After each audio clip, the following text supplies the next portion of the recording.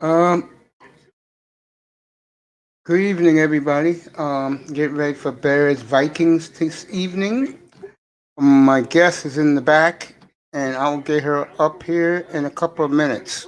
When she comes back, she'll pop up. Drew Brees, you haven't heard, busted ribs. He'll be out indefinitely. I don't know what that means uh for the Saints. Jameis Winston, can he do the same what Teddy Bridgewater did a year before? That's gonna be the big question. That's gonna be a huge question.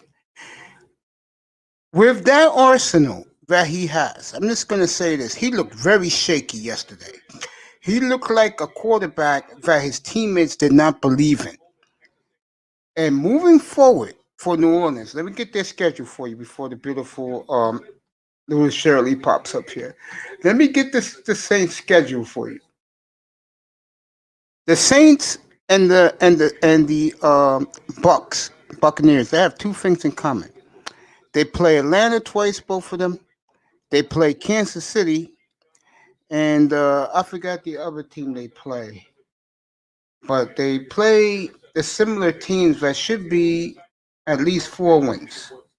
I mean, not 4 wins, but 4 games against common opponents.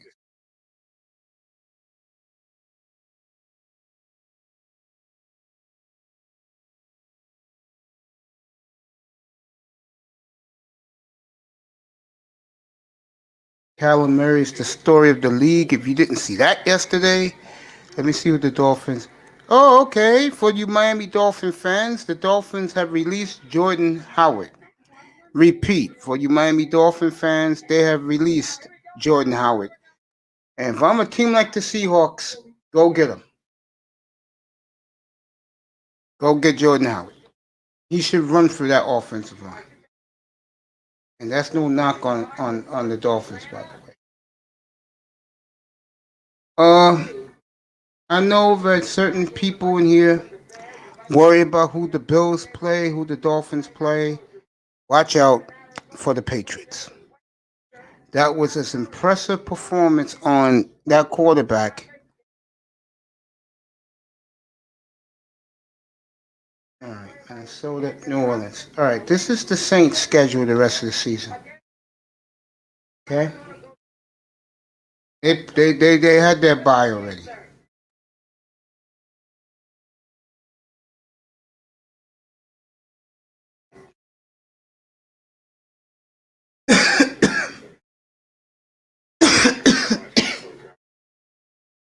Excuse me.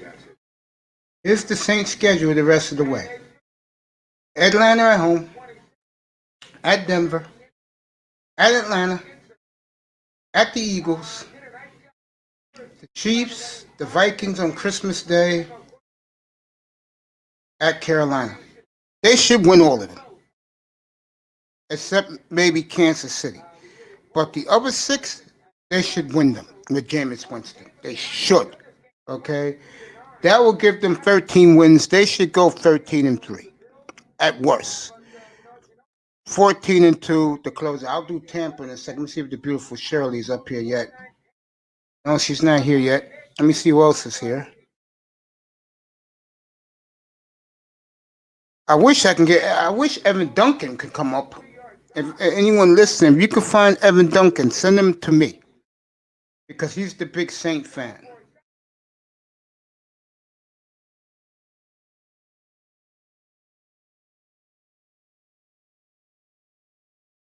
So they got two of Atlanta. They got Denver, two Atlanta, and Denver in the middle. So they got 3 road games in a row. The Saints after this week. After they play Atlanta this week, at Denver, at Atlanta, at Philly, all on the road for the Saints.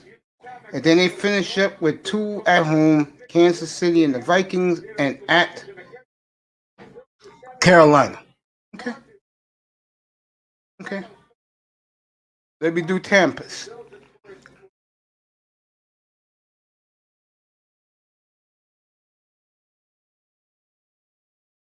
Let me do the Buccaneers.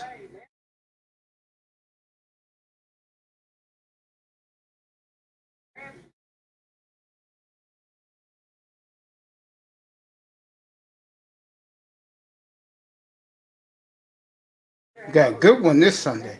Matter of fact, it's next Monday night. You got Tampa Bay. The Rams will be in Tampa next Monday night. Okay? I know that's one. Let me tell you the rest. This is Tampa. Okay? Tampa Bay's. All right. They get their bye week 13, by the way. Home for the Rams and for the Chiefs. Okay? Both primetime games. Then Minnesota at home, at Atlanta, at Detroit, Atlanta.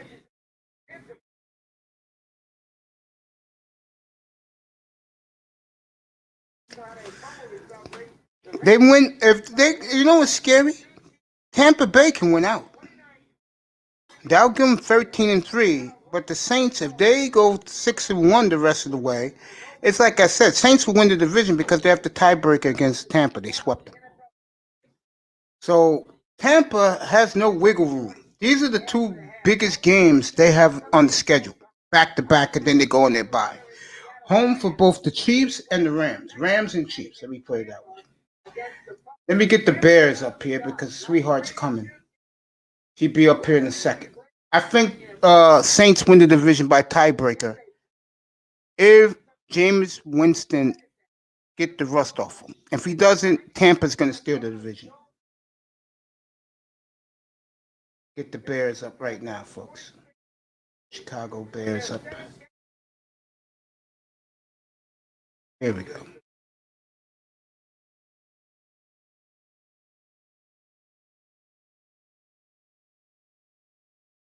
All right. Let me see if Beautiful's up yet.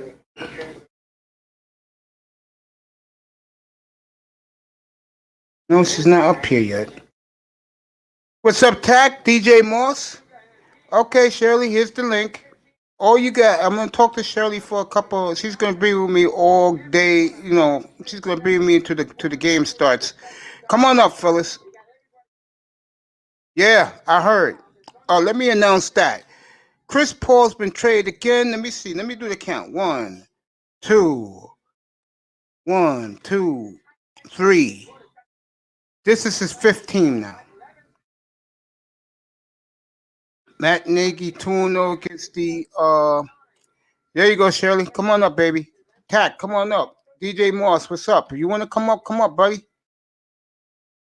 Shirley be up in a second. Oh, she's here now. Both of them are here now. Okay. Oh, the general's up here. All right. Get the general up here. He's on. Good afternoon. How are you? How you doing, General? Hey. What's going on, bro, Mace? I'm good, man. What's going on, General? How you doing? Hey, General. I'm gonna talk to you for a quick second. I got Shirley for the rest of the 3 hours before kickoff. I could not believe what I heard this morning in Kuda's room, bro. I could not believe what I was hearing. What's that? All that shit that all you had to put up with a bunch of clowns in there. Oh, yeah. Yeah, you know, these guys will find their way over. I don't know where a lot of these dudes are coming from, but hey, it is what it is. And that's just how it goes, man. I couldn't I was believe. listening. I couldn't believe the shit I was hearing either. I'm like, Trolls, oh, you man. scary, That's you how I looking see it. better. I was shocked what I was hearing. Yeah, I was too. Like, you talking about, oh, you supposed to be a black man, and you know, niggas can't put their differences aside, man, to actually have the conversation. Can't believe it, man. And then for that clown who kept getting on Kuda about he's a narcissist and he has 6,000 views and Kuda got 1,600 views. I couldn't agree with Kuda more. And I say this to all my people that come here to support me and everything. I don't give a damn about subscribers and views. What I care about is giving you guys a good product. Well, that's That's what I facts, care. Mace. And see, that's facts, man. And what it is a lot of these guys are here for clicks and views and to make money off of this. And that's okay. You should make money off of your content. That's not the issue. The issue is don't shit on anybody else. You know what I mean? Facts. Yeah, yeah, I You agree know, with that. I like coming over here because you can actually have the conversation on your channel versus people just trying to prove you wrong, you know? Regardless of what we're talking about, whether it's sports or whether it's females or whether it's males or whether it's how to make money, business, gambling, or whatever, people you can actually have the conversation. And most of these motherfuckers just simply want to be right. Yeah, And then I you agree. go to somebody's show and you talk over it. You go to somebody else's show and you sit there and talk over them. Like, I I'm like, wanted to man, call, come on. I wanted to call so bad. I wanted to pop up so bad, but I was I was getting dialysis early this morning when all that bullshit's going on. The German was with me, and I heard the guy attack you. I said, if I, cause in dialysis is noise, so I didn't want to talk. With all the noise in the background, you guys, I can't hear you. This is why, General, that and Shirley pop up here. Me and you'll do the pregame. This is why Shirley. I mean, this is why General. Excuse me. Why I put niggas in check before they act stupid up here. You know, I just don't understand that. And General, I said this the other day. You was on the panel with me when we had it Saturday. I just don't understand how black people cannot coexist. It's crazy. Yet these are the same motherfuckers, General. These niggas are the same people that they'll put any other race, especially the Grand Poobah, on a pedestal. General, General, you hear me? Yeah, can you hear me? Yeah, I hear you It's perfect. choppy. I'm driving right now. I, Give me a few yeah, I'll moments. I'll say it be to at the you house and I'll again. be back on my I'll phone. repeat what I said a second ago. I said it's amazing how, especially just black people in general, we cannot. General's gone. General, when you get back, come up. Shirley, get up here, girl. Okay, go set up, baby. Go ahead. Don't worry about it. Set up. Yo, Tack, get up here, bro. Tack, get up here. If you're in here, get up here. Sean Jones, what's up, my brother? I love you, bro. Sean Jones, Dynasty's coming, baby. You want me to talk about that a little bit? I will. The Dynasty's coming in Miami, bro. Get ready for it. The Dynasty is coming in Miami. Okay? Sean Jones, let me see. All right, General's back. General, I got you. Don't worry about it. Give me a second. I got you, General. Yeah, General. I'm gonna say what I said a minute ago to you. You didn't hear me. Yeah. I said to you, it's mind-boggling to me that black people cannot coexist, but they want to throw their ass and throw themselves in front of other people to accept them, especially the Grand Poobah. We know who that is, and to me, it is sickening. Yeah, it is. Because they don't number one, a lot of these people don't understand the historical context in which they're trying to talk in. And then, Facts. it's the thing about wanting to be right. It's I have to be right. My way is the right way, and I'm the only one that can be right. And it's all about, instead of enjoying and having the conversation, it's about I'm right. It's one thing to give your opinion about who's the greatest NBA or greatest quarterback or the greatest point guard. That's a matter of opinion. We know that. But when you talk about history, you have to be right, man. You can't come up here and make up your own history just to be right. It boggles my mind. It just does. For a year and a half, I've been on YouTube a year and a half. This motherfucker. And what I did for that year and a half before I came on the air, General, I went all over the place and I observed how people handle their platforms, how people conduct themselves, what I could pick up from other people. And the one thing I noticed, black people have no respect or concept for one another. I'm gonna tell you. Did you hear the story about the fourth quarter show?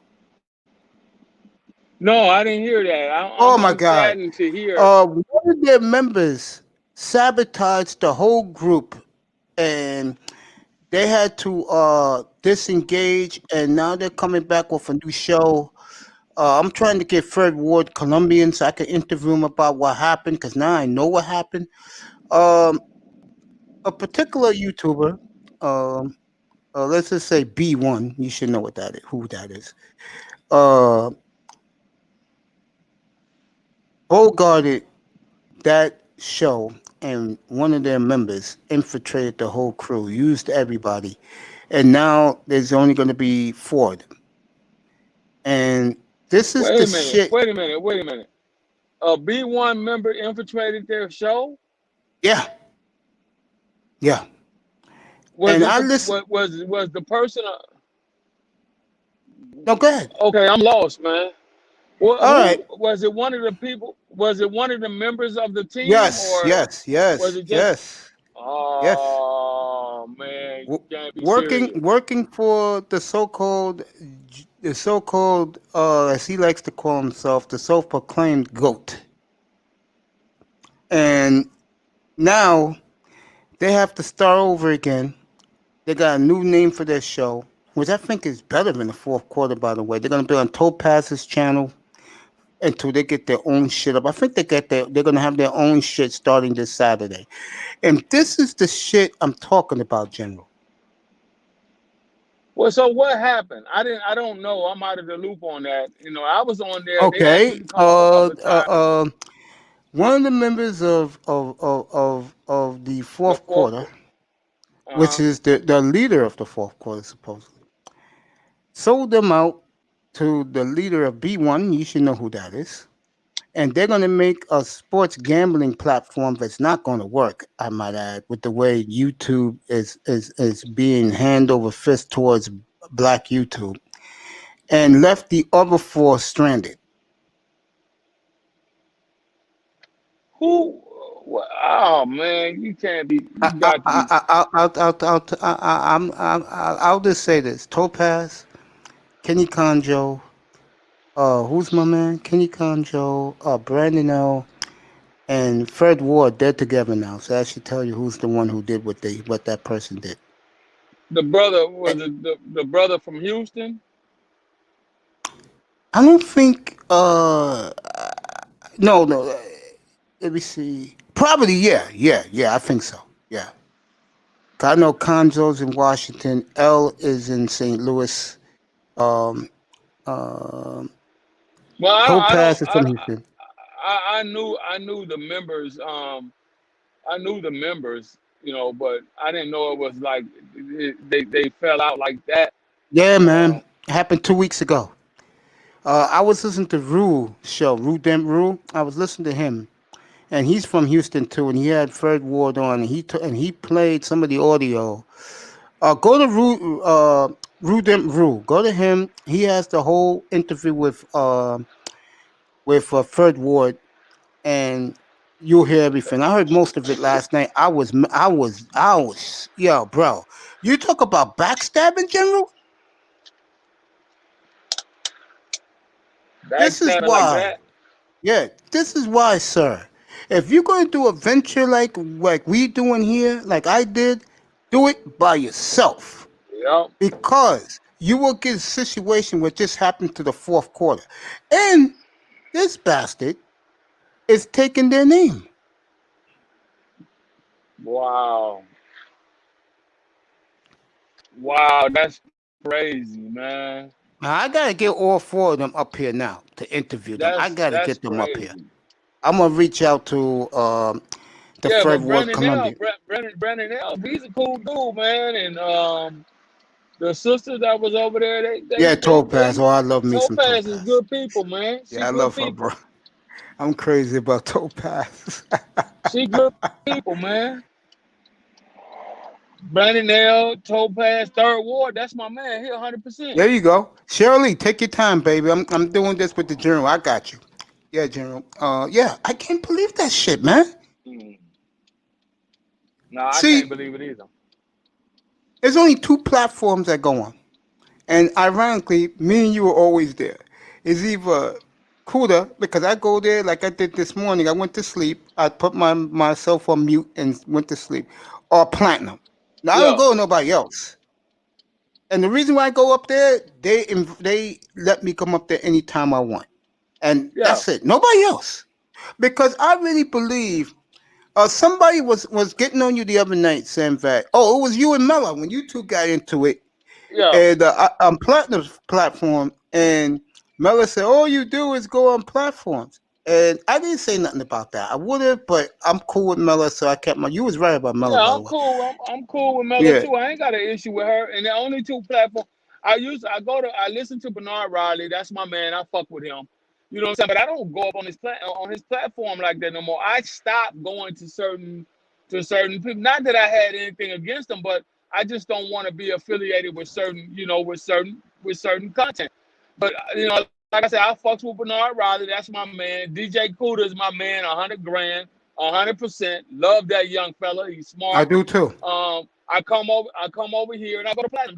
The three panels that I go to now, and maybe occasionally I'll go to Sister George and over there, depending upon the conversation that they have. They're good people. Sister George is good people. Yeah. I told them that I don't go on Yeah, their platform, but when I put in the chat, I always tell them that they do a phenomenal job, and they yeah. The do. Those two breakdown is girls. the breakdown is they got a good show over there, man. I agree. Yeah, And like I I agree. say, those are the only three places primarily that I'll go to now. I have went to Rubes a couple of times, but I even stopped going over there, because nothing against the brother, he's doing his thing or whatever. His views are his views, but I'm not there to argue, man. Yeah, If I you don't don't like want the the truth, arguing unless you. see, here's the Okay, Jim. deal. If you don't Hmm. want the truth to be told, if you want to be in protect mode all the goddamn time, that's on you. I If you agree. want to sit up and be in protect mode and you want to I can't go anywhere if it's gonna be unfair. If you're gonna if you're gonna allow certain people to say certain shit, and see, this is the problem. You're gonna allow certain people to say certain shit to certain people, but then when it comes back, all of a sudden you gotta jump up and put your cape on. No, that I don't do that. I'm not. What that I can't do guy, that. what that guy did to Cooler this morning, I swear to God, if I was in my house instead of in dialysis, sir, I would have blown that motherfucker away. Yeah, exactly. That's what you're supposed to do. But to get see, that another thing is motherfuckers get wrapped up. Mm-hmm. They get wrapped up to certain.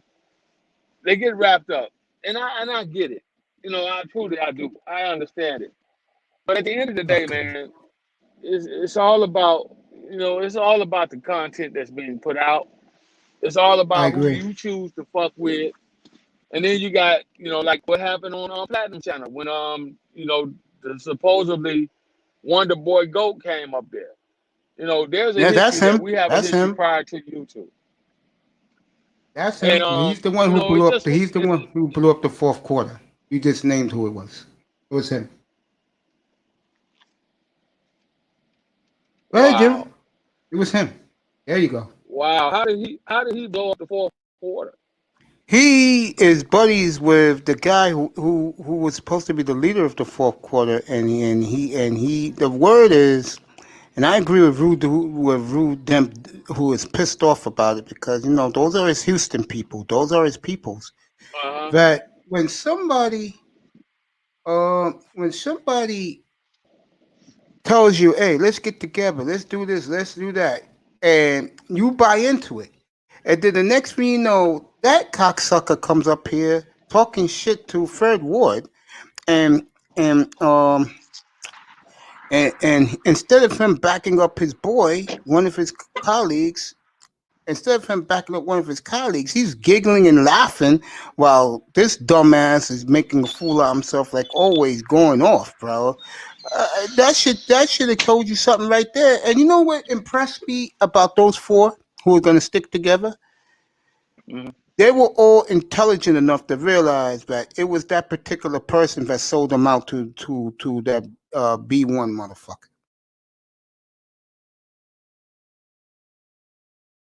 You know that? Let me get my baby girl up here. Shirley's having difficulties, so we'll get to her when she's ready. Let me see who's in here. James Joseph. Bears never score. You right about that, James Joseph. Better a smart ass than a dumbass. You right about that. My password is always Dracula. Don't smoke rocks. Good afternoon, sir.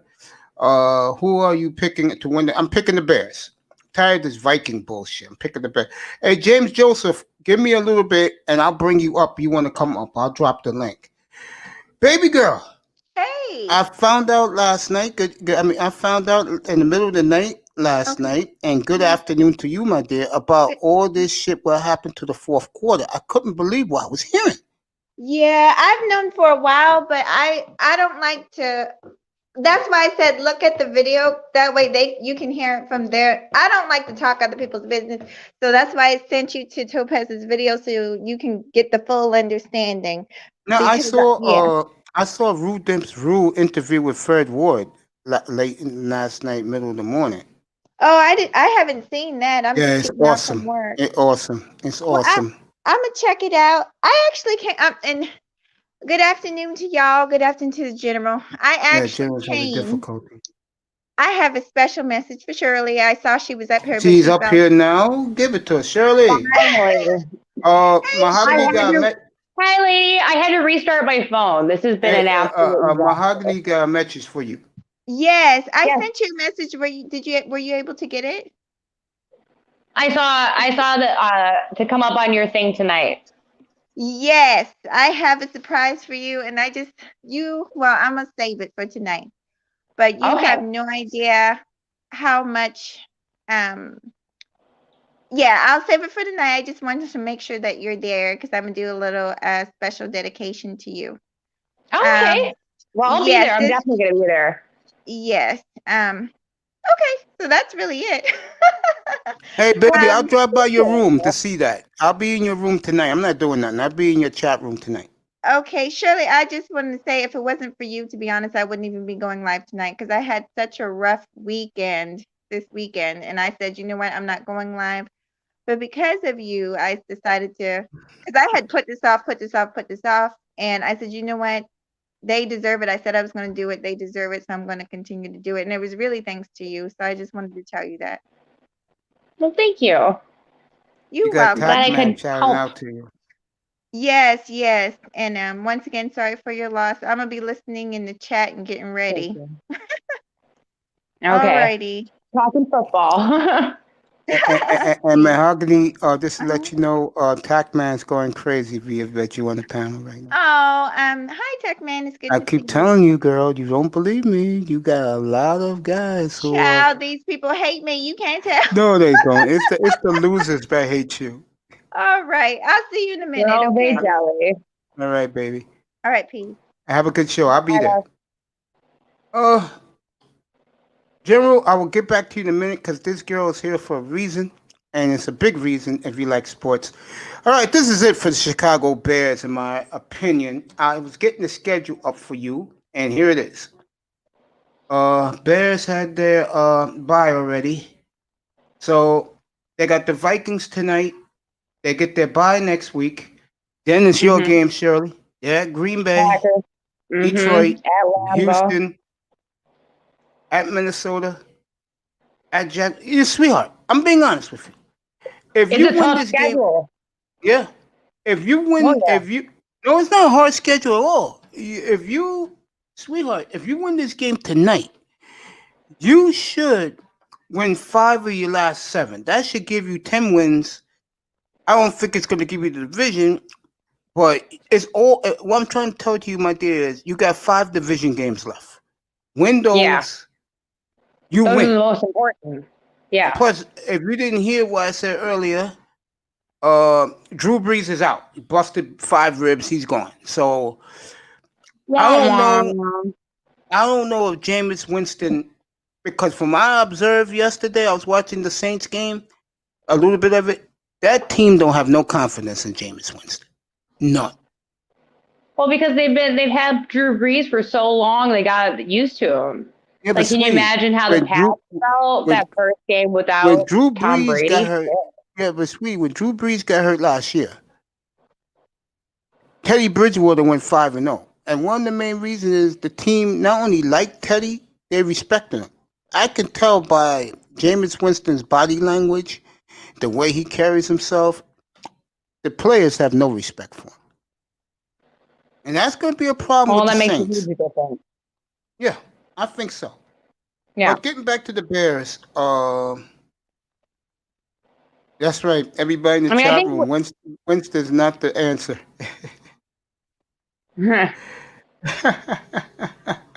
I can't see this Yeah, happening. James Joseph. We didn't hear. Um,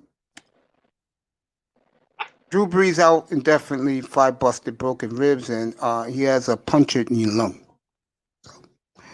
Uh, My boss's girlfriend is so sad today. Wah, wah, wah. yeah. Chicago again for Bear fans like the beautiful Shirley was with us. This is it for the GM.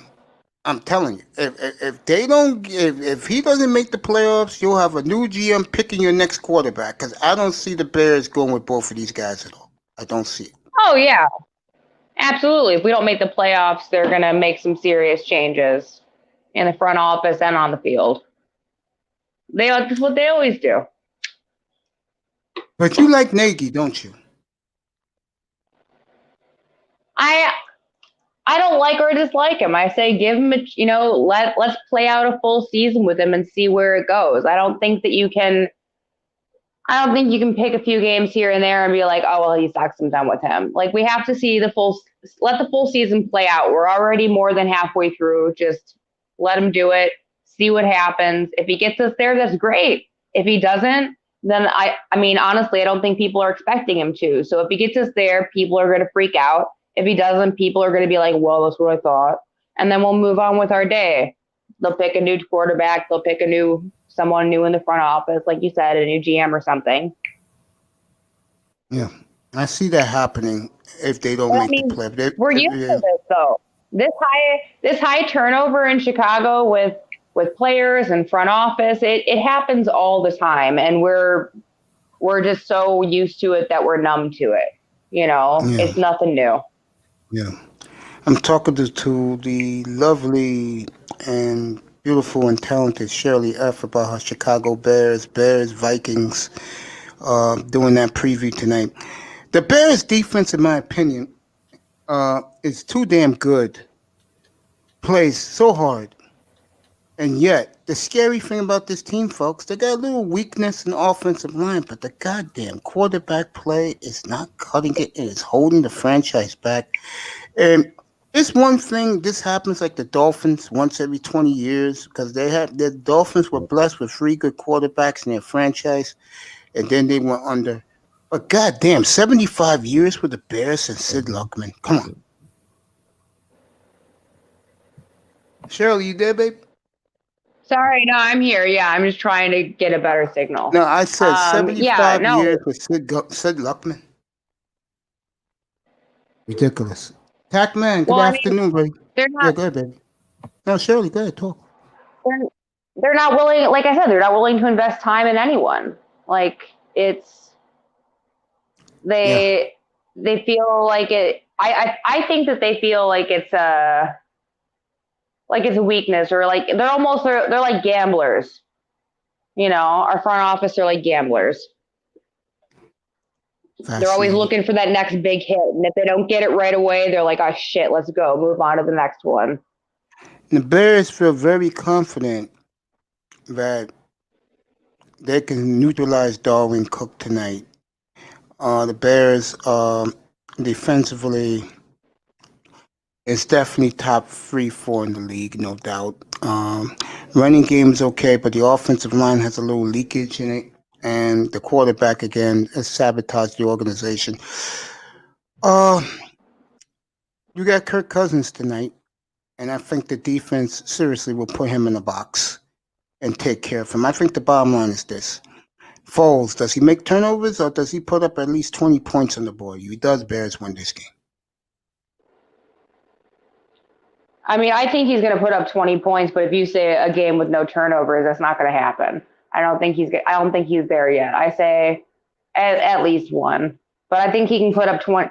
I think we can put up 20 points. I mean, our defense puts up points too. It hasn't had to do it this year yet, but we do. Our defense is that good that they put up points too. And I think that Kirk Cousins is going to face a nightmare tonight. I just think the Bears defensively is as good as it gets. I think Chicago, if they had better, if they had better quarterback play, sweetheart, the Bears would be 7-2 right now, not 5-4, fighting for their lives. It's embarrassing. My only thing with Chicago Bears as a franchise, and I do agree with them with this philosophy. They have always been defense and running game, and maybe that's the reason why. And playing in that cold weather out there, maybe that's the reason why they just do not get it right with the quarterback. I mean, the defense was too good in '85 for McMahon. And I like the team in 2010, the team that lost at home to the Packers in the championship game. They just faced a real hot Aaron Rodgers. That team was a good team. The Bears of Yeah. 2010, they had home field that year. And to see a Bears Packers championship game was awesome. First time in my lifetime I saw that, and I loved it. I mean, Bears Packers all week, the two greatest franchises, story franchises in the sport. And by the way, I will give you Bears Packers coverage in 2 weeks. Next Sunday, not this Sunday, the following Sunday, when the Bears go to Yeah. Lambeau. That is a very big game for both franchises. Uh, you've been a Bear fan for how long? Since you Well, had a relationship in the past, so you told me like since 2004, right? no, I would say like an aggressive Bears fan since Yeah, I yeah, got, since I was in that relationship. But I yeah. was definitely a Bears fan before that. Like my dad was a Bears fan. He Okay. wasn't around. Like it was known that we were Bears fans, One of the kind of best thing. cities in the world. This lady resides in Middle America, beautiful Chicago. In my opinion, the best food on the planet. If you're a meat and potatoes person like me, nothing fancy like they're serving this stupid ass town, New York City. Um, I'm gonna get to this with Oh you. yeah, Then we I'm have gonna amazing food out here. Yeah, the food here is okay. The food here is good, but it's what you like. Like I don't like fancy schmancy food. I like what real blue collar people eat because I'm a blue collar guy. I'm not a white collar guy. So I'm gonna ask you this question. Then I'm gonna switch to the general because me and the general was talking about something important, just like we are, but we're just doing it on the sports side. The kicking has been pretty Okay, you good guys go for a ahead. change. The kicking's been pretty good this year for the Bears, which is shocking because they went years with bad kicking. Shirley dropped off. General, you there, bro? She'll be back. General, General. Shoot. Yo, There you let go. me We'll get back unmute. to what we was talking about. Yeah, She'll be back later. I'll be on mute, man. But go No, ahead. no, no. I'm talking to you about what we was talking about, bro. Getting back to us. I think what happened to that group because to me they had a good platform. What happened to them? I think this tells everyone that Yeah, don't trust who you think is riding with you. I'm right about that, General. yeah, yeah. You're absolutely right, man. I You're mean, absolutely right. the attack I man's can't with I me. can't believe it. Yeah, I was stunned, and baby girl was just up here. She didn't want to really get into it in depth, but when I found out, when I heard Rue Dem's Rule interview with Fred Ward, I was blown away, man. And again, we have a mutual friend, all three of us up here, and I try to warn him, yo, Kuda, man, you got to not only take control of your platform, you got to trust who you trust, bro. Everybody is not trustworthy. You know, every time you say that though, here's what happens. And I'm a firm believer, and I've been around in this YouTube space now for 3 years, and I've been on YouTube longer than that, but I've been around in this particular space for 3 years. And this is what I've come to find out, Mace. I've come to find out that not only you can't trust certain motherfuckers, but it's certain people that you can't have in certain conversations. One, because they don't understand. Two, is because their art of conversation is argumentative. It's to prove a point. It's to win points, to prove that they're right and you're wrong. And that's, and I don't think that a lot of cases in a lot of these conversations, that's what it's all about. It's okay to have fun and joke and laugh and cut up. Got it. But see, people take things out of context when it happens. Like when we were over on Platinum Channel. I don't have any dislike for Mela. I don't know what it is with her, but if you see, she threw out the first shot. Wasn't Yeah, me. yeah, that's what I was getting to with you when she said that you go platform to platform. Well, it wasn't only that. It was, you try to bring up my personal yeah, life and yeah, all she that should have shit. did that, bro. I But that's mean, how like, black women are, but bro. that's okay. But that's okay. And then you wonder why, motherfuckers have developed a disdain for you because it wasn't about my personal life. It was a general conversation based upon, me trying to give you some constructive criticism, just as you can give me constructive criticism, and to say you kill your own points. Miller is a good panelist, but she kills her own points with the fuckery. Then she came I up there agree. and disrespected that one brother, and he was saying ma'am and being very respectful to her. And she fucking just took off on the brother because he perceived that he said something that he didn't. He didn't do anything to her for that. And then, like I said, she brings good talking points to the conversation, and then she'll turn around and kill him. But hey, I learned my lesson. I ain't saying nothing else, to her in that regard. And Nothing Shirley, else. I feel you, baby. Thank you. We'll do this again. Getting back with the general real quick. On that conversation up there, I had to put my 2 cents in about myself when I was talking to Miller, and then Platinum said, "You guys," I got nothing against Miller. Me and Miller cool. And Miller changed up. She said, "Yeah, yeah, yeah, yeah. Macy's, me and Macy's, all right. Yeah, I got nothing against her." But the point I was going to make is that, yo, if you go to platform, James Joseph, Jefferson, both of you get your asses up here.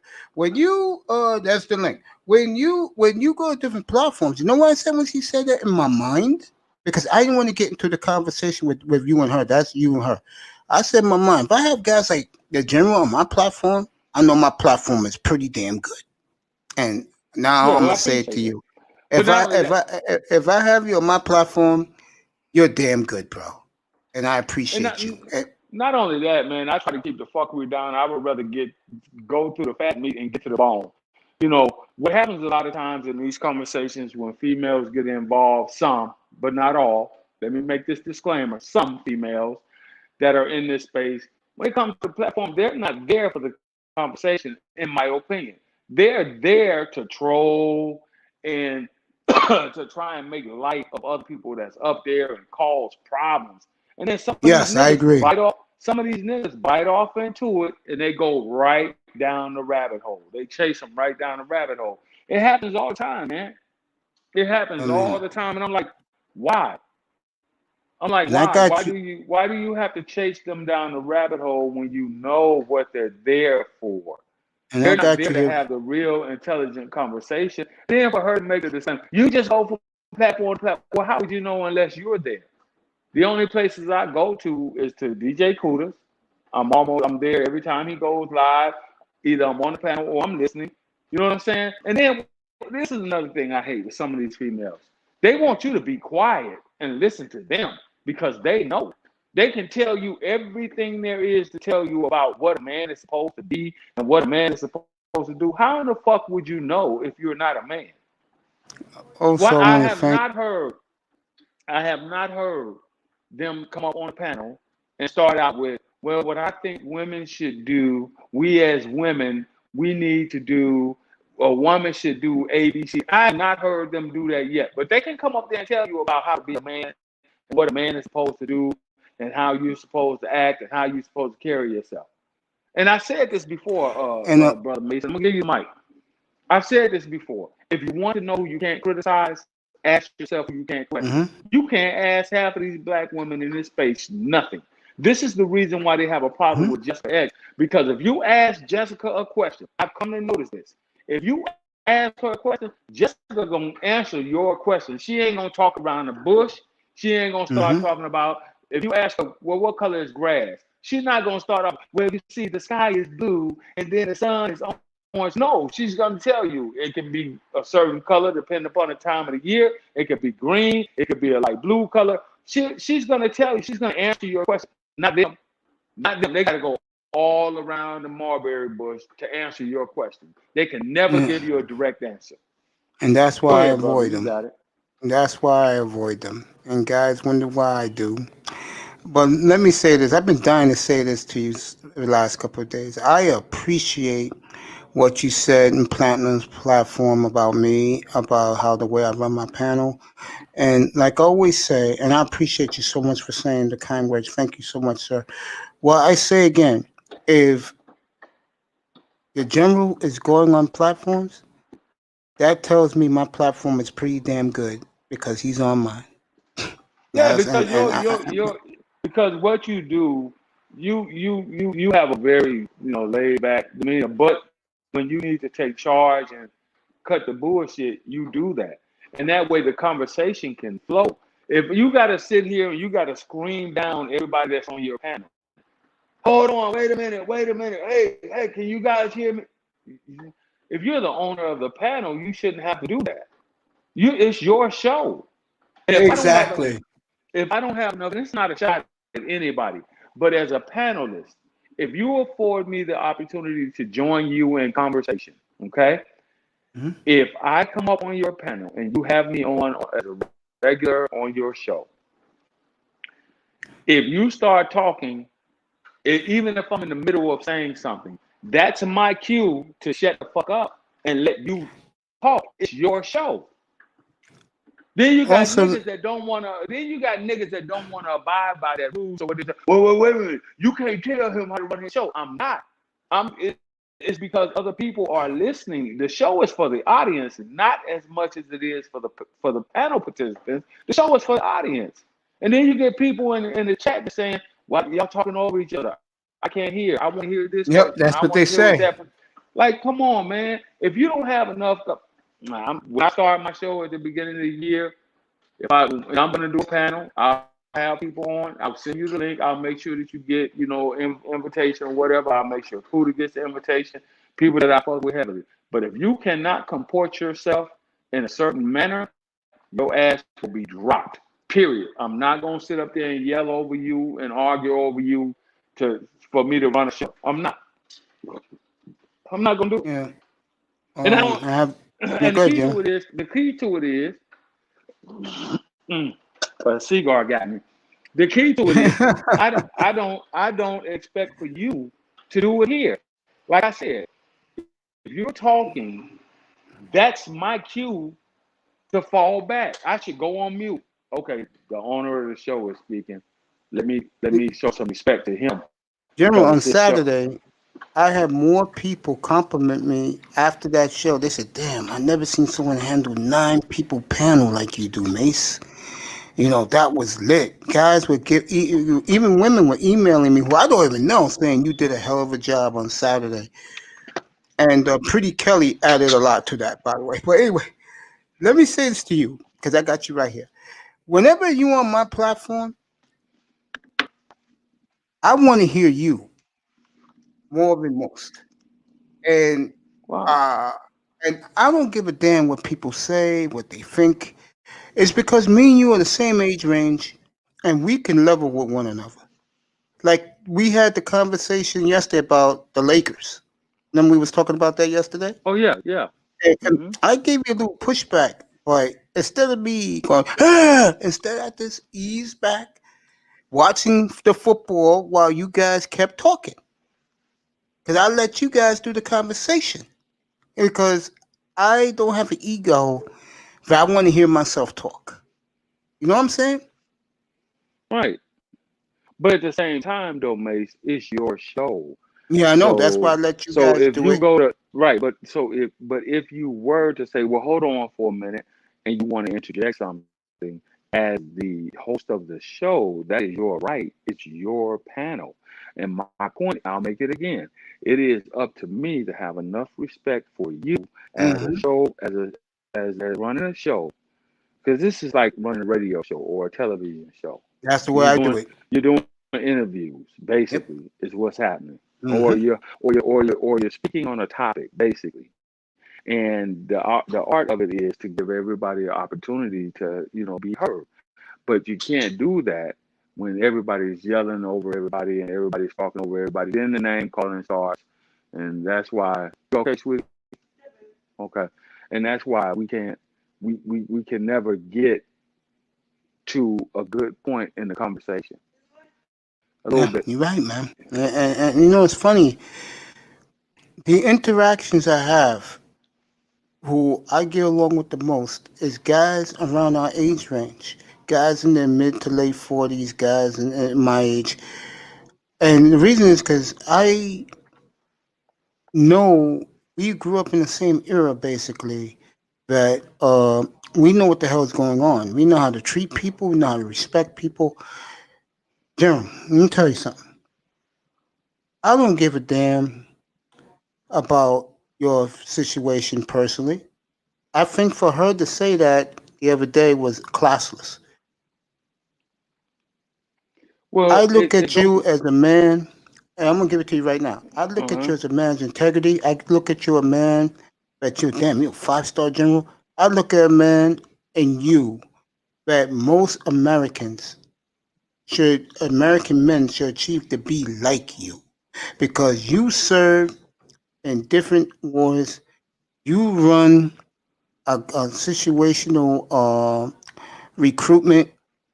You're doing things that I swear to God, 98% of all American men wouldn't dare do. And Well, for look, that, I appreciate you always. I thank you, Mace. I really do. I appreciate you. But see, here's the thing. I have not one thing to prove to anyone.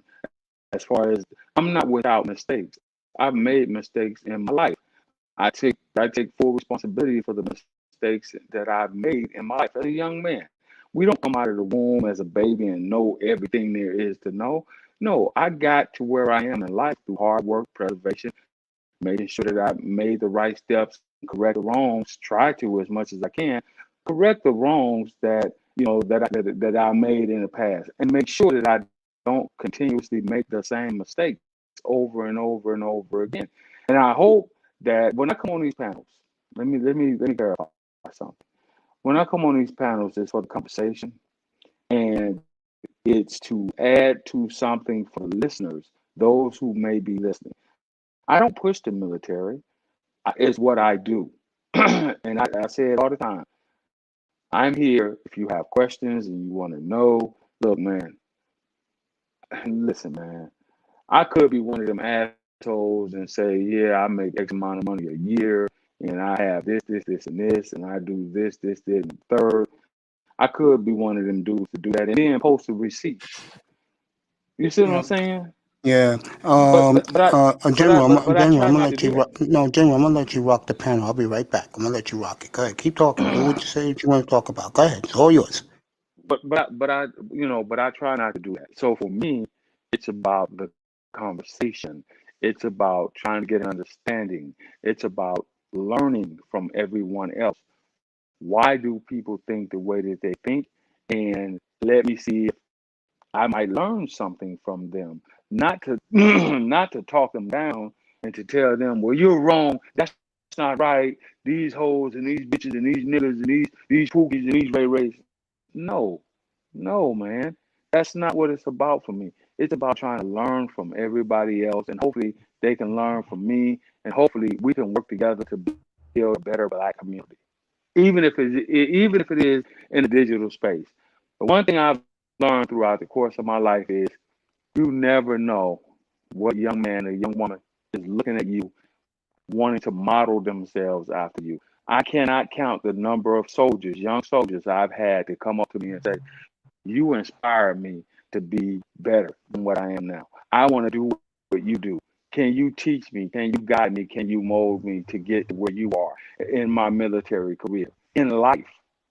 You see what I'm saying? Yeah. Well, the general, what you're doing is you're coming from a place of positivity and productivity where a lot of people, like you said earlier, are just coming up here to have arguments. Like you want to hear other people's perspectives so that you can better understand why they behave in that way. And then maybe, like you said, we can all work together to change the behavior of a mass community, or like globally we can change behaviors. But that comes from taking the time to learn and understand that person, where they're coming from. And a lot of people don't want to do that. And you're one of those people who does want to do that. But I feel like on these panels, there's a lot of people who aren't really interested in that. No, they're just interested in the bullshit and the fuckery. Exactly. They're interested in the laugh and the jokes and we're gonna have a good time. Well, in the midst of having a good time, which we can do that, but what's the overall goal? Like I said, you don't know what young man or young woman is listening to the things that you say and that you may or may not make an impression on. It ain't that you're trying to be their mama or you're trying to be their daddy. It ain't got nothing to do with that. It's about each one teach one. So Well, everybody okay, go ahead. knows my history. Okay. I have nothing to hide. Good. That cigar got me again. Go ahead. I was gonna say it's about what you're saying. It's about putting your best foot forward and making sure that what you're presenting yourself to the community or to just the public in general is something positive and not the negative aspect. Everyone has positive and negative aspects, but you don't want to be going out there saying, well, I can be this mean if I want to be. No, you don't want to be. You want to be a good person. You want to be, and you're one of those people. You want to be a good person. You want to be, you don't engage in that. And I've noticed that when I'm on the panels with you or when I'm just listening, when people start engaging like that, you just kind of drop off and say, you know what, I'm not going to be part of this. And a lot of people just can't do that. Exactly. I go on touching and I what sit you there and both I listen. saying. Go ahead, bro. I totally get what you and General what you're saying and Shirley what you're saying. And in a way you're saying everybody's trying to be a personality instead of a person. Mm-hmm. Yes. They want you to treat them like a person, but they're going to give you all the personality and attitude they want to on a panel. And Facts. then the only thing they got to do is just log off. And it ain't affecting them personally in their lives, but half the time these people carry it, after they get off the live or after they do a panel, they carry it for days, weeks, months. Shoot, some people hold a grudge for years. For years. Well, and I think that's part of the problem of the internet age. And that goes back to early 2000 when AOL came out, is there's no face behind what you're saying. I mean, right now, we all have our face on our icons, or so, it appears to be. But it's not the same as having a conversation with someone face to face. You don't face the same repercussions. So you feel within your right to say some wild and crazy things to people that you have no business saying. And in a face to face discussion, you would never say. And that's a big problem with, something that we need to, I think, change just societally, that you are the person who's behind your icon. You are the person who's on your Facebook. That is you. And like the general said, you want to present yourself so when someone meets you, they're not meeting, like you said, LaShawn Jefferson, they're not meeting a caricature. They're not meeting a made up character. They're actually meeting you. Facts. This is why, and I'm not. Don't want anybody to judge them. That's it. See, the thing Exactly. is, they want to judge you, but the thing is, they don't want that. It ain't even a mirror. It's just the other person look at them, and they'll go out their way to find out whatever they got to do to dig up some dirt, or you said something somewhere along the line, and they gonna use it for the rest of their lives while they doing it. And it's just, and during this COVID situation and this political situation, you really realize the people you got around you just in your daily lives, the people you meet, once a week when you go to the store to, refill the milk or eggs or whatever you're doing, you meet them. And now you realizing, damn, y'all some crazy ass folks. Facts. And then you hear it on the internet. And then some odd magazine or something, somebody said something, and now a friend of yours or a coworker all riled up about it. And you're like, oh, huh? And then when you hear about it, they get pissed off because you don't respond the way they should. They want you to respond, or how they feel you should respond, so to speak. I agree. Yeah. It's you have to understand that everyone's listening, and everyone includes people who don't share your opinion, and you have to be, I mean, not, not like step on eggshells for that, but you have to be considerate that other people don't share your opinions when you're presenting your own, and not be judgmental, not be pointing a finger saying, well, here's what I think, here's why I think you should think differently, here's the flaws I see in the way that you think. And that's different from saying, like, you're bust down, you need to get your shit together, whatever, I agree. I agree.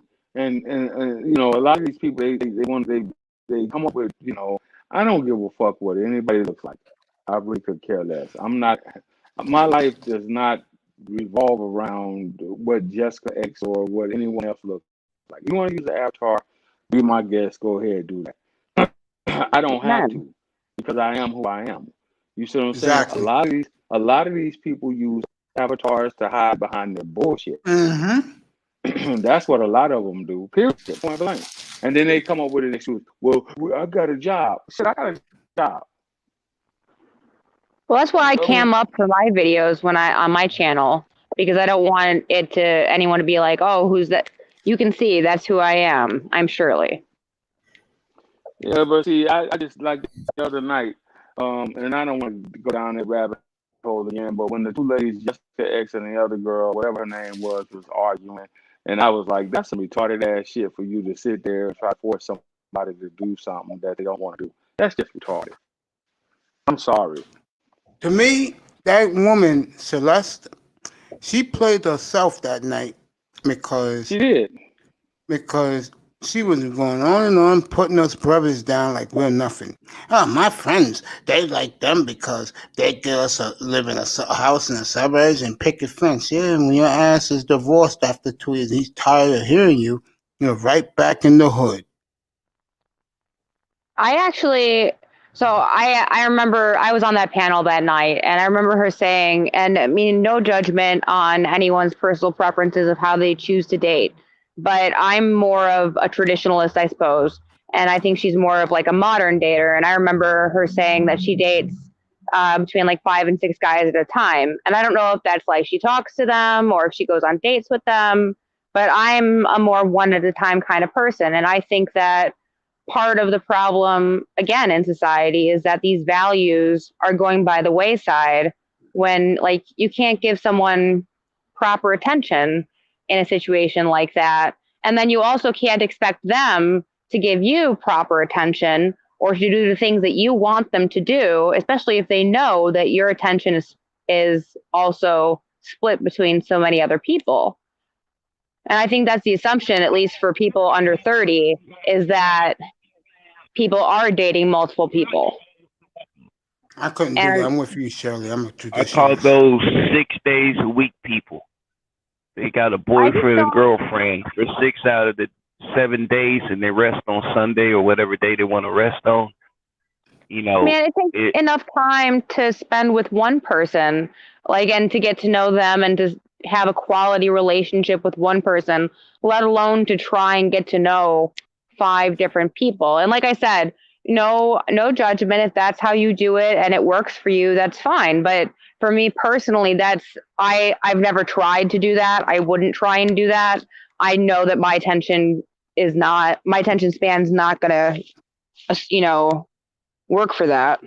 Yeah, I think Jefferson makes an excellent point, and I never realized that till he just said it. I think the main reason why young people do that today is because they're bored with whoever they're with. They get tired, so they try somebody else. They get bored of that person, and so on. So I agree. Mace, you're right. They want to make their life interesting. They want to make it busy. They want to make it that's why you'll see like 20 to 30 pictures in like a 3-day span of them always doing something, always being somewhere, always trying something on, or doing, it's the image. And the thing is that here it is, you do so much stuff, you really never get a chance to know yourself. Yeah. Because you in so many different modes. Well, I'm the total complete opposite. I'm boring. Same here. Uh, I lived my traveling days, and I used to go to live sporting events back in the 80s and 90s and early to mid 2000s, and then back in the 2 decades ago. Um, I would still be doing it now if I didn't have the situation where I have with my health. But what I come to realize, and Jefferson, I appreciate you because you always give me a compliment about the way I carry myself, and I appreciate that, my brother. I think sometimes, and I try to explain this to other people. Legion, what's up, bro? Uh, I try to explain this to people when I'm up here, since I've been up here. And I'll say it again. If a woman cannot, or vice versa, cannot go by your standards and respect who you are as a person, forget that person. Keep it moving. Like I said, find other interests in life. I have hobbies. This is, to me, this is a hobby, but I love doing this every day, whenever I do it. And tomorrow I'm doing another 3 days, free shows tomorrow. But my point is that people should accept other people for you or for who they are. It will make life a lot easier. It will make companionship a lot better. Well, What? exactly. I mean, there are people who like to be in polyamorous relationships, but like that's something that needs to be open as far as that's concerned. I know a few people who are in polyamorous relationships that are open where everyone isn't, who everyone knows what's going on. While it's not what I would do, at least I can say they're going about it the right way. Yeah. But I mean, but you do have to be accepting of other people's, the Values way and that they do virtues. things. Yeah, as long as it's not interfering with mine, I Hmm. don't have, there shouldn't be a problem. That's why But I date a woman that's opposite of me. I love sports. I love reading books. I'd rather be with a woman. Now, if she's clubbing every night, no, I'm not gonna do that. But if she is into art and she's into fashion, I can date a woman like that because we have different uh, uh, contrasts of styles, and I'd rather have that in a relationship than a woman that's a big sports fan. And I respect a woman like that, but if it's every night balls and strikes, I couldn't do it after a while. What's up, yeah, What's up, Legion? yeah. Go ahead, bro. Yeah, I was gonna say, do you think that a lot of people, when you talk about people who are in these, especially young people, right, who are in these so-called polyamorous relationships and they don't know how to date, I think, especially in America, I think a lot of people are like that. It's just my opinion that they don't see it at home with their parents, right? You got divorced. Exactly. A lot of parents are divorced, and a lot of parents Yeah. are in it for the money. You see the love because when you get older, obviously, man and woman, testosterone's low. You're not going to get those boners up as much. You're not as attracted to your wife as much, right? But the thing about it is that love is, it's withstanding, right? So it's or not withstanding, whichever the word is. I forgot how it goes, but it's enduring, right? You see a lot of the true old couple, the ones you see about in pictures from, they from World War II, whatever. They're walking together in the park. They're holding hands, and it's not a sexual thing. And I think that a lot of parents nowadays. I have a friend, a former. Well, he's not my friend directly, but he was a roommate of ours. This guy, what I'm telling you, Casanova, all that. He met one woman, and they married literally the year within they met each other. They literally just divorced last year, and they were married for maybe a year, maybe a year and a half. Crazy. And I look back and I'm just like, all that period was just pure infatuation, right? Mhm. Yeah. She was going to Fordham University for a master's, and he would go to her dorm that her father was paying. Mind you, he's a Muslim father, by the way.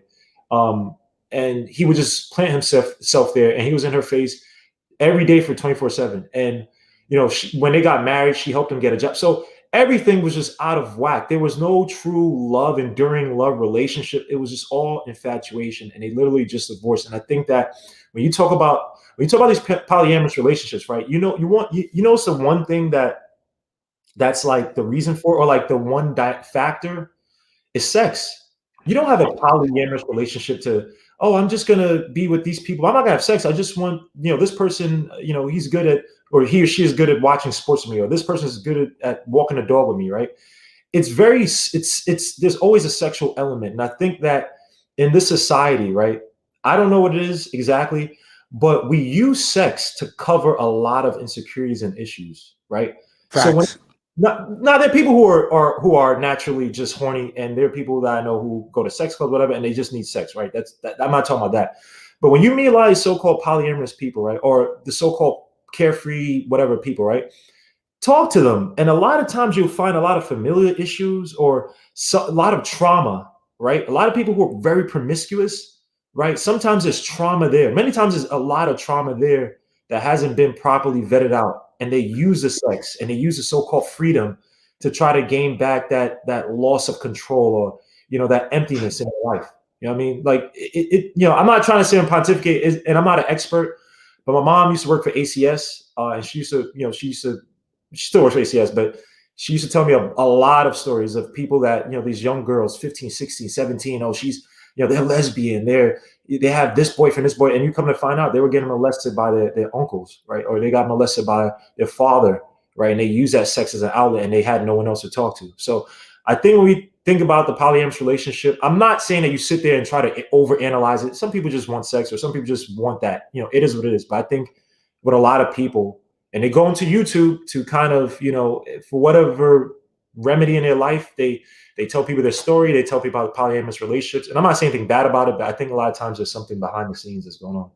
Of course, yeah, because those things, when God forbid, in general, I want you to comment on this. When people, let's say, have skeletons in the closet, all of us, other than the people who do have the skeletons, we don't know. We just go by what they're trying to sell us. But when you find out, like a guy, for example, he was sexually molested by his uncle, by his cousin, bro. That shit is just, it's crazy, man. Because that person, I knew someone that,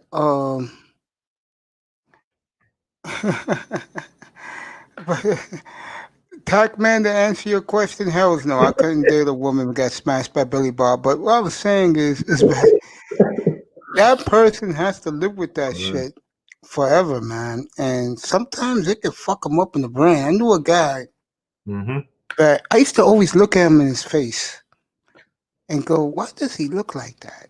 And then one day he told me, he said that his cousin banged him doggy style when they said the family get-togethers, and told him that he'll kill him and his family if he told. And he told his mother, and like they're in denial. But then when his father found out, that broke that family up forever, bro. And the sad part was he got used to getting it done that way. He turned gay, bro. No joke. Because he couldn't defend himself with that type of abuse. Cause he was like, it started, he said, when he was 6 years old. And when I think of things like that, I cringe, man. General, you there, buddy? General. Yeah, I'm here. All yours, bro. Man, listen. It's unfortunate that we have a lot of that type shit going on in the black community. That's number one. Number two, I think some people, and I'm not directing this towards anyone once again, I think some people, man, come here to vent, to get out their frustrations of, what they went through in their personal lives. You understand what I'm saying? Yeah, I understand what you're saying. And then when you don't, because you may have went through something similar, and you don't react in a certain way, and you don't hate women. Like I had somebody tell me, man, you've been married and divorced 3 different times. Wow, you should be red pill. If anybody should be red pill, it should be you. And I said, no, I don't subscribe to that. Those are relationships that I had. It's just like having a girlfriend, a long time girlfriend or boyfriend without paperwork that you live with. That's the only difference to me that it was, is legal ramifications behind it. A lot of motherfuckers can't understand that. They think that a marriage is like life altering or life changing. To a degree, it is. But that doesn't make me hate women. That doesn't make me go off the grid and say these hoes ain't shit. No, it doesn't. So when somebody throws that at me, I'm like, all right, cool, got it. What's your excuse? You married? Nope. Are you have you been married and divorced? No. Okay, so how do you know? How do you know what marriage is or what a relationship is beyond what you've had? Where's your man? Where's your woman? Oh, I get plenty of women. No, not that you get plenty of women, but can you maintain a relationship for any insurmountable amount of time? You haven't done it yet. So, in my opinion, you and I are not on the same level. As it comes to sexual assault and all this stuff within the family, we know that the black family, not all, but there's a lot of it. We know there's a lot of incest going on. We know that there's a lot of rape going on. Men on boys and men on women and women on boys and women on girls. It's a lot. The Antoine Fisher story, for example. I read the book. It's a good story. Mhm. That young man went through some atrocities in his life.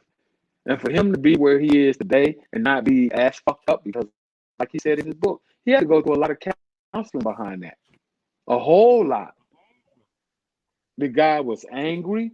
He was fighting all the goddamn time. And if it had not been for his mentor, who was in the Navy, who actually came to him and said, no, it's something deeper here. And this is what a lot of these people are looking for. They come to this space and they're mad because they had some female or some male to get over on them and they're upset. Now they're borderline fucking feminists for the women. The men are Crazy. the men are what do you call it? When God damn it. I can't think of that word, man. Every time I get stuck on the same word. Well, if The you men are supporting Give the me a film, hint of what you're trying to apply. I might know it. Give me a good. hint of what you're trying to apply.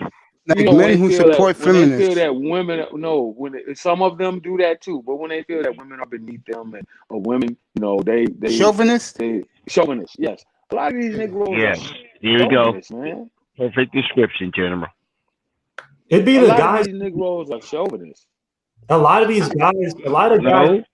No, A lot of guys are. I don't think they're chauvinists. Go ahead, sir. I You apologize. go ahead. No, Go you ahead. go. I was gonna say to you. No, you got the floor. I'll Yeah, finish he got after it. you, sir. He Go got ahead. it. All right, Legion. Oh my bad. Just to add to the general's point, I think, and I'm not going after anybody, but I going to a so-called liberal college. I met a lot of people who they took on like, no, the woman's right all the time, blah blah, role just to get like some ass. So Yeah, simping. and those guys, I'm talking about creeps. Like they were the type of dudes that when a woman, like when they were vulnerable, like truly emotionally vulnerable, they were the ones that try to.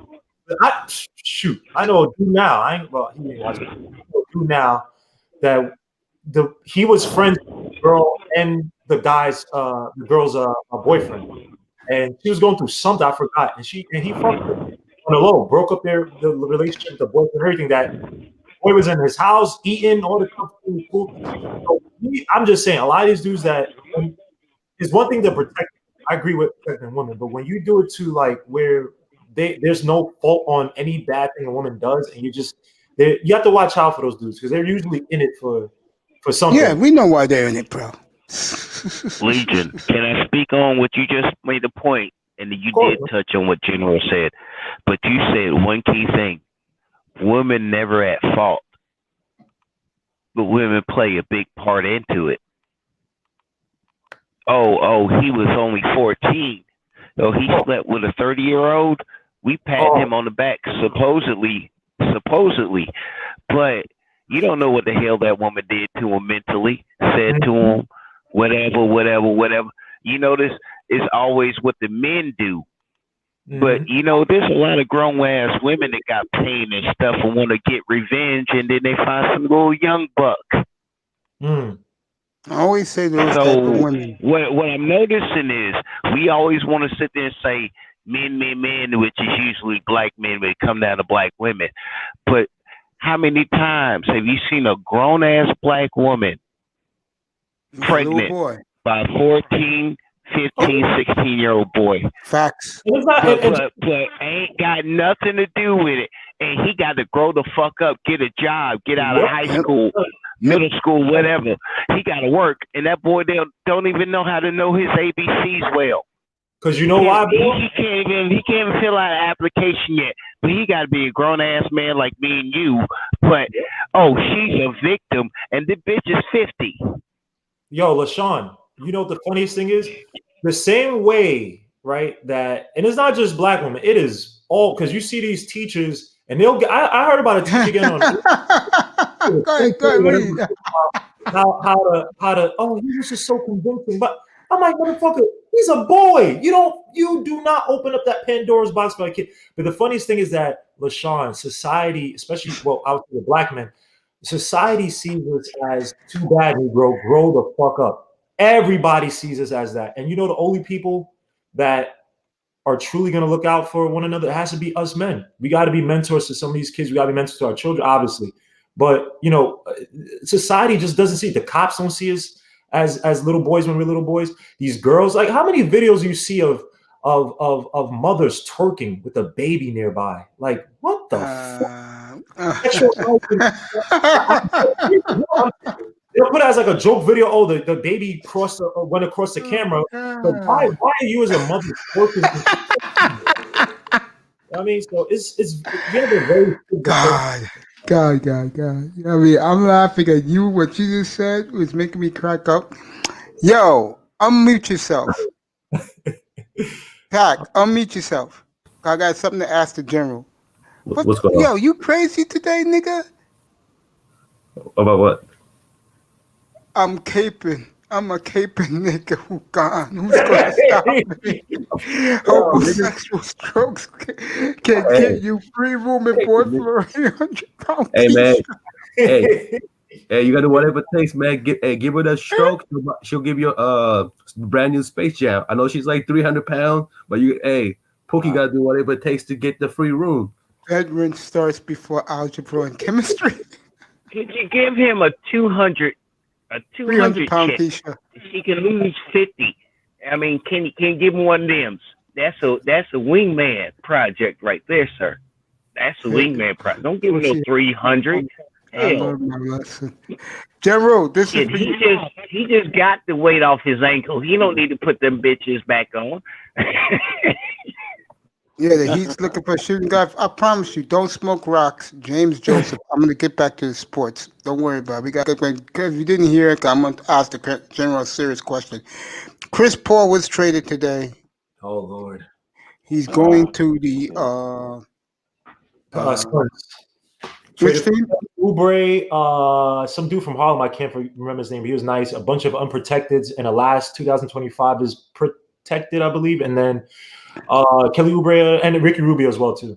So yeah, that's Utah, right? No, he can shoot all the threes he wants to. He can shoot all the threes he wants to now. He's on the Suns.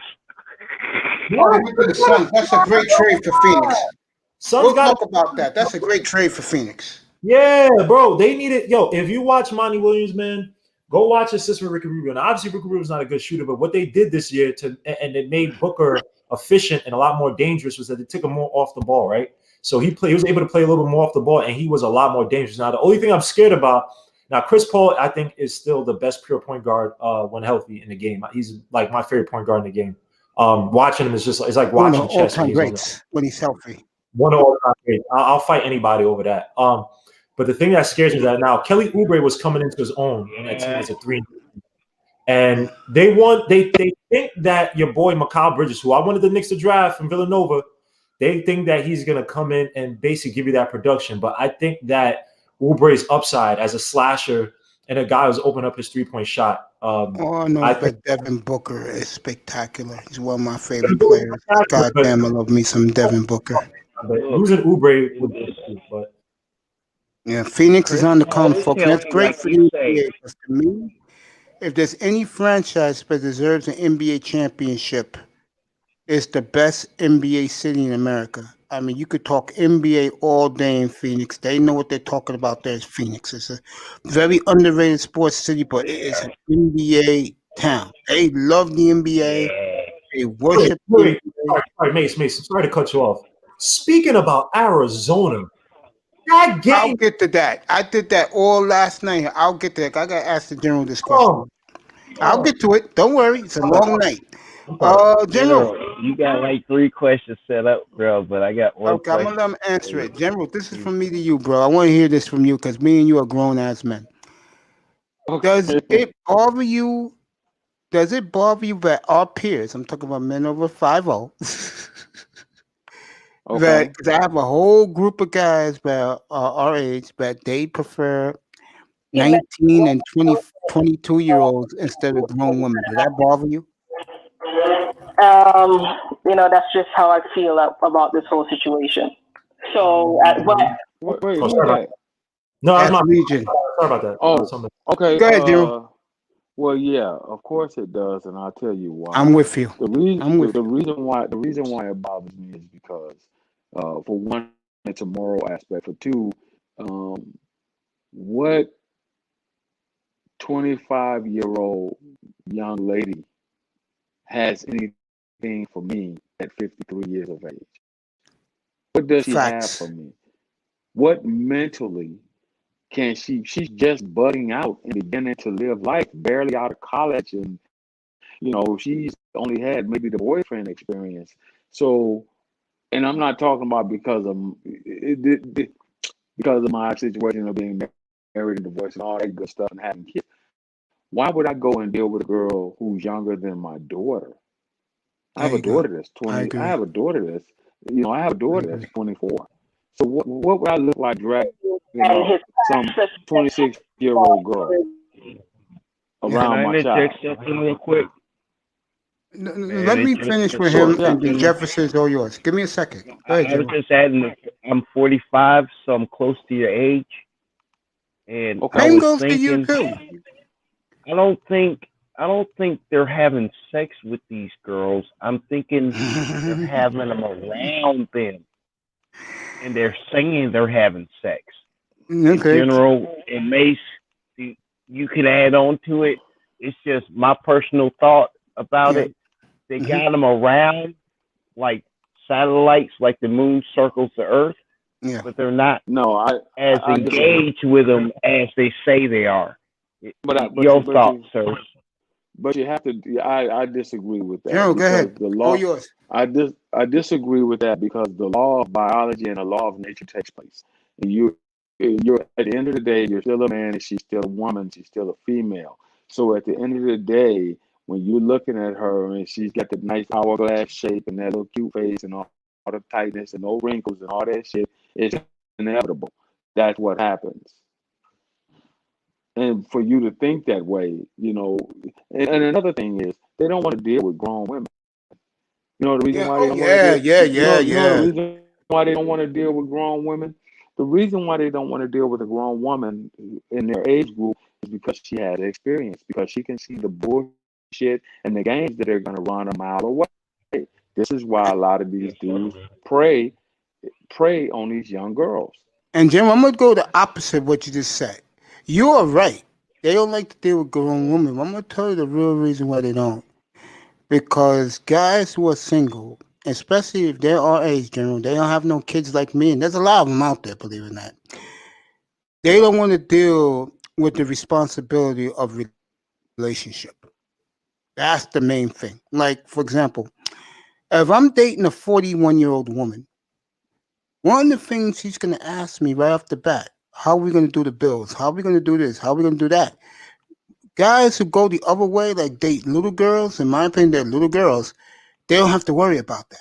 All they have to do every payday is buy a pair of Jordans, a couple of pair of Levi's, some weed, and the girl's happy.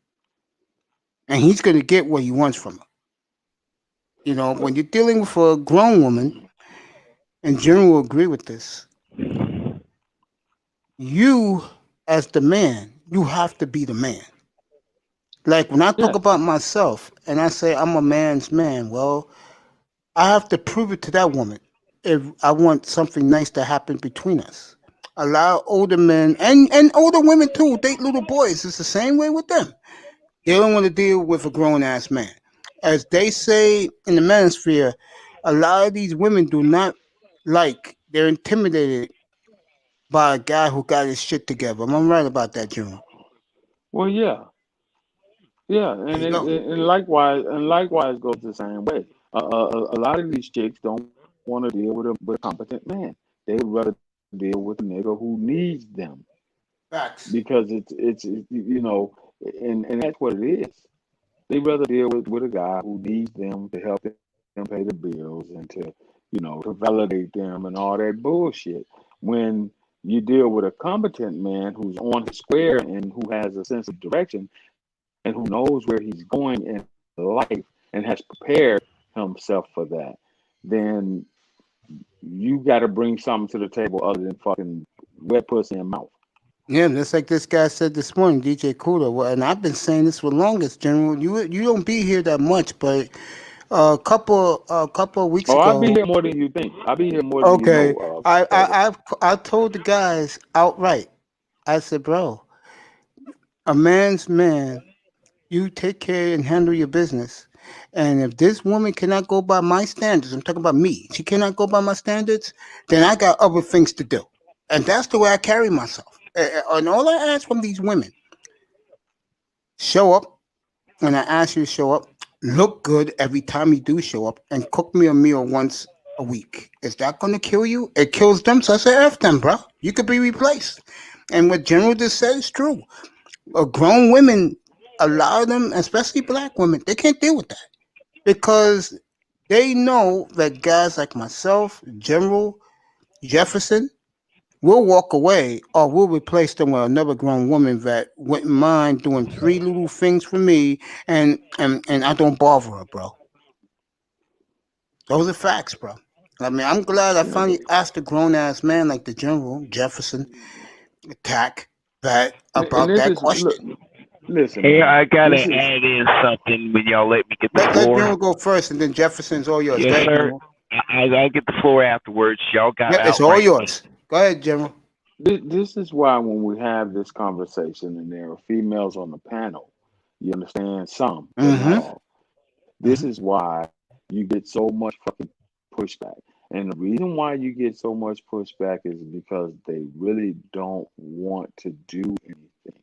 They just want to. I said it on Coolers and I say it over here, right? They only want things to be equal. Write this down. As long as they reap the benefits of having the advantage. I'll say it Facts. again. They only want things to be equal as long as they have the advantage. But I when you agree. start talking about doing what needs to be done as a woman, when you start talking about, okay, this is the direction that we're going, when you start providing the six essential elements that a man should be equipped with in the world today, what are those six essential elements? Being a protector, being a provider, disciplined, leadership, guidance, right? When you start talking about bringing those things into a woman's life, she don't want that. They don't want discipline. They don't want guidance. They don't want Facts. direction. They don't want organization. They don't want leadership. They want leadership, but they want leadership by proxy. You're the puppet leader, but behind the scenes, I run everything. It's my way. No, we're not doing that. We're not gonna go. I know. I don't like that. I don't want that. I want this. I want that. I want the other. We're gonna do it like this. Facts. They don't want a real man who comes up and says, "Okay, this is what we're doing. This is where we're going. This is the plan. Let's discuss it. You agree or you disagree." I'm not saying a dictatorship or a totalitarian style relationship, right? Where I'm saying this is what it's gonna be because I said it's gonna be that way. No, no one wants to live like that, and that's understandable. But at the end of the day, are you feminine, right? Are you Mm-hmm. not compromising, but are you willing to cooperate? Mm-hmm. You see, Facts. they think compromising is cooperation. No, compromising is a way for you to inevitably get what you want. A lot of Yeah. our sisters in today's time, and I'm just going to say it, they have an issue, and the issue that they have is being in control. Black women want to be in control. This is why you see more and more and more and more and more black women getting little dogs and getting cats because they need to control something, especially if they have children and their children are not grown and out of the house. They ain't got shit to control. The last two women I've been with, let's go, Jefferson. You're going to come up in 30 seconds. Last two women I had, believe it or not, were quote unquote boss bitches. Okay, that's what they call themselves. But when they realized that they're not pushing my ass around, and that I lay down the motherfucking law because I'm doing me and I'm handling my own business, they ran away. They cursed me out. I'm not joking, guys. One fucking threw a shoe at me, blindsided me with her shoe, bro, and that shit hurt my head, bro. And I'm looking at these women like, is this what niggas want to have to put up with? Really? This is what you have to put up with? All yours, Jefferson. Jefferson, I'm here. all yours. I'm here. I'm just soaking in the moment. Let me give me 5 more seconds to soak in the moment. Because you general was killing it. All right. I can speak on both Mace point and general point and how the world view each other. General, I'm a Army brat and a Navy brat. So I got two of the major military forces we got for our country. Now, crazy thing is, men like you weren't my stepdaddy. You were just the best friend that just sat there and said, boy, let me tell you something off to the side here. Just like you did it for the new enlistees, you did it for me. I appreciate your service. I appreciate men like you. And I hope as long as you still in it, you can still do it. Much respect. Mace, I understand your point of view. Yeah, you were heavy as hell. I was skinny as crap. And some along lines, we got the same damn treatment, just on opposite sides of the road. We still got treated like crap, and we still ain't taking it today. I'm 5 years in the 50 range. It's like when someone said that I was born in 1976, but I was born in 75, and I was only 1 year old in 76, but they say we different. It is truth. I will admit, I did get it wrong because there are men that are trying to relive. There are men that are virile. There are men that's all this extra stuff. But then May said something that reminded me of, excuse me, I had like a timestamp of values, and then I forgot it was 2020. And then I had to sit there and say, boy, shut the hell up. You missed the decade they're talking about. The year, this very year, because 2020 is the very year that made the decade, I guess. It's the start of a new one. And you've seen everybody with their political viewpoints, their mental viewpoints. I mean, we got so many different causes right now, everybody. But yet somehow it's due to the slave struggle. I don't know how the hell at the end the results, white people need to support everybody. And I'm kind of curious, did black women take over the like black, and just because I'm not a black woman, I'm not a black man kind of situation. I mean, I love the fact that I'm a dark-skinned white man with the greatest tan ever and never have to be in the sun. But what does it give me? James Joseph, And you in that the chat crazy room, thing is, get your ass up here because you've been bringing it tonight, bro. James Joseph, if you got something interesting to say, please, sir. Oh, he say got it. plenty. I'm reading it. I just hope he comes up. Here's the link, bro. Legion, go ahead, bro. Damn. Legion. General, anybody else got anything to say, man? Because I'm just enjoying Legion's this not there. because I'm in. Yeah, go ahead, bro. our enemies is coming out the shadows, and now we know and it's just bold and brazen. So just write a list, note them down, and we won't do like the women and just try to cancel the shit out of you. Again, Nah, just do you, bro. That's Yeah, it. Please, I, go ahead. yeah. I put. I mean, look, I put onus on the man. I don't get into the. I try my best not to, even though I've been accused of doing it. But I try my best not to get into the womanness. Again, I put no onus on the woman.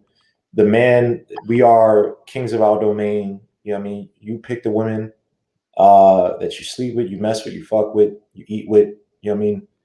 If that woman's messed up, it's on you because at the end of the day, there's no repercussions for what the woman would do. All the repercussions are on us, unfortunately.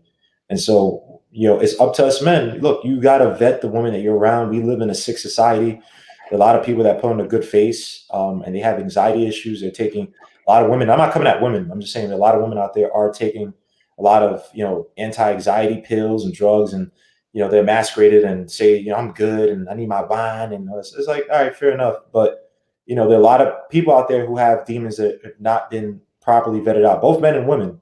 And since we're all straight men, I'm just saying that you have to go out and be very careful as to who you date. There's a lot of things that underneath a lot of people's lives. And so just be careful, man. Be smart about it. Don't do it just for the pussy or because this person reminds you of this and none of that shit. Because at the end of the day, you don't want to be stuck in a situation that you can't get out of. If you have a kid or, it's on us. Again, as men, we have to find solutions for everything. And you know what? I like that being on our back. I like that chip, well, not chip. I like that responsibility where, look, I'm the master of my domain. You know what I mean? There So you go. right, when things go right, I get the credit. If it doesn't That's go it. right, fix it. And you know what's funny? I'm gonna do the race card. And I'm gonna take this to General. General, get ready. I'm coming to you right now.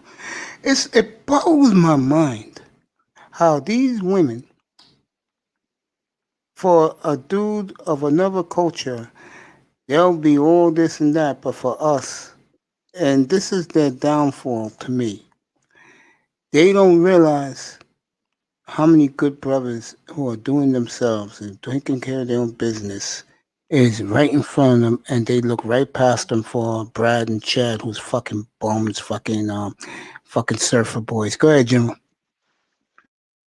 The reason for that is like I said, and I'll say it again. People are looking for what's called a patsy, right? Both men and women. You got a lot of black women out here, and I'm gonna pick on the men too. You got a lot of black men. Like I've never known men to want to live off a woman. I've never known a man to wanna like, well, I'm gonna get this bitch for when she gonna buy me, she gonna give me, she gonna do for me. Like I'm not used to that. I ain't never known. The men I know don't operate in that manner. So when I hear these young guys talk about 50-50, when I hear these young guys talk about, she's supposed to do the shit that a man is supposed to do. Like Mhm. I don't get that. And then you wonder why you have so much problems in your life. Now there are some women who are just geared in that manner, and the ones who are geared to that in that manner, those are the ones you need to stay away from. That's just my opinion. Mhm. Stay away from them. may I speak on that real quick, General? After you're done, Yeah, sir, sure. Go ahead, brother. you have the floor, sir. Are you done? Oh, Yeah, he's giving it to you, Jefferson. General, General. Here's the thing. The one thing every man, no matter where part of the world he lives in, he get injured, he falls short, and you give me enough love and support, and it ain't gonna be a problem, ain't gonna be thrown in my face because I needed you to support me as my mate, and that's the thing. The men don't get it, and I guess the women ain't getting it, but the women ain't really picking men that will promise that. I hear you. But even if Super he's a Mulatto, half welcome. ass, even if he's a half ass, he's still gonna expect it from her. I mean, wow. Look, the youth now is a lot different than me being youth when I was the same age. The values, the viewpoints, the way the world works is totally different. I'm still trying to be a good friend, but I don't want to be getting a whole bunch of people just pissed off because somehow I wasted my life when I had it the best, supposedly. And I swear to God, it was crap. Yeah, I agree with that. I'm gonna get back to something that a lot of guys want to hear about, which is what's happening. Uh, what was I gonna say? Oh yeah. Um, I lost my train of thought. Legion, pop up. Legion. I'm here. All right, bro. This is what we like to talk about. I want to get back to this. Um, Chris Paul going to Phoenix. I think it's the best trade Phoenix has done in a long time. I Hallelujah. do.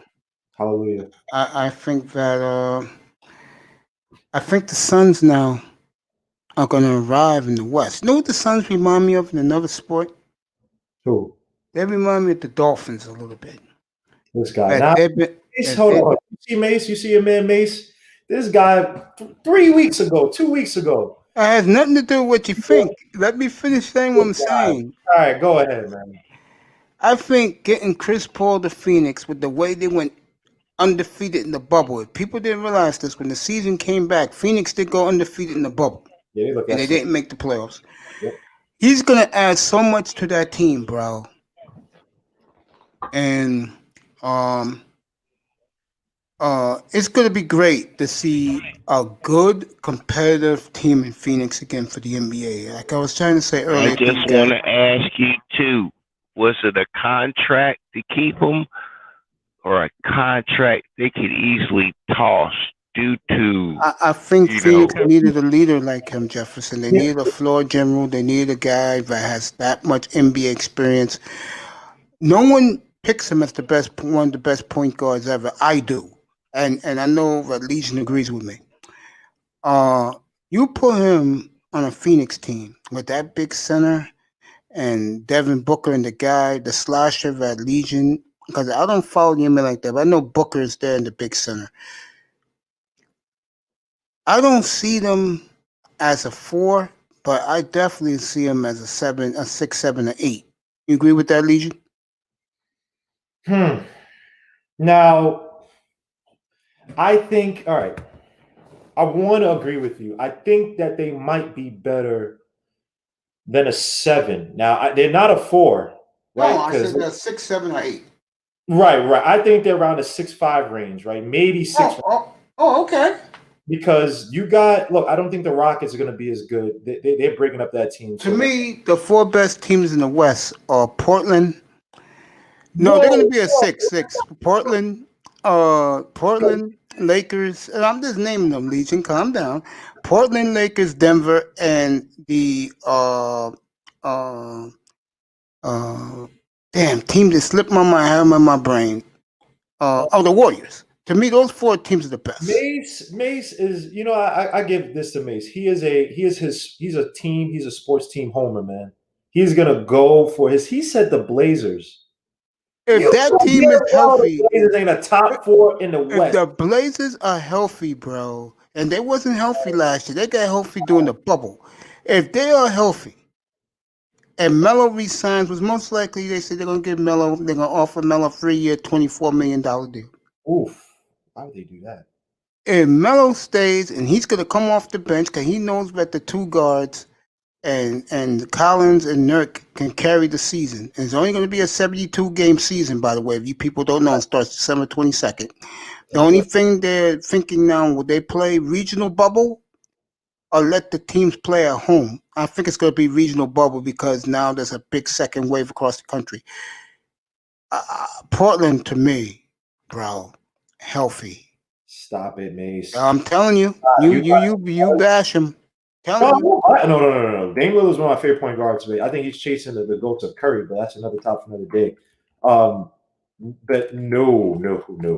By the way, draft here Wednesday night. These two gentlemen will do the post game. Yes, I'll be a post game, man. Yeah, but this man, Tac Man, I'll get into it with him in a minute. Go ahead. You're bugging, Mace. You're out of your mind, man. You also forgot. Man. You also forgot about the Grizzlies, man. I think the Grizzlies have talent, and I think they're gonna move up. Matter of fact, I do. I think it'll be Phoenix, Grizzlies, and Dallas for the last 3 spots. I think the first 5 spots are Portland. I'm just naming the teams. I'm not putting them in any order. Portland, Lakers, Warriors, Clippers, and the Nuggets. Nuggets are definitely Okay. I like the Lakers, Utah Jazz, Denver Nuggets, Dallas Mavericks, the Warriors are your top 5 teams in the West. Wow. Whoa, say it again. Wait a minute. Let me reshuffle. Let me rock. Let me reshuffle. Gotcha. I would say the Lakers, then Denver, because they made it to the Western Conference Finals. They did a pretty decent job. Golden State's going to rebound. They're going to rebuild. Totally agree with that, Jim. Then Dallas, and then Utah. I got to put them in there about in the middle of the pack at 5. You see, this is what makes this channel so cool for me. Never in my wildest dreams I would have figured that General knew this. And then General, we're going to hear Legion's top 5 in the West right after this, right after I finish this. General picked 5 teams. I would never put 3 of them in the top 5.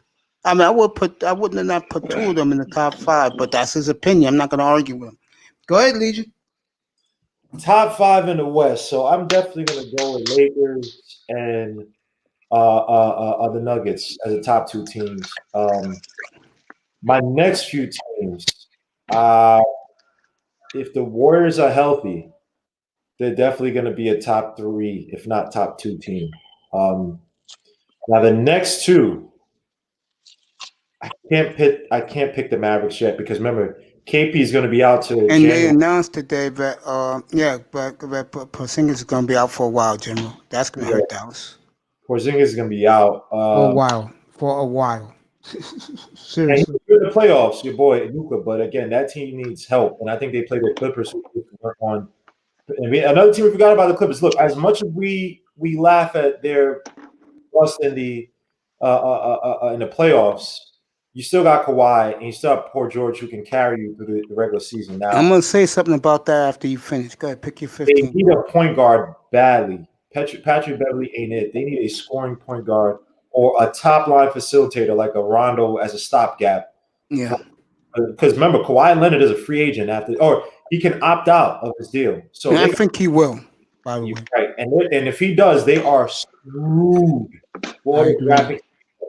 So I will say that I think the Clippers are still a top team in the West, top 4, top 5.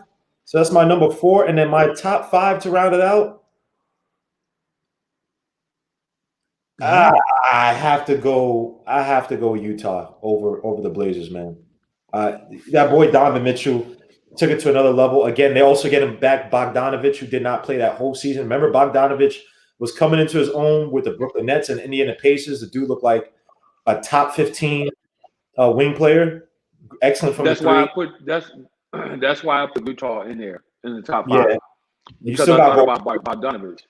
You just got to get a better point guard than Conley. I'm gonna say this right now. You know, I know I sound biased, but when you look at the Blazers starting 7, does any team in the West can match that 7 deep to begin with? Who could? Yep. The Lakers did it.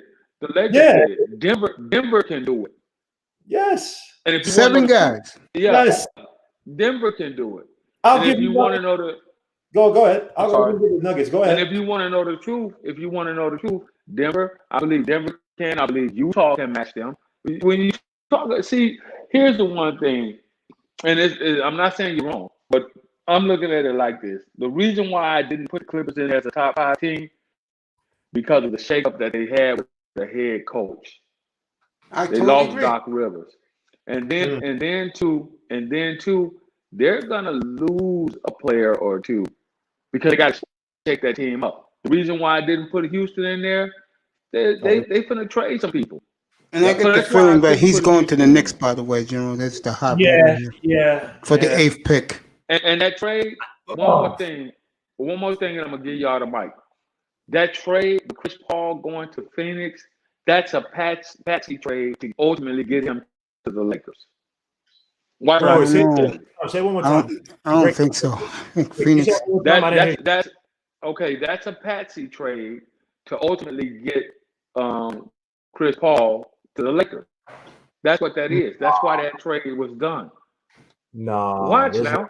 I'm gonna tell you what's gonna happen. They're gonna give the Lakers are gonna give up. The Lakers are gonna give up. What, Schroeder? They're probably gonna end up doing for Schroeder, and they're probably gonna send the kid what's the boy name? Kuzma. Kuzma. They're probably gonna send Kuzma over there for Chris Paul. It's too much money. It's too much money involved. See, you gotta look at Chris Why Paul. would the Suns? So the Suns. Hold on. Okay, so just to get to your point, right?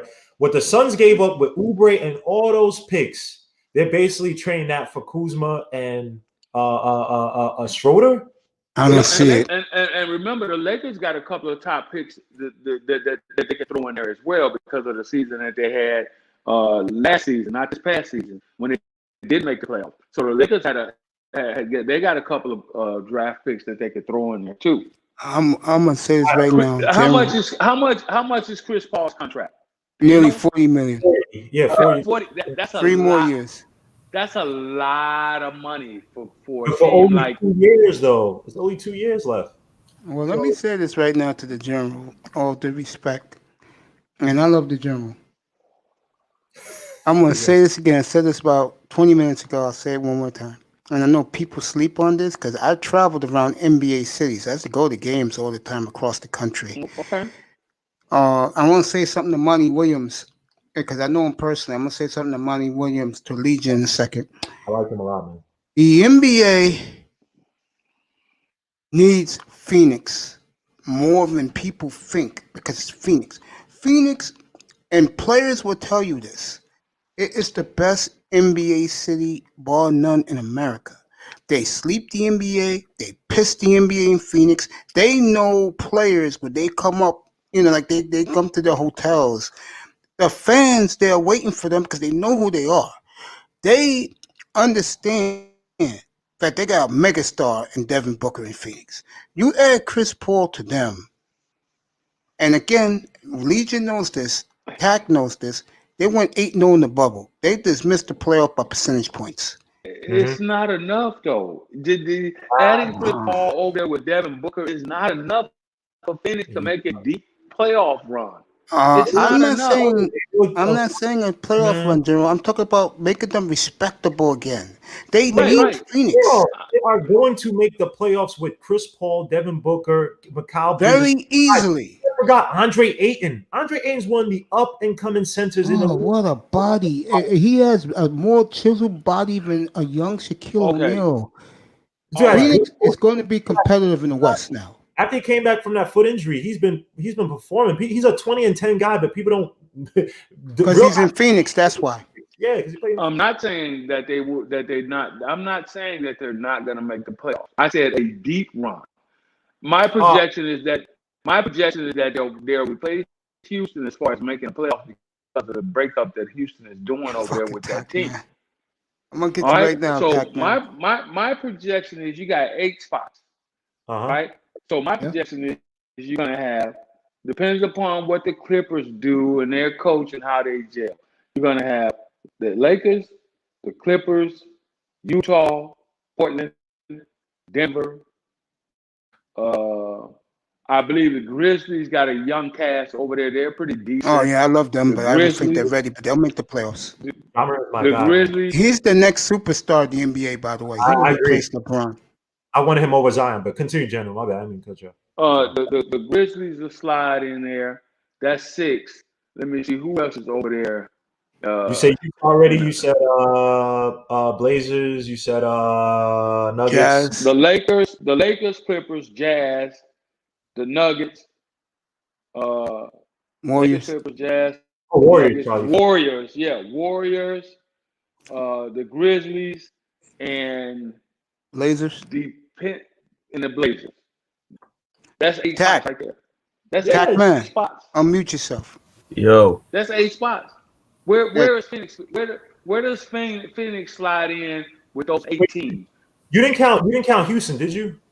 No. No, he didn't count Houston. I think Okay. Houston's done too. So where do they slide in with those 8 teams right there? Where are they going to Because the slide other in at? team, I'll give you the 3 teams right now: Utah, Denver, Dallas.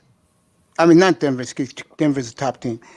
Utah, Memphis, and Dallas. They can They'll compete be with back. for one Okay, of those spots. if anything, they'll be battling with probably Memphis for the 8th and final spot.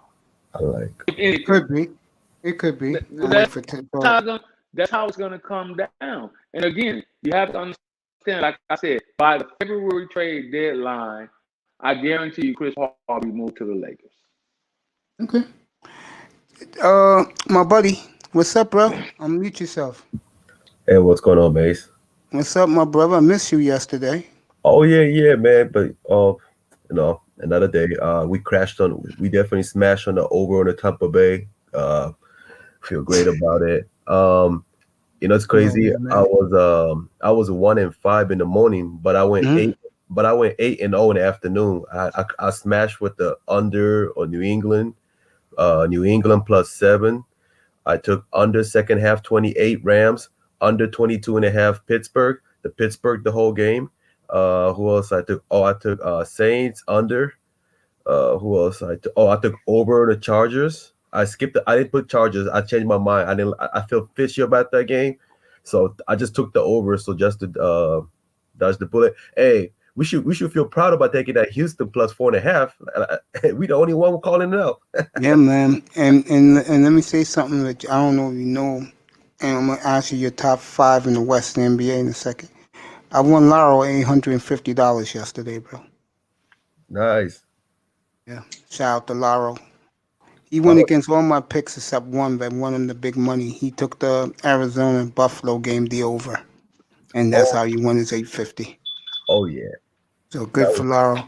What's your top 5 in the West, buddy? I'm gonna read you guys in the chat room in a second. Yeah, mine is first. I'm going with the Lakers, Okay. defending champion. The second, Denver Nuggets. Okay. The third one is Utah Jazz. Wow, everybody likes Utah. Yeah, My go ahead. my fourth one is the Golden State Warriors, Okay. and my fifth one is Portland Trail Blazers. All right. Yeah, Portland's a 5 seed in the West. Okay. I respect everybody's opinion unless you say something out of this world. Like, I'm trying to think who's a bad team in the West. Who's horrible. Trying to think. What team is real bad in the West? It'll come back to me. 'Cause I haven't really followed the basketball, but I respect that. Don't smoke rocks. The Suns did not lose a game in the bubble. That's true. Tax saying crazy stuff as always. Why I was laughing up here, guys. Don't know why I was laughing. Let me see who else. Yeah, man. I told you, got some good replies in here. I mean, guys really love the NBA. I'll give you all NBA you want. Jefferson's Bluetooth. And Legion of Knicks had to go. He'll be right back. General, back to you, real quick. Do you think the Lakers are deep? Yeah, Wow. I think that they're gonna make some moves, depending upon who opts in and who opts out. I think that they're probably gonna move Dwight Howard. I think KCP played well enough to stay where he is. The other little white dude, the little white boy they got, I can't think of his name. I think he'll stay. I think Kuzma is going to be the chess piece that they can move, and then Rondo. Depending upon what Rondo is going to do, I think that they can add. There'll be a piece that they could add right there. And then the guy that didn't go with them, I don't know what his contract is right now. The one who opted out of the bubble, I can't think of that guy's name. But they're probably going to move those three pieces. You know where I'm going with the West. I didn't put them in any particular order, but I think the Warriors are going to make a big comeback. By the way, that will go up tomorrow morning, my bro. The poster. You sure you up to it, man? Tack. What's up? You sure you up to doing all this draft coverage, bro? Oh yeah. I'm done. It's 4:30 or Yeah, 4:30 your time. Yeah, bro. My nephew's gonna put the thumbnail either late tonight or tomorrow morning. But the thumbnail will be up for the draft Wednesday night. And if you love the NBA, this man right here, Tackman Clan Killer, will be covering and giving you every pick of the draft with me. I'm gonna let him run the show because he knows these players. All I'm gonna do is ask questions, and he's gonna inform you. And then after the draft, him and my brother and my other brother, Legion of Knicks, will give you the recap on who hit, who missed, and later this week I'll let them give you grades. Caruso is baller. Timberwolves are most likely the worst team in the West. All right, that's an excellent example. Thank you. Don't smoke rocks. If someone came up here right now and said the Timberwolves are going to win the West, I'll throw his ass out of here, bro. Because that's as stupid and asinine a statement as you can make. Really? Caruso's a baller, that little white guy from the Lakers? Come on, man. What'd you think of the CP3 trade, Tack? That was wonderful. I personally did. I love the trade. I do too for Phoenix. I think somebody set the owner and the GM or the Phoenix on the hot seat. Like they probably made them sit on the barbecue grill, burn their ass, because I think fans were getting frustrated when they went 8-0 during the bubble and still missed the playoff. Imagine how the fans feel. So the best fan base in the NBA. They have the money to do so they have to do whatever it takes to make something happen, because the ultimate goal for Phoenix is not to win the championship. It's about reconnecting with the fans, and if they can make to the AC, that's a huge accomplishment. A huge accomplishment for that franchise. I totally agree. And if you look at the roster, and they have a lot of talent. It's too many different characters. So now you need a coach to match those characters and utilize their talents. They remind me, like I said to Legion a little while ago, they remind me of the Dolphins. But you know what they really remind me of? What team in another sport? They can have the potential to be the new Chicago White Sox of the NBA. Possibly. They're that talented. Yeah, they're that talented. I mean, Phoenix, to me, like I said a minute ago, people don't realize this. That is, again, the best NBA city in America. They sleep, piss, crap the NBA. They just love it in Phoenix. And when the Suns are good, it's great for the NBA. Those Steve Nash years, remember those years with Steve Nash? Mm-hmm. I mean, you didn't get a better rivalry, in my opinion, than Dallas, Phoenix, San Antonio, Phoenix in the West. I mean when Seattle was in the NBA, and when Seattle was good and they play a good Phoenix team in the playoffs, or Portland, it's great for the sport. I know people don't care. They're all Laker fans and whoever the star is, which is sad. But I think this is why the NBA, for guys like me, I don't care for it no more, because these bandwagon NBA fans, these millennials and zillennials, when their man, and we know who their man is, when their man is not playing, they don't care. I mean, was it 2 years ago when LeBron didn't make the playoffs?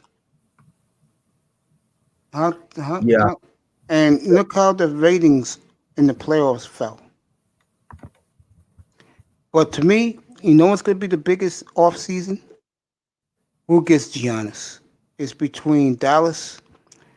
The Warriors, Toronto, and Miami. Who gets Giannis?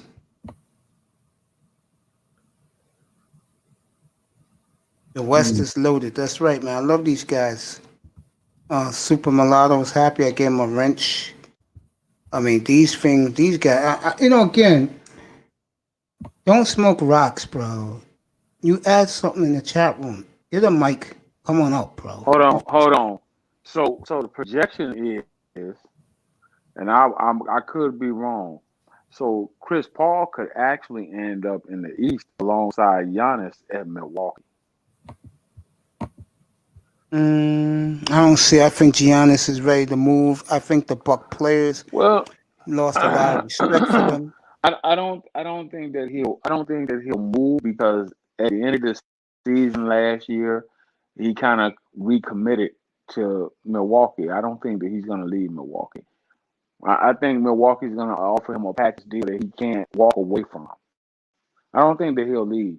I think what will happen is he'll sit down because he is the star of that team. He is the star in the East. I think that Milwaukee's going to have to concede, and they're going to have to get him what he wants. And I think Chris Paul is probably going to be the best option because what they're saying right here is the Milwaukee Bucks pair Chris Paul with Giannis.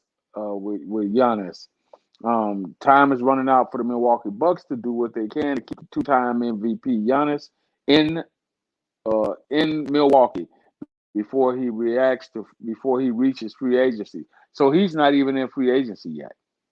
No, but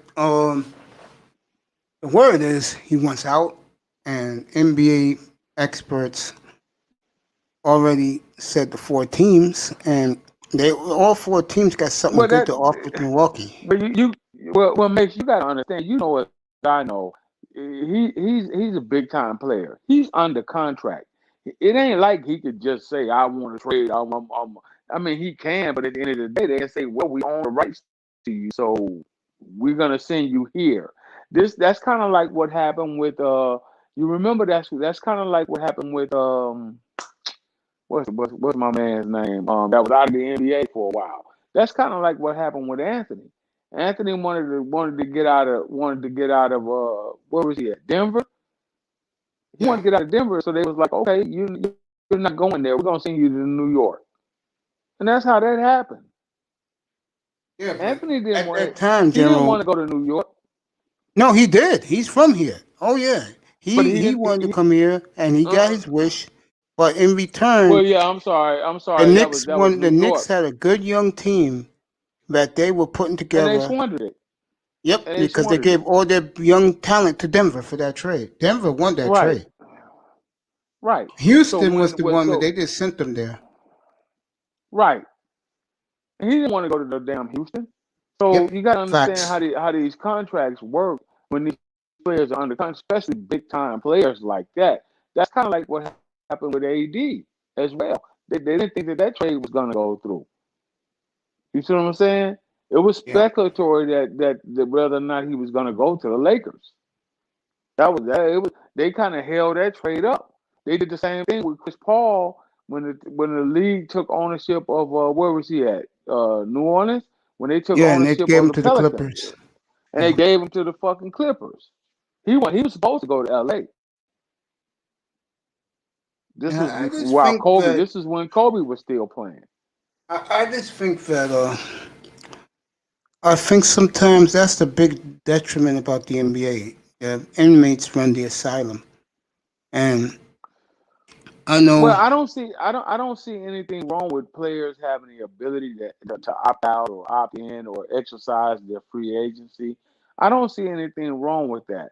What I think happens is a lot of times the NBA, because of ratings and all this other shit, they try to create these super teams now in the modern era, which throws the balance of the league off. This is why you had teams like the fucking Golden State Warriors had 4 fucking all-stars on their team. Three of especially them they when Durant drafted. went over there. Like, come on, man, let's just be real. They did the same thing. Remember when Garnett went to Boston and they created the big three over in Boston with him, Ray Allen, Paul Pierce. and Paul Pierce. Remember that? Yep. Okay, that's where that shit all started from. So you got to keep certain teams relevant. And right now, New York has been out of the picture as far as being relevant in the playoffs and all this shit. They're a big market team. You can't let a big market team. But You cannot let a big market team like New York Knicks continue to fail out of the playoffs. When is the last time they made the playoffs? I'm gonna say 2011. Okay. See, so it's due time. They did the same thing with Boston. They were like, damn, it's been a long time. And Boston was making the playoffs, but they couldn't get over the hump. So they was like, you know what? We got to get Boston back in here because they're one of the historic franchises, one of the original NBA franchises. So the smaller teams who come over from the ABA and those teams that were not original, yeah, they make the playoffs and all this shit. But it's a thing called the Owners Association, right? So those guys have to look at it and say, okay, we're losing revenue, we're losing money. Not only is the pandemic causing us to lose money, but our bigger franchises are losing money. The Knicks are losing money. They made a bad 20 years ago. They made a bad fucking draft choice. They paid Eddie, what's that boy name? Eddie Curry. They paid that boy $30+ million a fucking year forever. But you know what the problem with New York is The now? kid that came out of high school. But you know what the problem with New York, Junior? You're wrong. They're not losing money. They're the number one franchise by a long ways in the sport. The season ticket holders, the sponsors, they don't leave. They're always there. The Knicks are the toughest ticket to get in New York, bro. Even for the Right, no, and they're there. right, right. I got it. I got it. But at the end of the day, I mean, they may not be losing revenue as far as money wise, but their franchises are getting the fade. Nobody thinks about the Knicks when you start talking about championships. When you start talking about playoff It's runs, like I told everybody's guys in talking. here. You know who? No, good, General. You know who they're talking about right now. You know who everybody's talking about right now from that area. They're talking about the goddamn New York Nets. Now that Oh, they got, Brooklyn. or They're New Jersey Brooklyn Nets, now. They're Brooklyn. Brooklyn. That's who they talk Yeah. about now, and that's a damn shame. You talking about the Brooklyn Nets over the goddamn New York Knicks in Yeah. New York? Are you Yeah. serious? Yeah, Brooklyn's the move, General. No more is New York City now. It's Brooklyn. Before this virus hit the world, it was Brooklyn. Brooklyn was the place to be. Everybody was moving to Brooklyn. Brooklyn is like a hipster city now. They have the most people in New York City. They always did, but now it's grown. And Kevin Durant and Kyrie Irving going there. And if they stay healthy this year, I think they're gonna make a serious run at a title.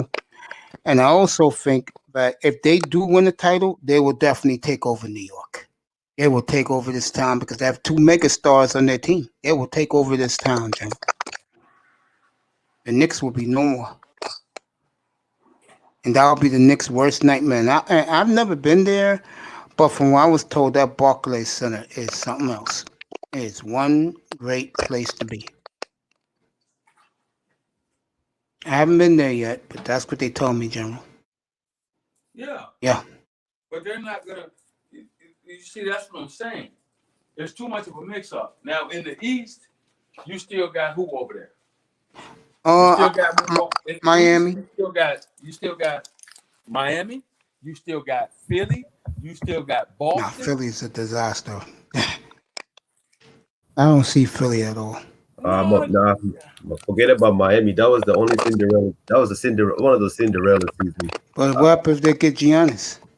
Nah, Giannis not leaving. I don't think he is. He been saying he doesn't. I think he's leaving, bro. You think so? I think no. I think he really. I don't know who. His styles. Ujiri wants him real bad.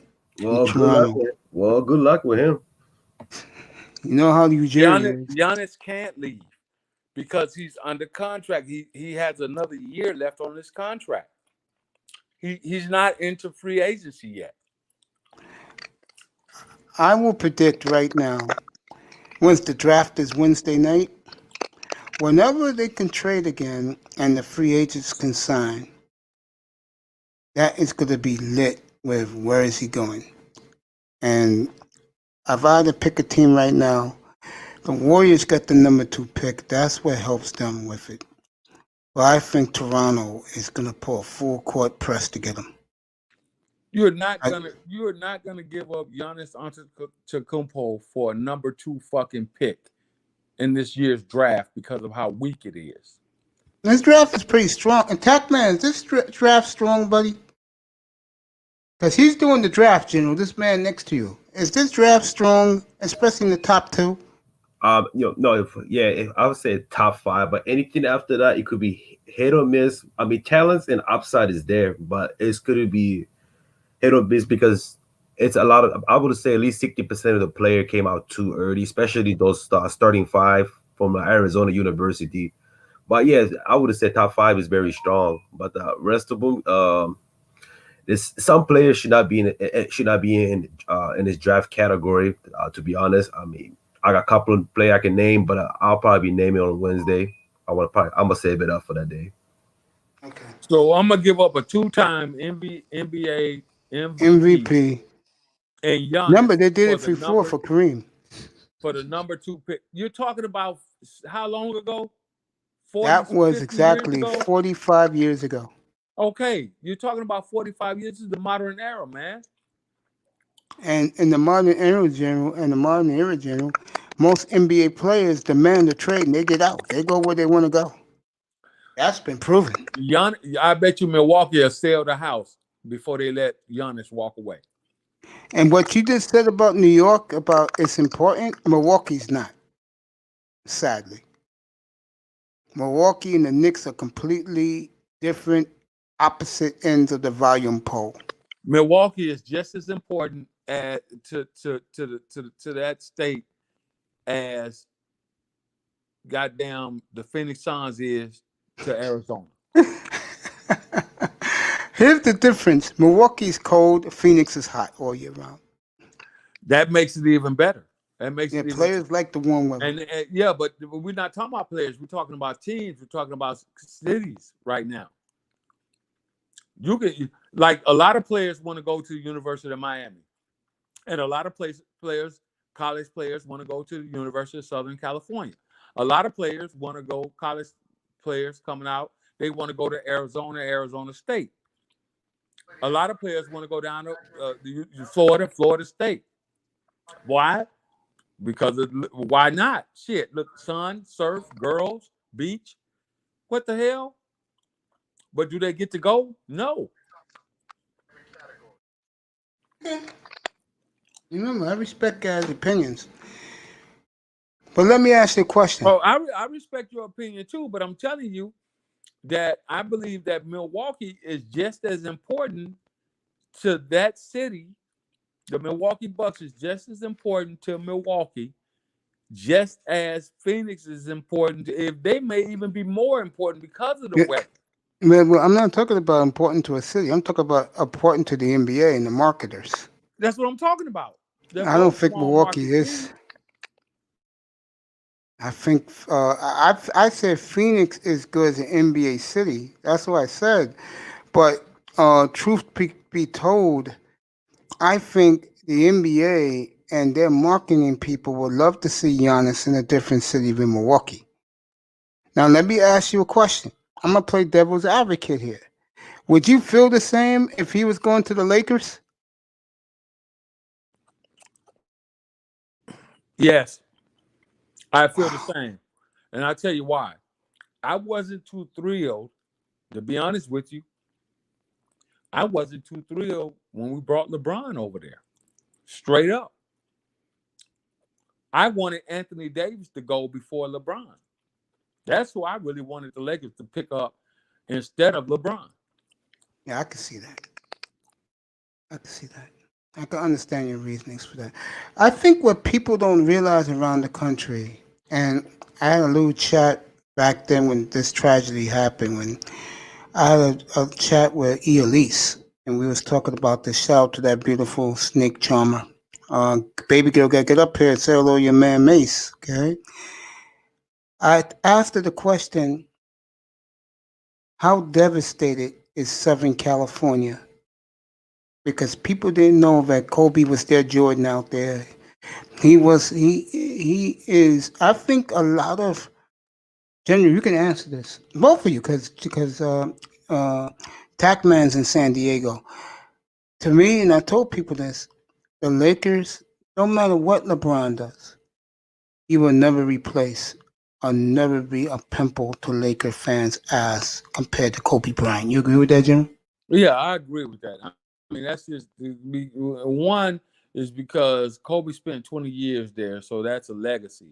And the things that he done for the city and the team, uh, that's something that LeBron would have to come in there and not only LeBron would have to win to win really truly win the true Laker fans' hearts and mine's over, LeBron would have to stay there until he's 40, and he would have to win at least 4 more championships to even get close to eclipsing uh, true Laker fans as far as their support. And don't get me wrong, I support him, and I'm glad that we won the championship. But at the end of the day, he would have to win at least 3 more championships to even be looked at in the same light as Kobe. Kobe is like Mike to Chicago. He's a god. That's right. Because I used to live in the West. I used to live out in Portland, out in the Portland area, in the early 2000s. So I used to go down to LA. So now we know why you so heavy on Portland. That's part of it. But to be honest with you, I used to run down there to LA and just hang, look at the women with the spandex wearing sisters out down there, which are glamorous to look at. I used to run down there, just chill, just listen to the vibe. And what I learned was I did not know how much LA and Southern California loves the Lakers, man. My God. On sports talk radio out there, they can talk Lakers 365 days a year. Well, the one of the reasons why we love the Lakers because they never moved. They never left LA. So a lot of I used to be a diehard fucking Rams fan until they moved. Like Oakland can't get the same love because they were the Oakland Raiders and they came out of Oakland. Then they became the LA Raiders and people was like, nah, you left us, so we can't fuck with you. You know what I'm The saying? Ice Cubes of the world loves the Raiders. Right. And then you got the Dodgers? You got the Clippers. The Okay. Clippers kept moving. You know what I'm saying? Yeah. So nobody really thought about the Warriors until they they came up and won a couple of championships, and everybody was like, yeah, but you're not the Lakers. That's just how it goes. Of course, yeah, I know that. When UCLA basketball is good, I know that turns that town upside down. I know when Ben Holland was there, and they had the teams with, I forgot the point guard, but the Lakers took him in the draft back in 2006 or 7. He didn't last long in the NBA. And then when they had Kevin Love at UCLA, I watched that young man play in high school. Terrific guy. I look at when I think Lakers now, I think this is a team that they got it done, but I think the competition in the West is going to be rigid. This is not the days when the Lakers will win and they play the also-ran Carmelo Anthony team. I look at the Western Conference now, and they're loaded. I am surprised, and this happens when fans like the player more than the team. I am surprised when I listen to guys around, Coach. Yeah, I hate that too. See, I'm about the team. Yeah, I'm about the I am too, team. especially in football. It's the name on the front of the uniform versus the name on the back of the uniform. Yes, that's how I am. That's why I'm a Lakers fan, and that's just what it is. Mm-hmm. Now there are other teams out there. Yeah, you're Southern California. I respect you. I respect that from you. I know you're Southern California, bro. There are other teams out there that I like, but not like the Lakers. but not like the Lakers. I'm kind of partial to, let me see, a team in the East that I kind of like. Um, eh, it was Philly back in the day. I hate the Boston Celtics, of course, but I kind of like Philly back in the day when they had AI. Um, I was a pretty decent fan of Miami. I liked Miami back in the day when Dwayne Wade was a young cat. Uh, I did too, Orlando, believe it or not. Orlando because of Penny Hardaway, of course. I liked it. I liked it because of, but it was more about the team. They had other players on the team, like they had 3D, Dennis Scott. Um, they had, and then they had my man over there, Zoe. So I like. Well, he was in Miami actually, but I liked him. It's like me in football. I'm a big Dolphins fan, but in the NFC, I've been following the Seahawks for over 20 years. That's my NFC team, and I love Russell Wilson, so I wear the Seahawks on my sleeve. Tackman's a big Seahawk fan too. So I feel you. But I was gonna ask you this: was you a Dodger fan growing up? Yes. Okay, because I know a young lady that remember the TV show when we were kids, the soap opera called Dark Shadows. Yes. Her father was the composer of that show. Okay. So she had tickets to a front row seats to every LA team. And me and her talk a little bit because she likes the sports. She's a big fan of Stephen A. Smith, and she's fine as hell, too. That game I brought up to you, Mother's Day, 1977 at the Forum, Game 2, Lakers and Blazers. Mm-hmm. And me and you was talking about Kareem's greatness the other day, and I said Kareem scored 26 in the first quarter on Walton, and Walton was healthy. These young people don't understand the greatness of that. They really don't. And where these young people miss the ball is, do they realize how great Bill Walton was when he was healthy at UCLA? No, they don't. And like, how can I say this? Well, so that's like LeBron going up mano to mano right now against a healthy Kawhi Leonard. That's what it's like for these young guys today. And LeBron scoring 26 in the first quarter on Kawhi. That's the equivalent of what I'm talking about right now. Why did the Lakers disband Kareem? Of your knowledge? Why did they do what? They don't consider him part of the organization no more. Why? Well, Kareem separated himself. A lot of that is due to Kareem's own undoing. Kareem had an opportunity to actually take a position in the Lakers front office, which he did for a couple of years, but then the relationship went bad because Kareem has always, his whole career, been bad with the media. He's always been bad with the media. He's never been a media guy. You know what I mean? Yeah, of course. He's militant. Yeah, and he's not a real, like, he's the equivalent to my man, the beast mode, when it comes to the media. He doesn't like Lynch. Marshawn Lynch. He doesn't like to do interviews. He's real harsh when he does conduct an interview. He's not easy to work with. Everything that Kareem did for the Lakers back in the 80s, and when he got, matter of fact, when he got over there, Jeannie Buss and the Buss family was very grateful, and they extended an invitation to him to actually be a part of the staff. He refused that. He's back. Believe it or not, he's back with the Bucks. Believe it or not, he's doing what? He's back with the Bucks now. He supports the Bucks now, right? And the reason why I talk about this is because he's my favorite player of all time. And shut up, Tack, about Tony Massenberg. Anyway, getting back to what we're talking about, it bothers me that a player as great as Kareem was, and he played for the most storied franchise in the sport, why the media and the media don't give him a bone and treat this man as great as he was. And how Because the you can't, because Mace, because you can't. He's a okay, fucking idiot. okay. You can't.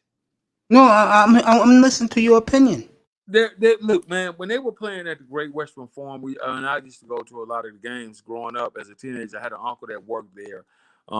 He was one of the key custodians at the farm. So we used to get, sneak into the games or whatever when we couldn't afford it or whatever. But then we started getting tickets.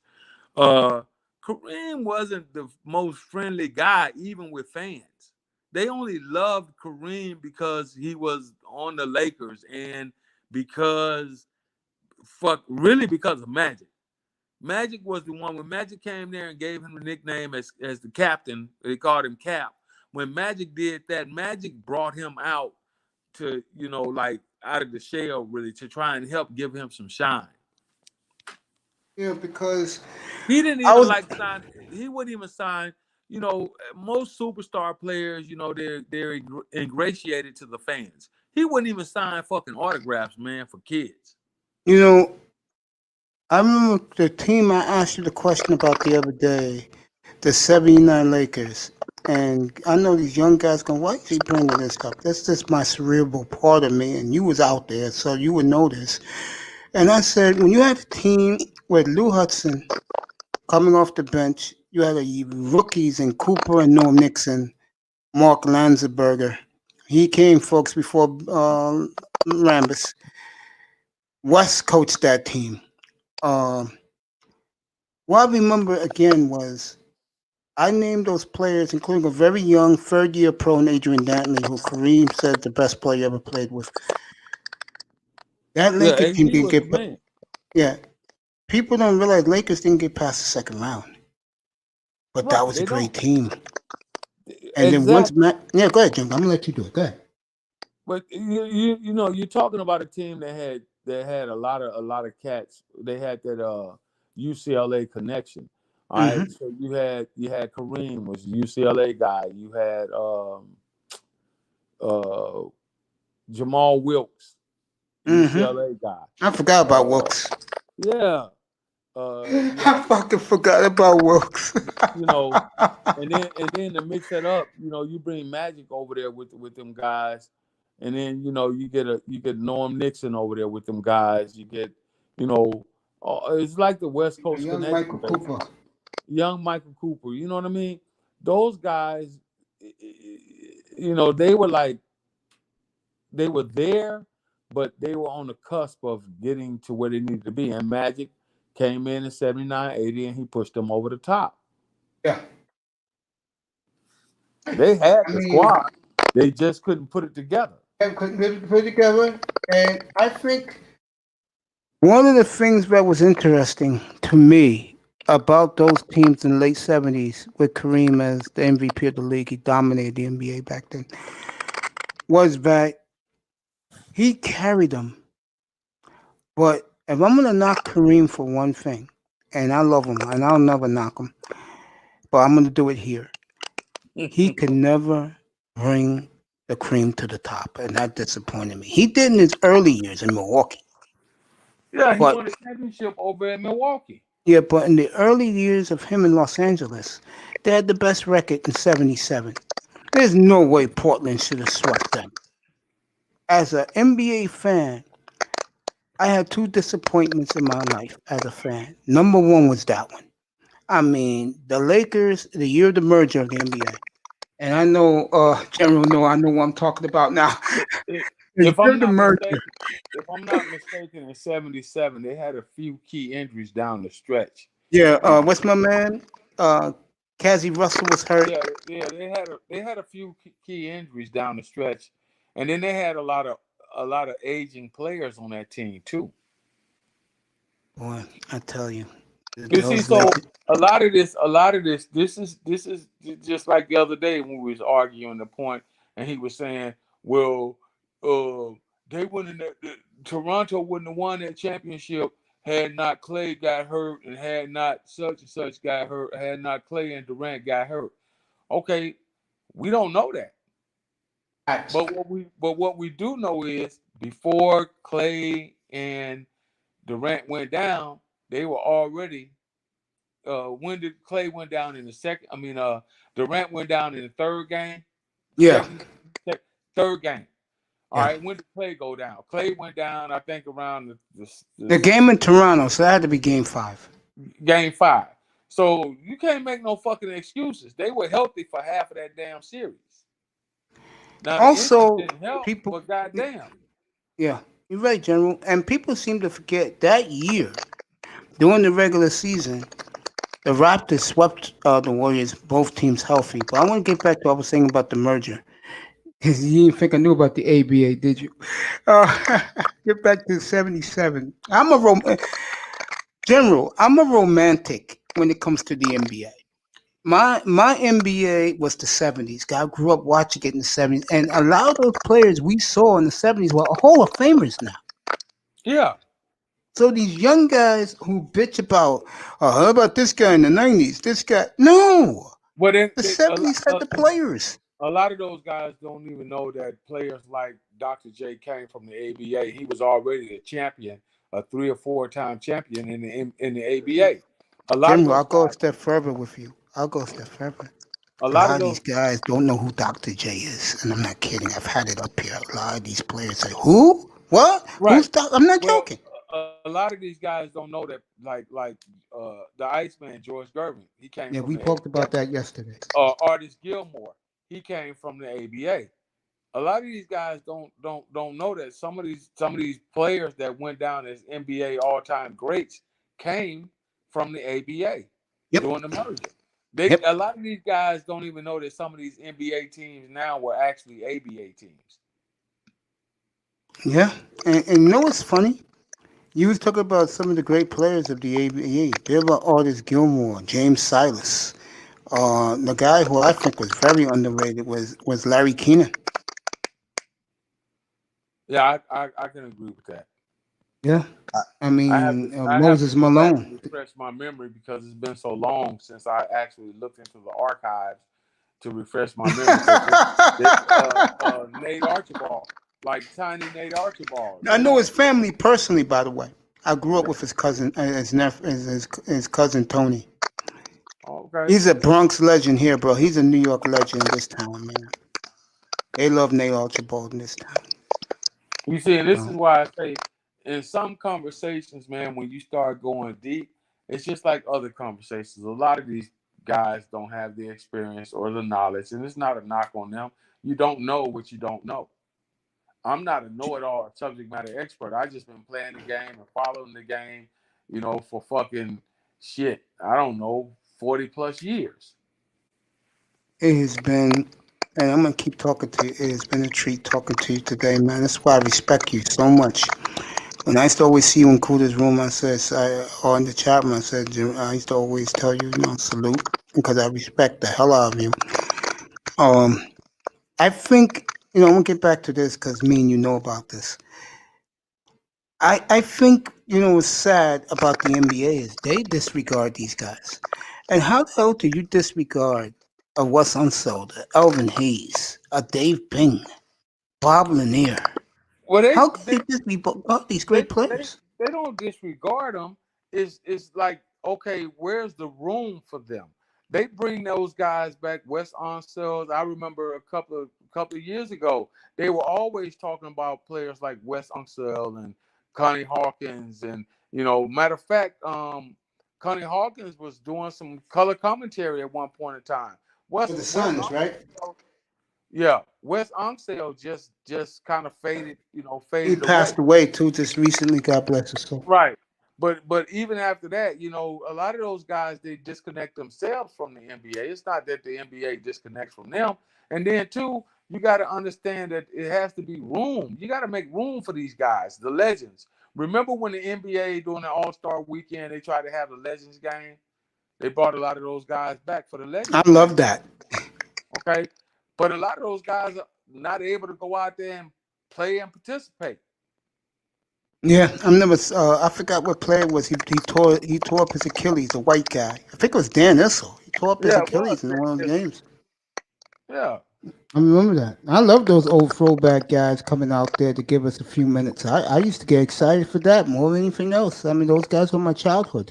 Yeah, but it's just not feasible as you move into the modern era. Because who wants to see a bunch of old motherfuckers running them down the court? Who wants to see that?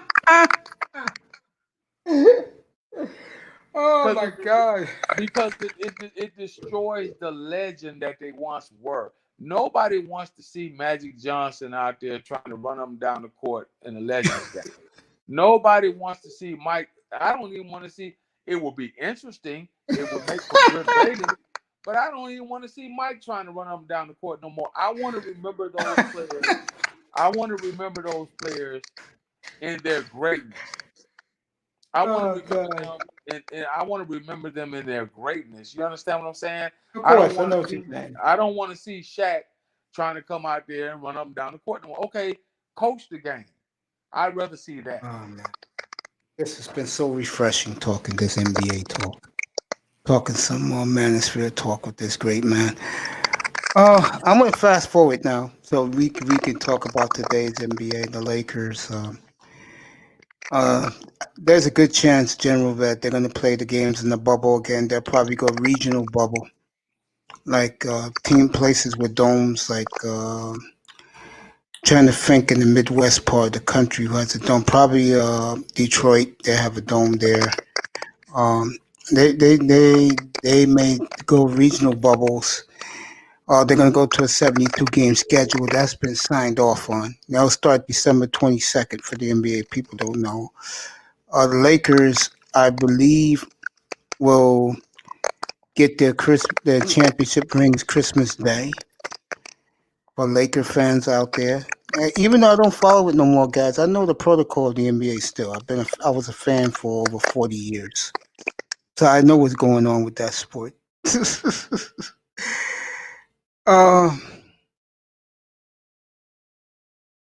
I want to talk about the legacy of the Los Angeles Lakers. It started with George Mike and then West, who I put as my best guard next to Magic ever. That's two Lakers in my starting lineup. When you look back of all the Lakers teams and great players, who would you pick as your number one all-time Laker?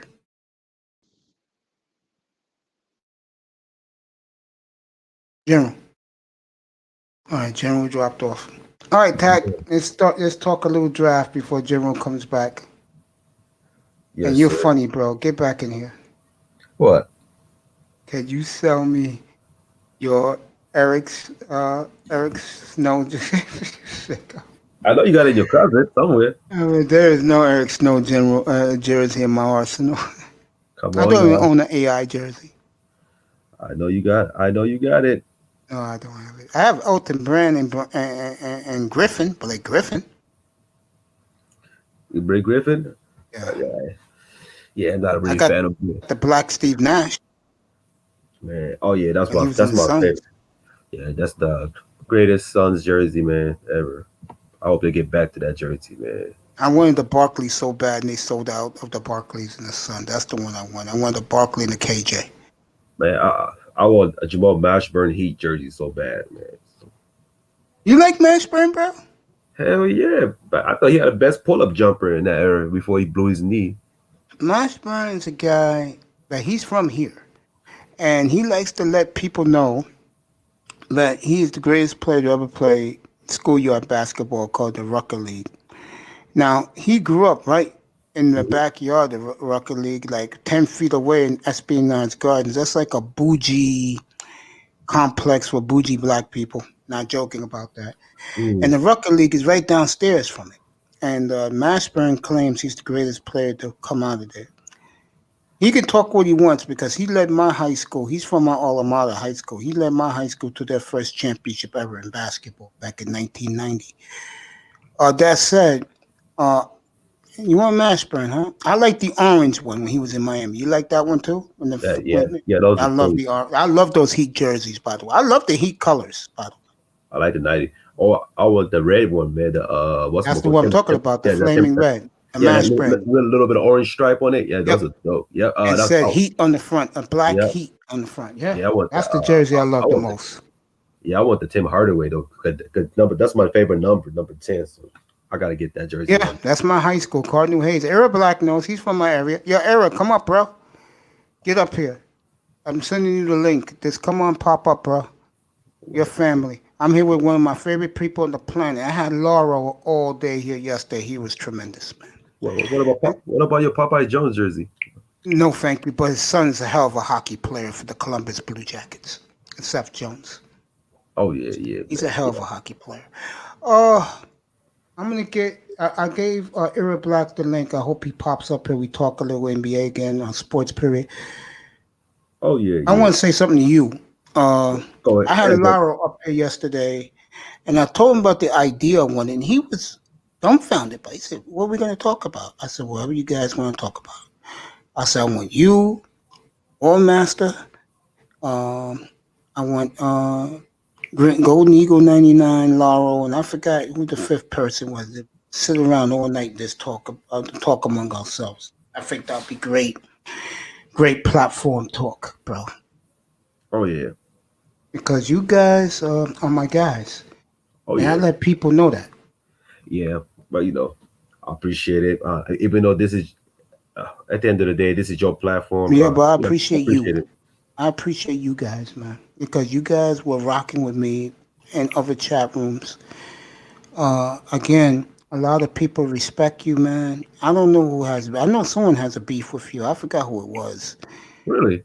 Yeah, I forgot who it was. It'll come back to me. Yeah, it happened a Oh, couple of weeks ago. It wasn't. It was at you, but you wasn't really there. But oh, I was taken aback. I said, "How the fuck you don't like that?" I I mean, don't Tech know. got it all, man. He's funny. He knows about gambling. Oh, there is a rumor out there that the Oh, leader of the B1 network and the guy who broke up the fourth quarter, if you didn't hear that story, they're I going to start a gambling network. There's only one problem I would have with that, if I'm anybody who will deal with that. Oh, you huh. going to get your money if you win? Wow. That would be my question with them. Yeah. But look out for that. Uh, you know me, I don't give a damn what you do, but as long as you realize that I'm the sheriff in this town, bro, when it comes to sports talk, bro, I don't give a damn what you do. Arrow, what's up, bro? Hey, what's going on, Mace? What's going on? I DJ Child miss Support. I missed Hey, your how you going, show sir? today. I know you was up on the panel, but I'm gonna watch it later tonight when I'm finished with this. I'm pretty sure that my man, the Roger Report, talking about what about the kids. I'm pretty sure that's a hell of a platform you guys had today. Oh yeah, I kind of didn't catch that one today. I was kind of caught up a little bit. Yeah, he did that today, bro. Check it out. I'm gonna check it out later tonight when I'm done with this. Definitely. Again, next time you go up there, give him my sentiments. I think he is on the Oh yeah, rise. soon. Yep. If guys out there don't know who he is, he's the Roger Report. When I first saw him, he was on the Breakdowns platform with Sister George. Well, he's doing his own thing now, and he is doing. If you like more, how can I say this about Roger Report? If you like more facts on what's happening in the African American community, and he goes through the women, the men, the children now, and the businesses and everything. If you want that, go to the Roger Report. And I think he starts in the morning, like around 9, 10, because he's competing with Ramir Mir and Bernard Riley. That's a hell of competition. But from what I can tell, Era, he don't give a fuck. And to be honest with you, with that brother, he makes common sense. And I really love his platform. I do. Oh yeah, Roger is on point. He's a good dude. And you tell him I say I'm a big fan of his. And you tell him I plug his show every chance I get. Absolutely, definitely let him know that. I went But to Hayes. them, I went to Mhm. Hayes, and I was just explaining to Tackman the ego of Jamar Mashburn when he lets you know he was the best player ever to play in the Rucker. And I'm laughing because uh, I will say one thing for Mashburn before you got hurt. A lot of New York legends play in the NBA. I'll tell you one thing about him. Before he got hurt, he represented Harlem well. Well, would you agree with that? Yeah, definitely. I'm always gonna look at him as a BX guy, Okay. Bronx. You know, I always gonna look at him as a BX guy. But his game was just cold. It was serious. His You know, crossover dribble for a big man was ridiculous. was ridiculous. You know what I'm saying? Had touch and would light you up. You know, he would really light you up. One of the better small forwards at the time in the league too. Yeah, I love Like Mashburn. I think he got yeah, a like bad rap in Dallas. in Dallas. Yeah, when he was with Jason Remember? Kidd and Jimmy Jackson. Oh yeah. They should have made that work. I don't know. Yeah, They talked I about some agree with love that. triangle. Yeah, They with talked Tony about some Braxton. love. Yeah, with Yeah. Tony Braxton. I was like, man, they messed up. They could have made that work because they was building on something. Well, I hate to say this, but I'm gonna be a colorist. Look who was the best good looking of the three. Back in those days, women would pick uh Kid because he was albino. But in reality, Jimmy, and I'm not gay, fellas, so don't get this wrong, because my brother looked just like him and makes my mother cry every time she sees him on Fox Sports. Jimmy Jackson was a fucking, for a man, Jimmy Jackson's a fucking dime piece. And I'm not gay. I just give men credit. When they look, and I have an ego. That's why I show my face. I just give it to any guy that got it. Jimmy Jackson got it. And I can see why Tony Braxton picked him. Tony Braxton wasn't stupid. She picked the right one of the three. And I'll say this right now for Jimmy Jackson. In today's world, he looks so young for his age. Jimmy Jackson right now will get the women now because light-skinned guys are played out. And nothing against Jamal, but he's an ugly-looking dude, bro. Believe it, believe it or not, I met Jimmy Jackson's cousin in the casino, and I thought, and I couldn't believe it, but he actually had a picture of him, taking picture with him, and like family pictures. So Yeah. I said, Jimmy Jackson. I said, Triple J. He's like, Yeah. yeah, that's just my cousin. I said, no fucking way. That Ohio State, the player of the year, number 22. That Jimmy Jackson? Like, yeah, that's my cousin. What a good guy. If you meet him, Yes, he Jimmy was really good. Jackson is the This is a type really of good guy. guy. Very, yeah, I heard him. He's a really great person. He give you the soul to the earth. You know what Jimmy's problem is? Obvious. His ego takes over him sometimes. He's more He mature now. never, yeah. As a player, he never made an All-Star team or anything. He But should have. he had that good year with him and Jamal Mashburn was averaging like damn near 25 a game. apiece. Yeah. They Yeah, had Jason Kidd feeding them the ball. yeah. Doesn't hurt. Go ahead, brother. What do you want to talk about with the NBA? Go ahead. Let's speak your mind, bro. Well, who do you think are the top 5 small forwards of all time?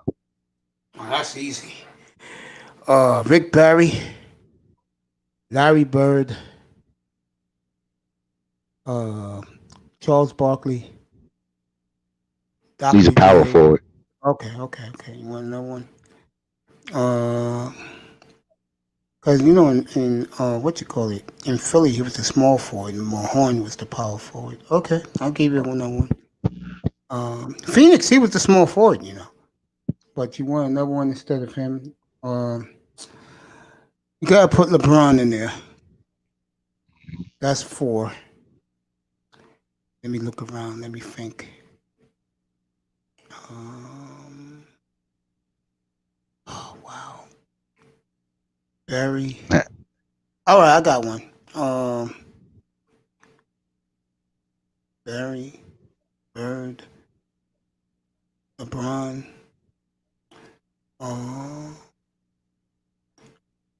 I forgot who I just said was the 4th one.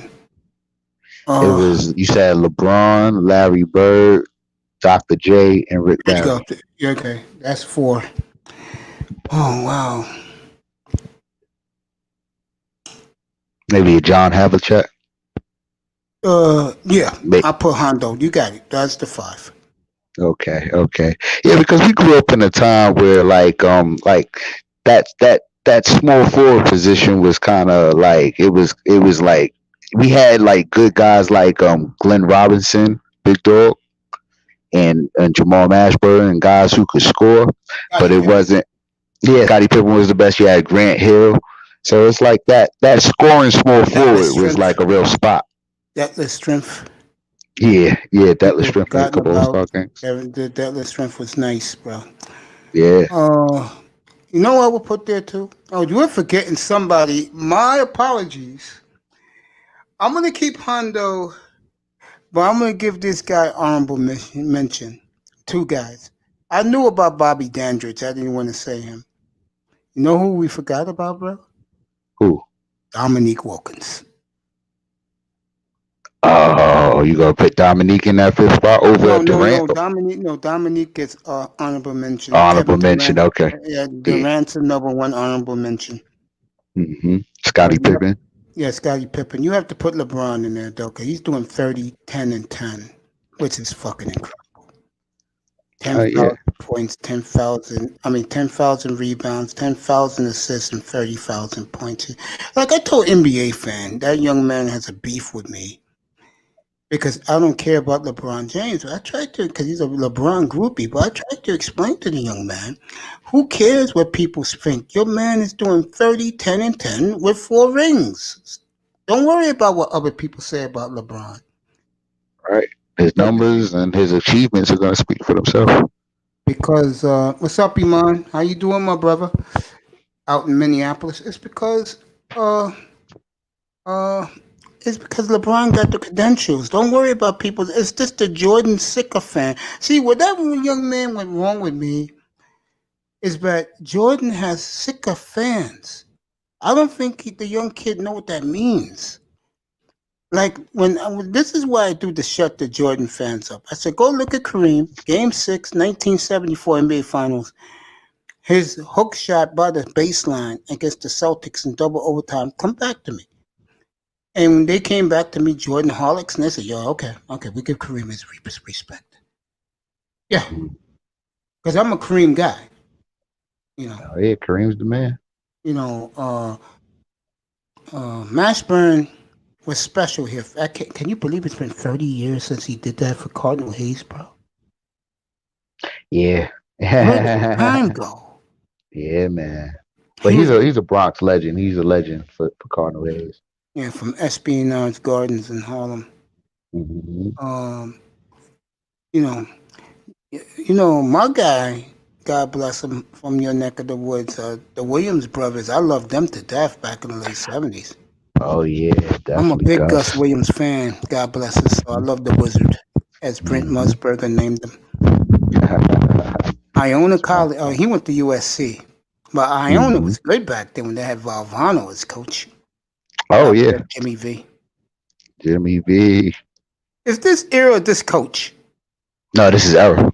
Okay, you that old, bro? Yeah, absolutely. Damn, you don't sound like it. Nah, I just got a young demeanor, stay young, but I'm old. Okay. Did you hear the conversations me and General was having a little earlier about 70s NBA? Yeah, definitely. I was talking about Spencer Haywood. He was one of my favorites. Moses Malone. You brought up Larry Keenan. Yeah, Larry Keenan, bro. Gilmore. Earl of Pearl. One of the great New York schoolyard legends from Brooklyn. The only Kobe's a bigger nut than this man. World be free. Oh yeah, world. Yep. Yes indeed. Yes indeed. Yes indeed.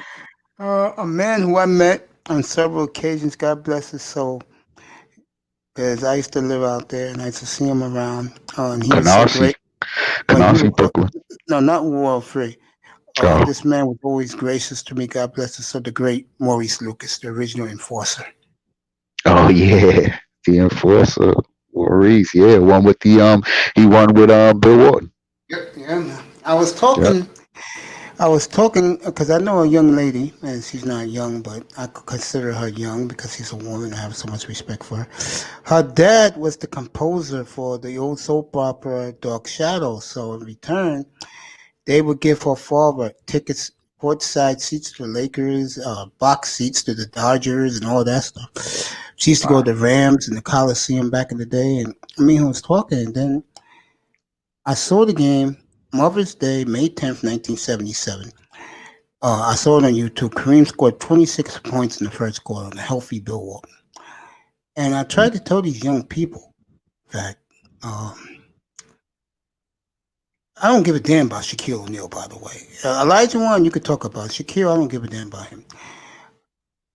You're not going to get a center like Kareem Abdul-Jabbar anymore. I'm sorry. Yeah, nah. He has the one and only shot, the hook shot, the most unstoppable shot. So you're not going to get that again. And I remember Brandon Hayward's not my favorite player. And I remember, just lost my train of thought. It was about, what was this talking about? Kareem. And we're talking about the 70s. Yeah. Mm-hmm. I remember like it happened yesterday. This, and I consider this NBA final the greatest ever. Was Seattle and Washington the first one? Because classic. And I told these young people, watch Game 3 of that final on YouTube. They have it.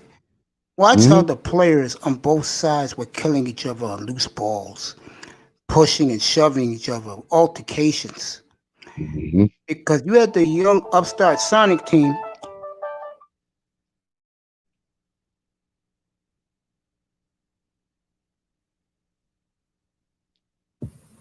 Man's on a trap phone doing the drug dealing,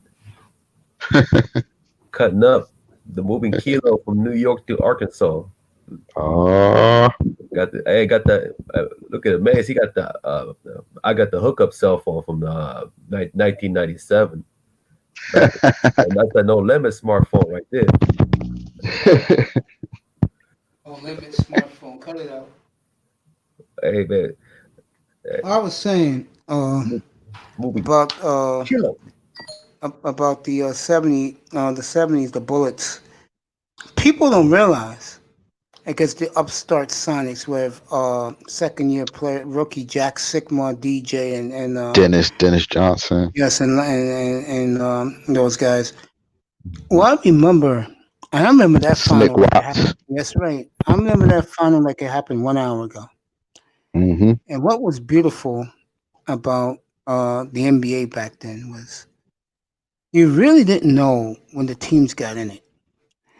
Like when Portland beat the Sixers in '77, and I was happy for Bill Walton. Never in my wildest dreams I saw Portland coming. Well, in '78, I never saw Seattle coming. I'll tell you one thing. Getting back to that final when guys were diving on loose balls and stuff. What makes a great NBA final, in my opinion, is that you got some Hall of Famers on the court. You go back to '74. Kareem, Dandridge, Oscar Robertson on one side. Cowens, JoJo White, Havlicek on the other side. Mm-hmm. Tremendous theater. Right. Let's fast forward to '78. Unseld, Hayes, and Dandridge on one side, and Phil Chenier, who did not play in that final. And they lost that final, and they won that championship without the great Phil Chenier. Mm-hmm. Phil Chenier, and on the other side, you had the upstarts, DJ, the Wizard, and Gus Williams, God bless his soul, and Jack Sigma. That is what you call basketball. Oh, yeah. It was at its best right there. They was like, they played that freestyle more like ABA ball. Yeah. Mm-hmm. And what's beautiful, and for the audience, I'm sorry if I'm boring you young guys, but when it comes to the NBA, I'm a romantic, okay? Especially the '70s, I'm a romantic. That was my childhood, and I used to go to a lot of Knicks games. The seats used to be, believe it or not, guys, $6. Get into the garden. The cool part was back in those days, they let you come on the floor to watch the players warm up, and you get autographs from the players. And I remember the first time I saw Jack Sigma. And I was a kid then. I looked up at him. I said, oh, my God, he's big as a monster. And he had the Goldilocks hair back then. He had the girls' hair. So the girls loved him. The white girls went crazy over him. And I said, this shit is too good to be true. To go to an NBA game and you watch the players 5 feet in front of you warm up at the Garden. You can get it now if you got courtside seats. They let you watch the players warm up and interact with them. They do. I heard Brooklyn is tremendous for that. Yeah. But my point is, those were great players, gang. I'm sorry to disappoint you. Yeah. Those were the times, man. It was a different NBA. Oh, yes, it was. You know, it was a different NBA then. It's good to study those times and those great teams and know those moments because it's what makes Magic and Bird and Jordan it propels the league forward. Totally agree. You know what I'm saying? The greats. I think back because I think the 90s for the NBA was better when it came to star power. I think the 80s, it was only a couple of guys, but you knew who they were. The 70s was where it was. It was like the 90s. Right. You knew who the guys were. You know what teams they were on. I was telling the story to the Jordan faithful a couple of weeks ago about Jerry Krause. And the main reason why Jordan hated him. And the story was one day at practice, Bulls facility, Jerry Krause walked up to Jordan and said, I want to talk to you. And he said, you see those free jerseys in the Raptors here? They're here for a reason. Okay? Those are the three greatest players to ever put on a Bulls uniform. Bob Love, who people forget how great he was. Oh, yeah, he was real good. One of the best and nastiest backcourts ever to play the game. Norm Van Leer. Jerry Sloan. God Jerry bless Sloan. Mm-hmm. Jordan couldn't handle that. That was before his time. You know what they told me about Jordan? He didn't appreciate the history. Who wore the uniforms before him? When he's the greatest, it doesn't count. They don't count. Well, my point with this is Jerry Krause had the balls to tell him that. Think about that. Well, he was right at the time. I mean, that's like, you know what that's like? And I'll use the Lakers for this. That's like when Shaq was there. Who was the GM back then? Was it West? Yeah. No, Mitch Kupchak. That would be like Mitch Kupchak, who was on that 78 Bullet team, by the way. He contributed, but he changed the series around, by the way. Mm-hmm. When that's like Mitch Kupchak walking up to Shaquille O'Neal and saying, you know what? You're great, Shaq, but you're nothing. You're not a pimple on Cream's ass.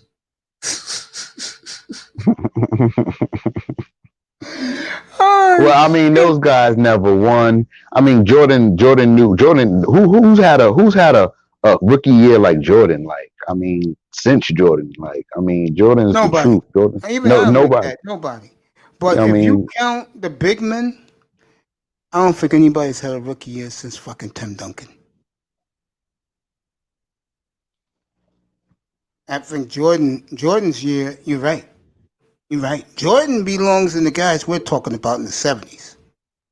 Because Jordan was a scoring machine and then he became the complete player. He belongs in the 70s, believe it or not. Oh, yeah. Michael Jordan. Definitely. That would be like Mitch Kupchak going up to Shaq and telling him that, but he's not a pimple on Kareem's ass, which is true. But when you tell a player with his dominance at the time and his ego, I don't think that would have went well with Shaquille. Nah. But with Krause and Jordan had that little thing going between them, like, you know what I mean? That was it, by the way. Remember, Rod Thorne was the GM of the Bulls who drafted Jordan. Oh yeah, my favorite GM. Yeah, Rod Thorne was the GM back then, but yeah. Yeah, that's my favorite guy, man. Cut He it was the out, GM. Tack. With Brandon Haywood, bro. Yeah. I mean, Yeah. people don't understand that. I mean, how you like to be Dominique and the GM of the Hawks back then tells you that Lou Hudson was the greatest Hawk. And Bob Hey, Pettit. hey, Bob Pettit is. He won, and he's That's got true. two He did beat those MVPs. great Celtics teams. He did beat Bill Russell. Hey, come on, like Dominique, like Dominique is just a great scorer. He never won, Unfortunately. you know. Yeah. Yeah, so it's like, nah, man, those guys got MVP. And forget about it, Lou Hudson is a perennial All Star. Yeah. At Lou the Hudson, two, sweet Lou. forget about it. Yeah, Hudson. sweet Lou. So I mean, It is so good to talk romanticism with great man Eric Black. Of course, my main boy Tack is up here. It is great to talk about sex. See the smile on my face? I'm smiling. I'm feeling good because we're talking 70s NBA. yeah. I could Lenny talk this Wilkins. all day, all night. Yeah. I remember Portland back in 77 when they had the merger. They had the rights to one Moses Malone. Could you imagine if they would have kept Moses and he came off the bench? When Walton was hurt, they would have had a dynasty like no other in the NBA. Hell yeah. Hell It's yeah. just great talking about this. You know, one player that people seem to forget about, I don't, because he's one of my all-time college and NBA players ever.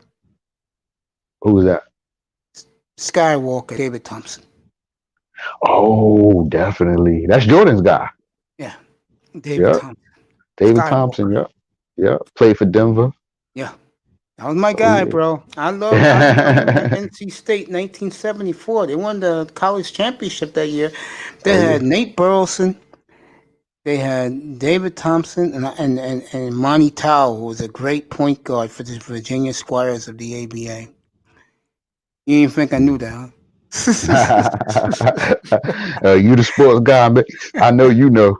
I know you know. If anybody knows, I know you know. Boy.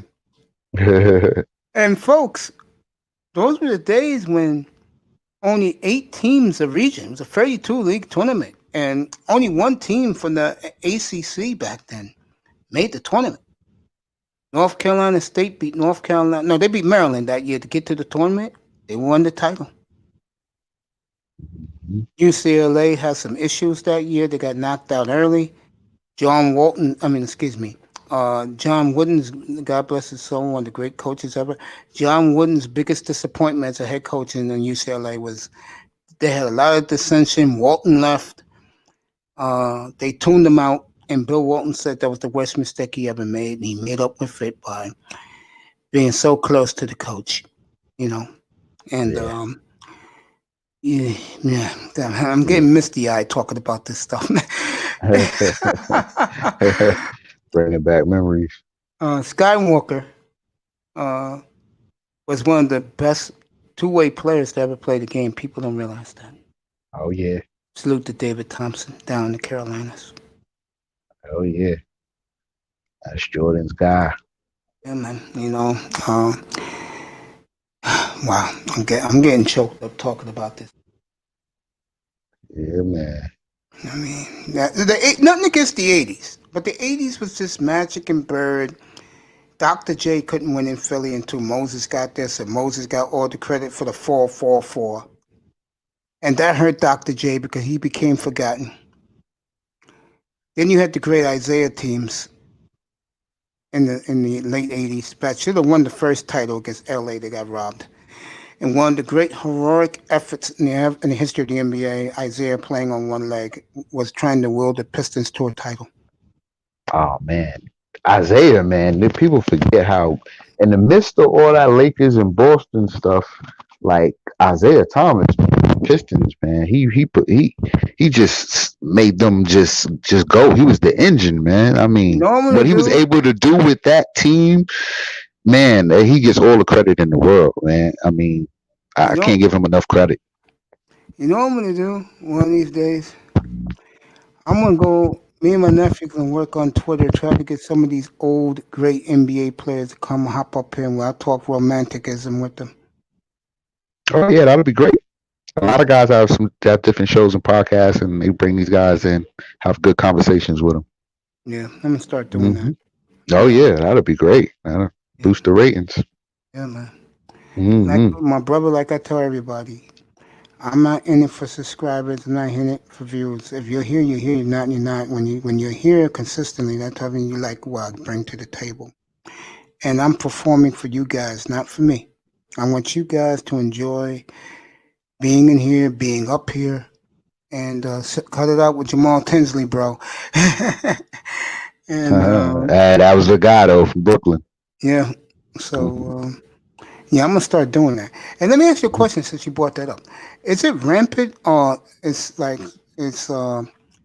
this? Some guys do that, What do you mean? like bring So, up the old players. oh, different guys on YouTube, podcasts Yeah, and stuff. yeah.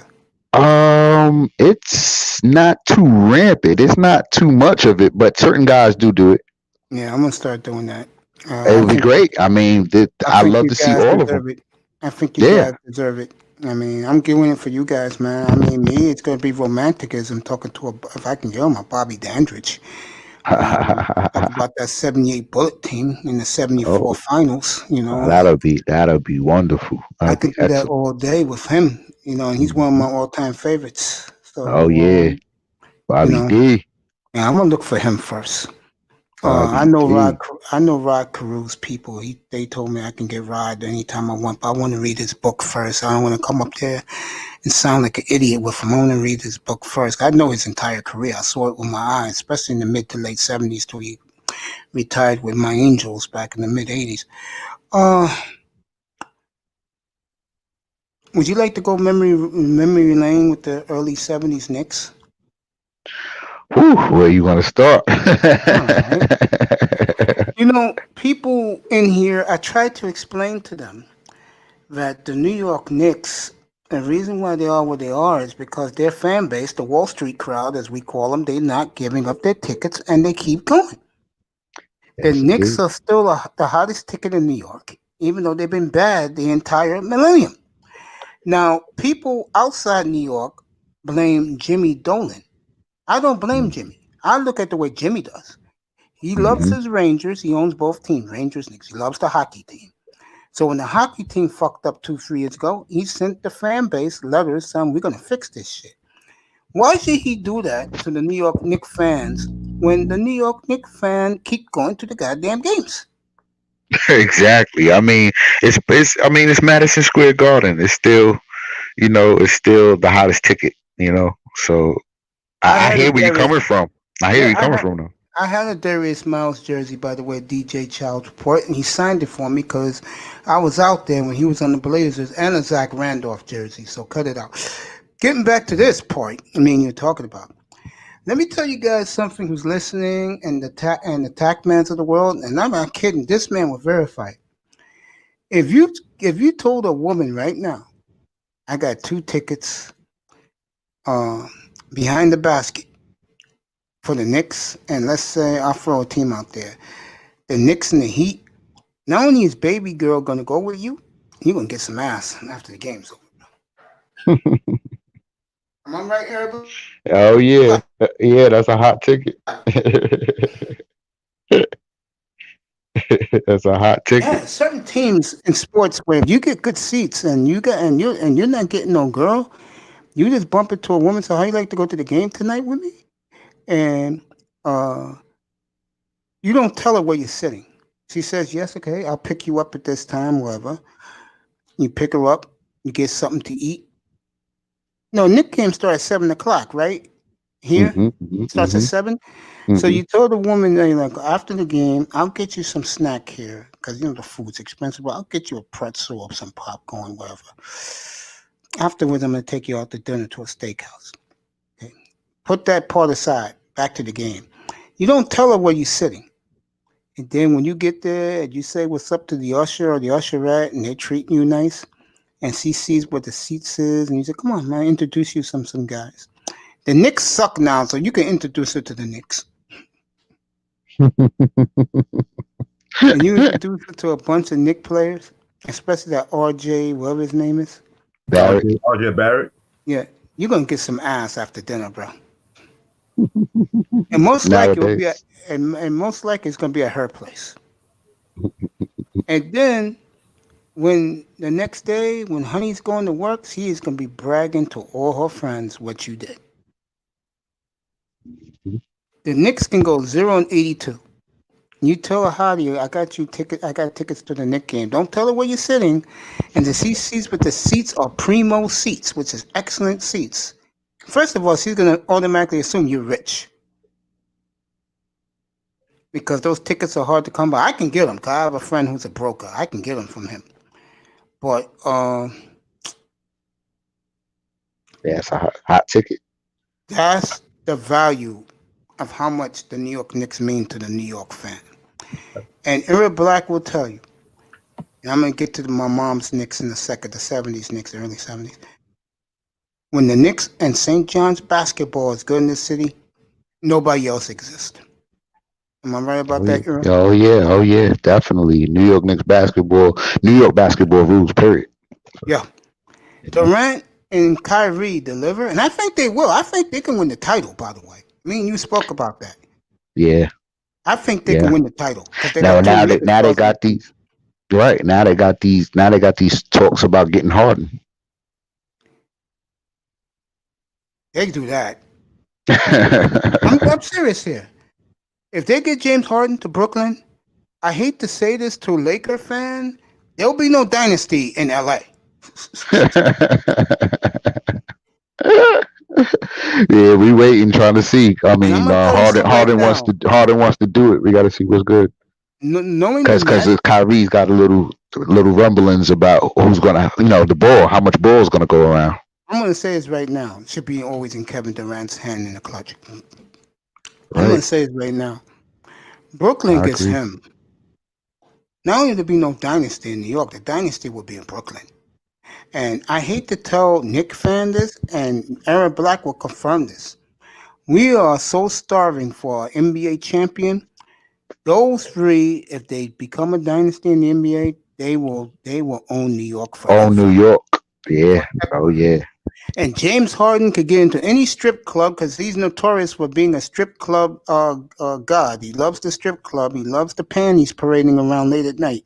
He'll get in any strip club for free and get all the drinks and the women in this town. They win the title. All free. Oh yeah, man. It'll be glorious. I mean, for the Nets because they haven't won one ever, and just to bring it into New York, who hasn't had a championship since the 70s, since 73. Yeah, I still have, just like the Dolphins. They mirror each other. Them, the Dolphins, and the Philadelphia Flyers. All three of them won at the same time championships. All three of them have not returned. Right. And I was saying that the league needs Boston to be good, Philly to be good, New York, just like it was in the 80s. I think the difference is now, me and the general was disagreeing with this earlier.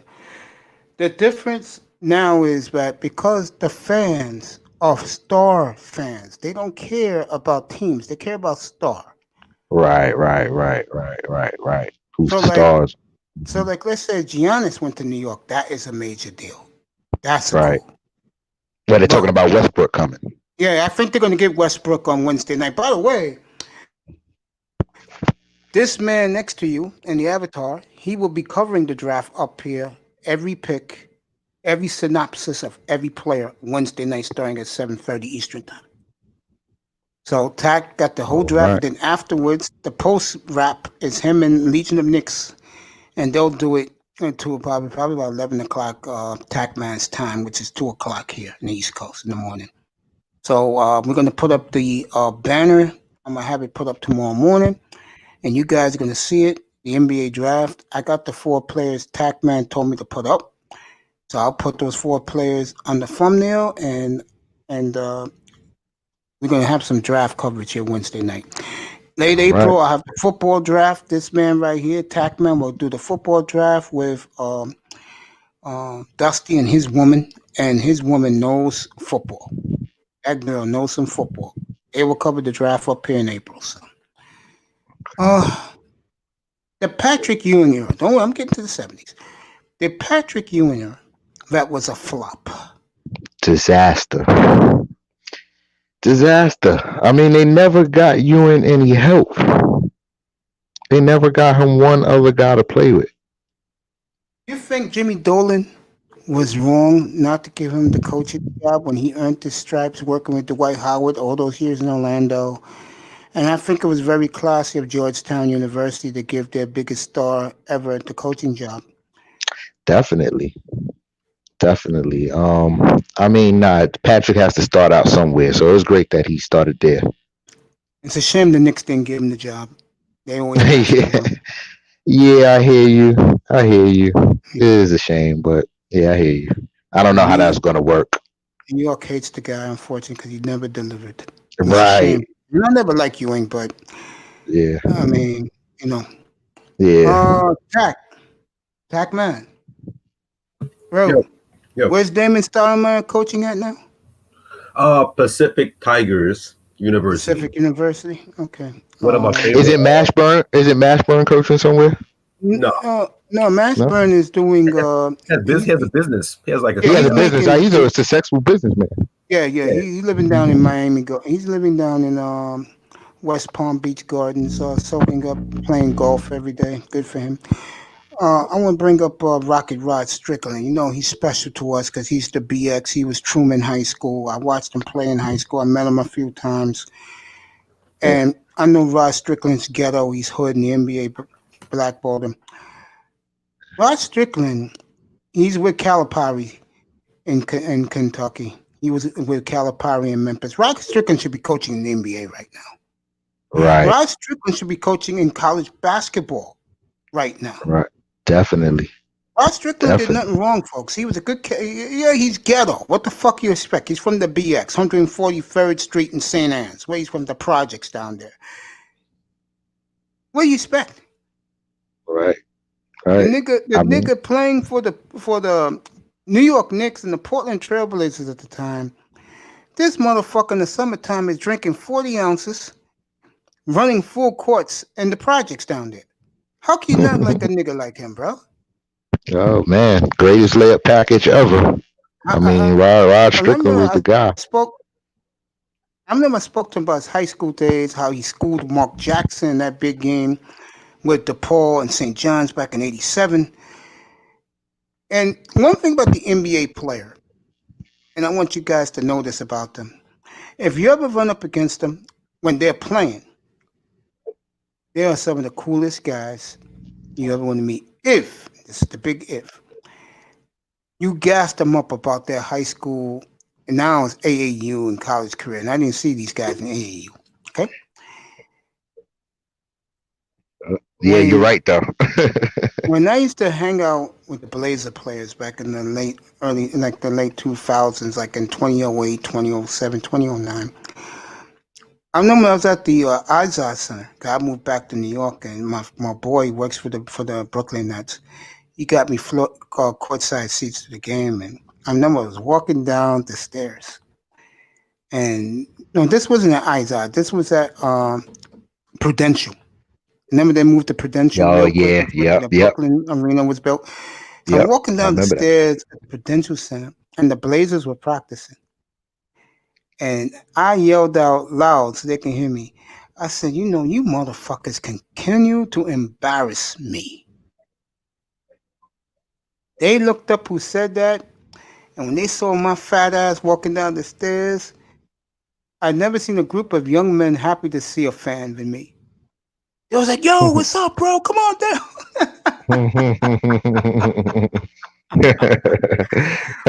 One of the coolest guys I had a rapport with was LaMarcus Aldridge because he's a big Cowboys fan. And the first question he would ask me is, yo, you know, with the Texas accent, are we going to get rid of that clown? I said, yeah. Wade got to go, bro. Oh, my God, he hated Wade Phillips. He used to coach the Cowboys back then. And it broke them, but the Giants beat them. They had the best record. When T.O. cried for Tony Romo, remember T.O. said, that's my quarterback. That's my quarterback. Yeah. And I just looked, and you know, LaMarcus Aldridge is 7 foot tall, so I had to look up at him as a tree. I'm only 5'6.5", 5'7". I'm looking up at him, and I said, Big Horse, if they don't get rid of them now, when you get back home to Texas in the summertime, you guys gonna have the shotguns ready. Oh God, man. Oh man. My guy, Yes, indeed. I wish this guy was here. I'm gonna wait next time he pops up. Aldridge, if he would win a ring, he'll be in the Hall of Fame. He got the numbers, but with no ring, no. Brandon Roy and me had a nice relationship. Oh yeah, you knew And Brandon Roy? yeah, me and him were cool. I mean, I used to wear his jersey. He appreciated that. Um, I love his mother. His mother's fine as hell. See, we're older gentlemen. He thought I was still a young dude when I thought he wanted to kill us. I said, no. I said, Brandon, how do you think I am? And he took a hard look at me. He said, what, 28? I said, no, kid, I'm 44. He said, really? Anyway, when you tell these guys about their career and stuff like, they love that shit, man. Oh They yeah. NBA. Anything before the NBA, when they were the man, wherever they were at, they were the man. And they would tell me, hey, you need anything? You want anything? I said, nah, I'm good, man. And I just said, let's just take it. Back then, it was a picture. Today, it's a selfie. And, I took pictures with the guys and everything. But the coolest guys on that organization was the broadcasters. And they would let me sit in with them. They'll give me a shout out on the air, bro. Whatever city I was in with them. Great people. And they say, hey, since you moved back here, they would tell me, you come back out there next time, we'll get you into some of the best hotels. We'll pick up the tab. That's okay.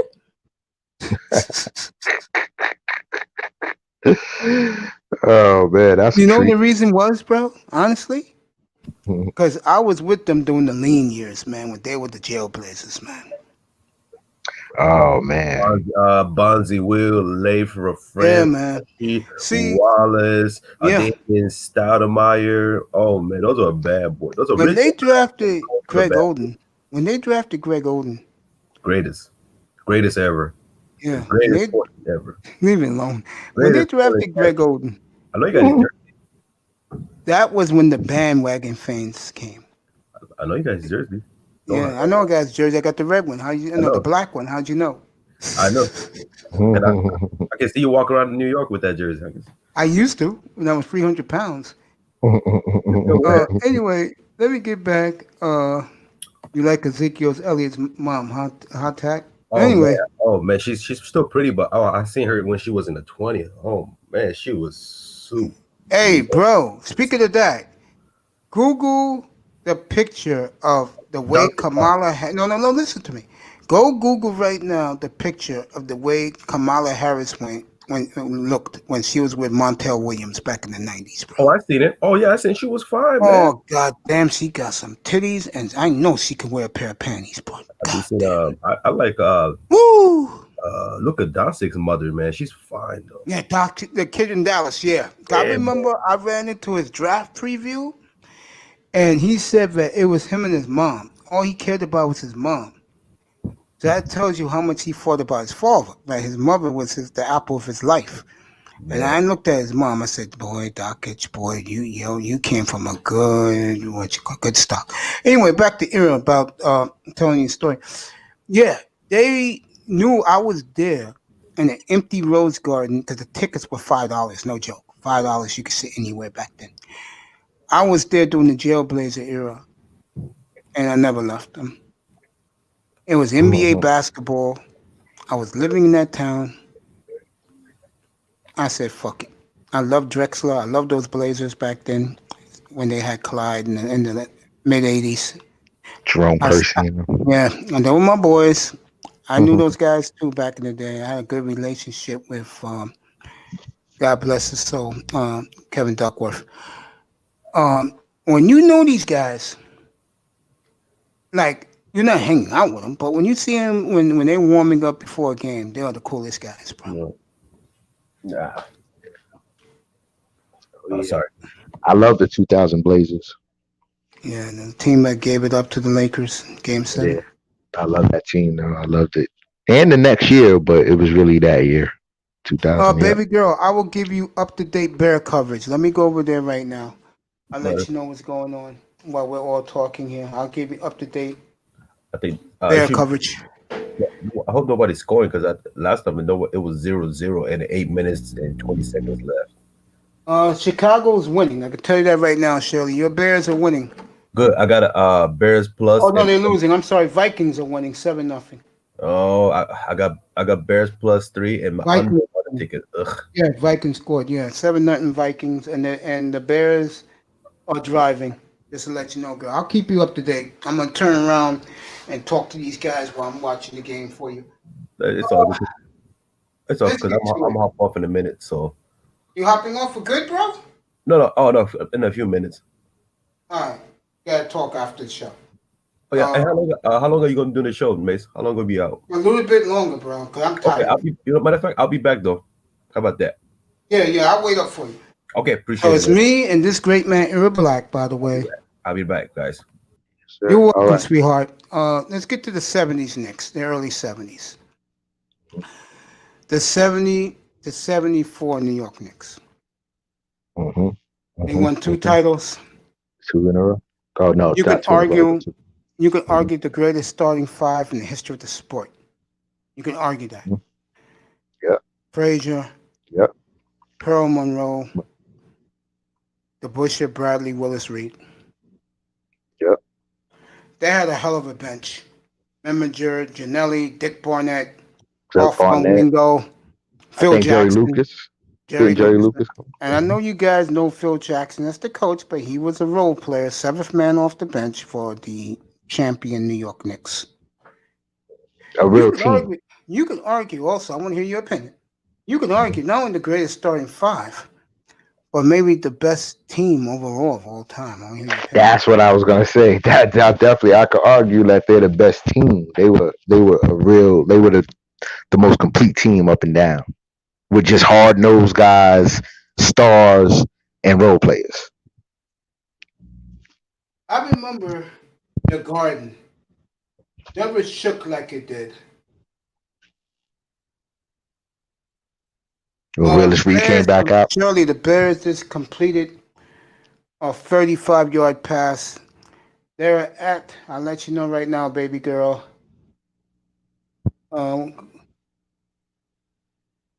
They're at the 17 of the Vikings. So that was a beautiful pass by Nick Foles. So Shirley, the Bears are they're in scoring range now, girl. Continue about those Knicks. Oh yeah, definitely one of the best teams ever. Definitely of that time. I mean, just a complete team up and down, almost 8-9 deep. You know what I mean? Just a complete team, gritty. I mean, they were it. I mean, you're talking about when Willis Reed came back out on the floor. Yeah. And that galvanized them. I mean, because if Willis not there, we definitely lose. So I mean, just for him to come back, it was a magical moment. The reason why I hate the New York Knicks is because I was a Milwaukee Buck fan, and I was on punishment. I had to go to bed. I had to go to bed early. I remember the night that Madison Square Garden all got up and sang "Goodbye, Louis." He was back then known as Lou Alcindor. Wow. And that pissed my ass off, man. Oh, goddamn, I hated the Knicks from that day, bro. And I had an argument with a guy up here 2 weeks ago. First and goal, Shirley at the 7. Bears first and goal at the 7. This guy came up here. And don't get me wrong, I respect the hell out of Will Chamberlain. You can argue he was the most dominant player to play the game. Yes, indeed. But I said to the guy, what happened when a young Louis, he didn't even know Kareem's real name was Louis Ferdinand Alcindor. And I said, what happened in 1971 in the Western Conference Finals when the Bucks played the Lakers and Walton and Louis Alcindor went head to head? I don't know. I said, your boy Woke got destroyed by young Kareem. And I think that destroyed Wolt's legacy. That a young Noah Sendor not only kicked his ass, destroyed that Laker team with Oh Wes yeah. Happy Harrison, Goodrich, Happy. Yeah. Jimmy McMillan, Yep. Yep. and the Bucks destroyed and went on to win the title that year. And he had no answers for that. And that's the reason why. Let Shirley know. Oh, nice hurdle, but he got tripped. Third and go at the 5, Shirley. Third and go for the Bears at the 5-yard line. He would have had a touchdown, Shirley, but the Viking defender slapped his foot and he tripped. It would have been a sweet touchdown. Anyway, getting back to this. He had no clue that happened. And I said to him, so how the hell can you come up here?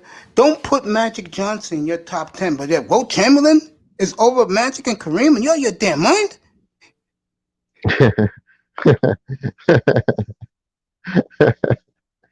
Nah, I mean, listen, but Wilt is still the most dominant force. I mean, and the most athletic guy we've ever seen in the NBA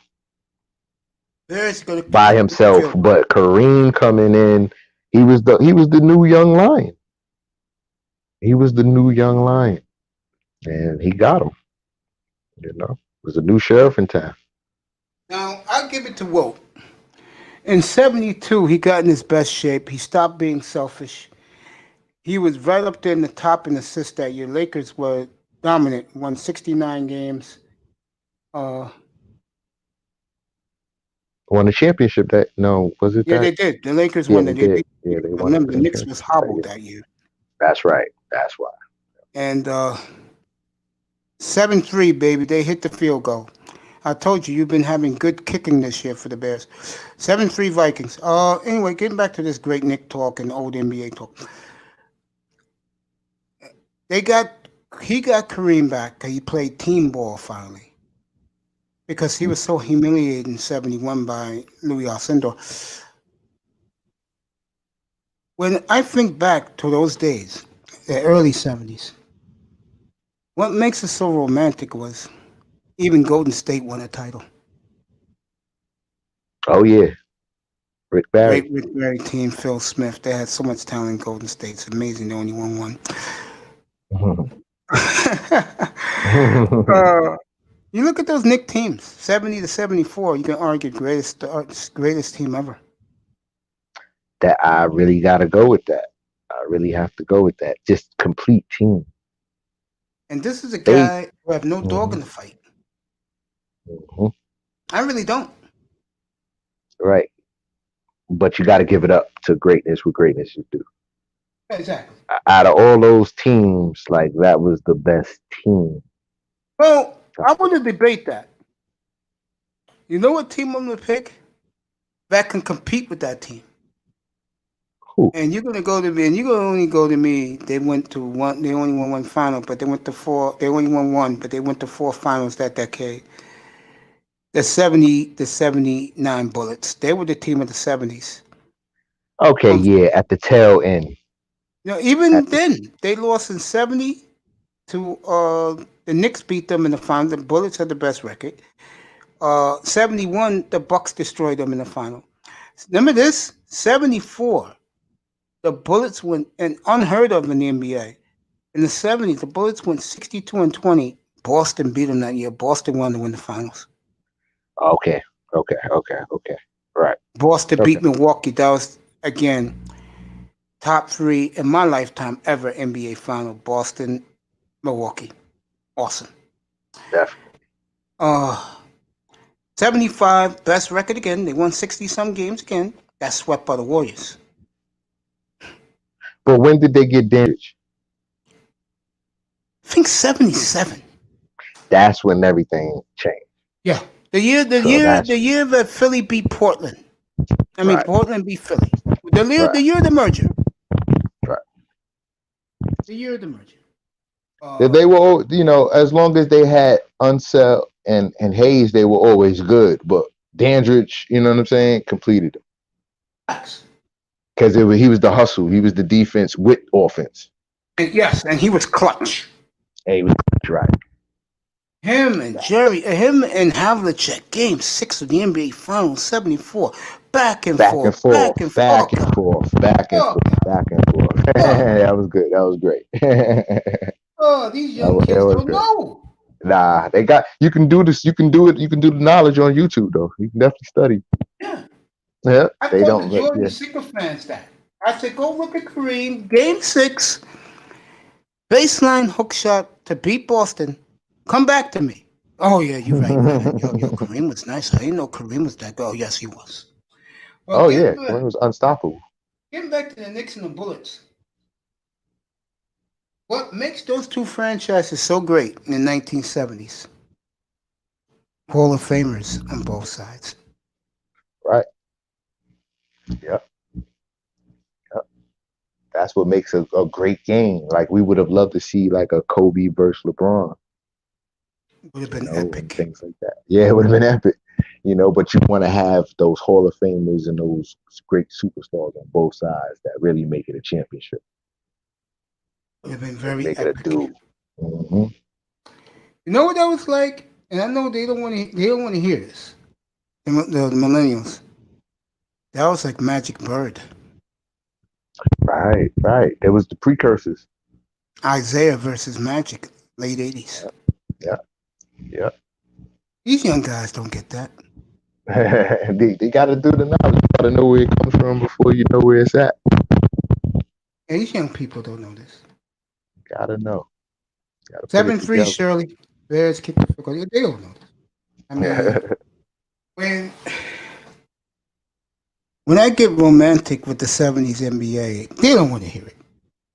Oh, yeah. Nah, I mean, just because of the fan base, yeah, because the guys are young. But they need to know, and who better to go to than Mace? Catch you I up. appreciate your compliment because I just want guys to enjoy being up here. And if you're my age like you are, it got to bring you back some childhood memories, bro. Yeah, just, when you was a kid, like, so it's nostalgic. Remember when we were kids playing pickup basketball in the schoolyards? And the schoolyard. And did we know how tall these players were? No, Hells no. Man, Except when we were for kids, they were Kareem giants. And Nate Furman, we didn't know how tall these guys were. We just imitating them because we loved them, because we saw them or we heard about them. See, the problem with today's kid is they don't care about the mystery or the mystique of great players. Right. Like if I take a player of today will fit that, it's probably a guy like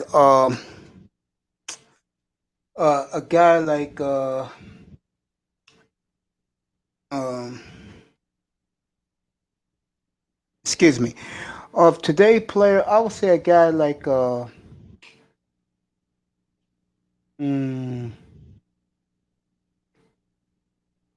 guy like Paul George. Okay. He's never won a ring, but when you saw him in Indiana and in Oklahoma City, he balled, man. Oh yeah, without a doubt. When his head is on straight, he can ball. He's an all-star, perennial all-star. But he's gotta bring it every night. But I get you though with the mystique. Yeah, I fell in love with him in Indiana. Oh yeah. I looked up on him. I said, 10th pick from Fresno? Really? Looking this good? My guy Skip to my Lou went to Fresno. Ray for Austin? Ray for. Fresno State. Oh, God. Did Rayford play with Tarkanian? I believe so. I think so too. I believe so. Yeah, I think it was under Eddie Tarkanian. Yeah, because I like my New York guys. Oh yeah, love New York. We talked about Rod Strickland earlier. What'd you say? Skip Tuilu. Skip to my Lou, yeah. Skip to my Lou. Mm-hmm. Playground legend. My cousin is Ron Artest. Is he your cousin? Yeah, that's my cousin. Not blood through family, in-law, cousin-in-law. Mm-hmm. See, I will always know him as the innocent young boy that I met many, many moons ago when he played for LaSalle High School. Yeah, he was a beast. He was a beast. His AAU teams with Elton Brand and Lamar Odom, and then going on to play for St. John's with Eric Barkley. And yeah. I'm shaking my head because it brings back some great memories, doesn't it? Oh yeah, man. Yeah. Yes, indeed. It's a shame New York don't have these guys. You know who I knew as a young boy, and when he died, I just teary eyed. I used to live right a couple blocks away from Tarleton, and I knew the late great Malik Sealy. God bless his soul. Oh, okay. Yeah, yeah, yeah. I remember Malik Sealy. Yep. Yeah. What a fine young man. Okay. Definitely. Kevin Garnett said best teammate he ever played with. That says a lot. That says a lot. Cause he had Paul Pierce and Ray Allen, Rondo, Kendrick Perkins, and he said Malik Sealy was his best friend ever, best player ever played with Minnesota. Definitely. God took him away too soon, and of course Kobe Bryant took away too soon. Oh man, that messed up the whole, set off the whole year. Messed everything. I still can't believe Kobe Bryant's not with us. That's just unbelievable. That's just You want to unbelievable. hear some irony? That Friday night, he was at the Barclays Center with his daughter watching Lakers. Brooklyn. Yeah. That Saturday, you ever seen that Up in Smoke with Steven Jackson and Pretty Boy Matt Barnes? Right. Mm-hmm. I see. Of all people that had on, it was Kobe Bryant. I couldn't believe Kobe sat down, and those guys were laughing and giggling like they said they all knew each other since AAU. Small world, isn't it? Mm-hmm. Definitely. They all played in the McDonald's All-Star game that year. Yeah. Who knew? Oh yeah. They all share those coming up, you know what I'm saying, coming up through the circus together. Yeah. And next day, I'm on YouTube. I forgot whose site I was on. And a guy popped in the chat room and said, "Did you hear about Kobe Bryant?" And I thought, Kobe was going to buy a team or something. He said he died in a helicopter crash today. Yeah. I was one of the guys that popped in and said that, and it's in the chat room really. And I ran out to my living room. My mother was here that weekend. And I said, "Mom, I cannot believe I'm about to tell you." She said, "What?" I said, "Kobe Bryant died not too long ago today in a helicopter crash." And the only news coverage that covered it was Fox. Give Fox a lot of credit. They covered it. Everybody else was taking a wait-and-see approach. And when they said it was 9 people in the helicopter, my heart dropped. Because I knew the relationship he had with his daughter. And I told my mother, "Mom, I bet you his daughter was with him." Did you hear the autopsy on Kobe? No, I didn't. I found this out last week. He lost both his legs and his arms, bro.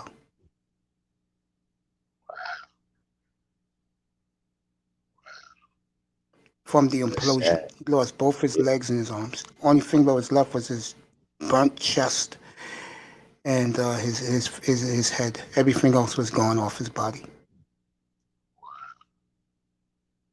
I don't want to hear about his daughter. God, Gigi, rest in peace. I don't want to hear about the baby girl. It's too graphic. But Kobe, they say he lost both his legs and his arms. It's incredible, man. It just was shocking. The shocking news of the year. Of the century, in my opinion. Yeah, right. Kobe was too young. Kobe and COVID, amazing. They came months apart. Right. It's like this whole year is just want to forget it. I agree with that. It's like I really do. Year. So sad what happened to Kobe Bryant. Hey, let me ask you a question. I'm gonna have 3 shows tomorrow, beginning tomorrow morning. You up for it, bro? I gotta see what's going on. Maybe later on in the morning. I gotta see what's going on. How Yeah, my the mood is afternoon. shaking. Yeah, I'll be on the afternoon around 2 after my Definitely, second show. definitely. Yeah, so Get it's a a little pleasure lunch. having you, man. Final words? Yeah. Nah, man. Just as always, man. I just always appreciate coming up and chopping it up with you. And I'm sure we can do it again tomorrow. Yeah, man. I always love having you up here. And you're going on the Roger report tomorrow if you have time. If I have time, yeah, definitely. Gotta see Yeah, how everything's flowing. you tell him that Mace is a big fan of his. He's doing an awesome job. Absolutely, I will do. I appreciate you. Good night, my friend. Okay. Good night, my friend Mace. Yeah, peace. All right. Peace. Oh,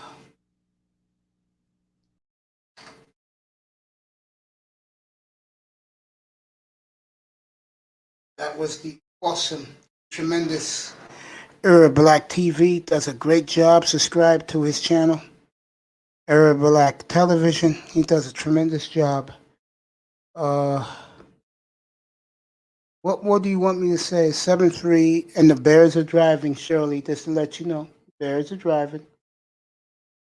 It's 3rd and 2. Let's see what they do. 9.5 minutes to go.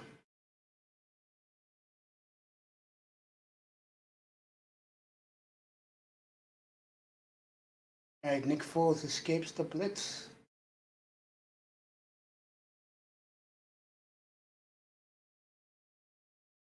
Got the first down. What a play by Nick Foles. Tomorrow, early in the morning, when I come on, probably like around, it could be 7 o'clock Eastern time, but you'll see it. Maybe after DJ Cooler, maybe Platinum's up. I'll go on after them. We'll talk Manosphere talk. Hopefully, one of my guests will be the general, and we'll pick up where we left off today. The content in here will get better. I'm just taking my time. 90 shows in 50 days, gang. Could you believe it? 90 shows. The work keeps building up, and I love it. See what the Bears are going to do, right?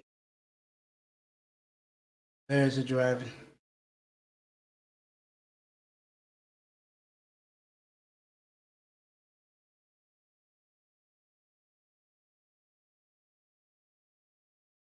Nick Foles. Anyway, he did 2nd and 4, by the way. Bears are driving. Past midfield. They're at the Vikings 47-yard line. That's not going to work.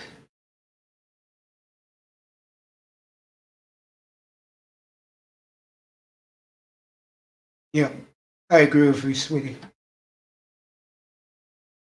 So Chicago is driving right now.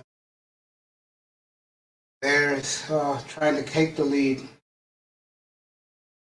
3rd and 4 from the 47-yard line of the Vikings.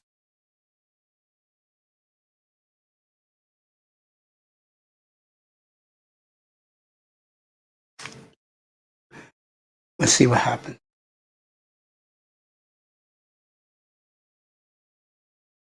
Foles dropping back.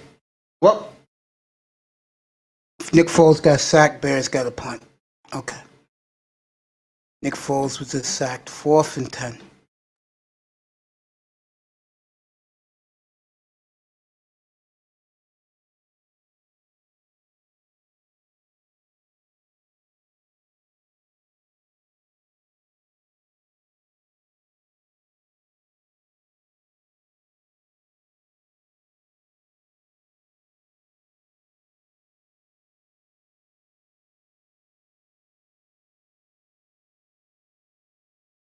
All right.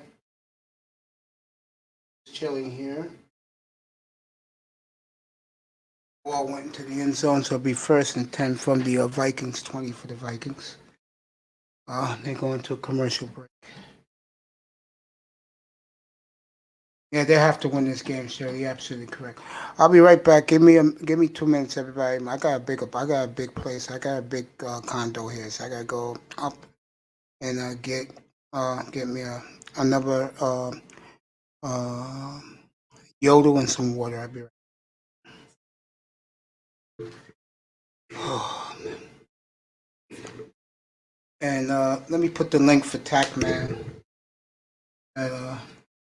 Actually, you know what's up.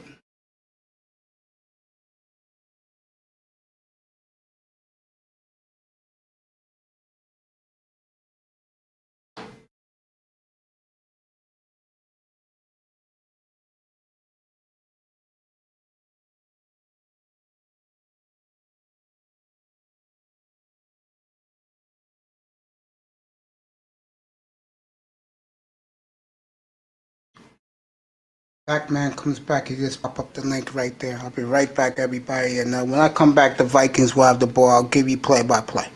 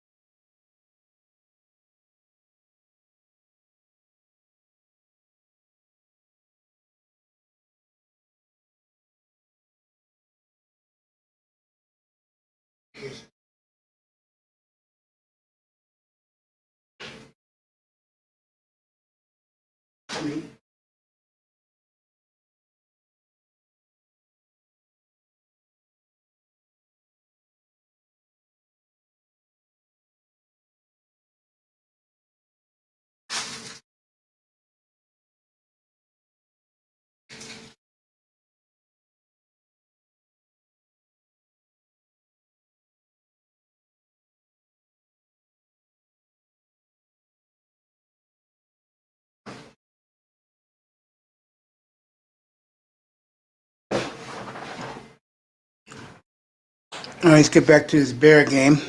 I tell you, I predicted this would happen. Darwin Cook cannot do shit in the first half against this great Bear defense.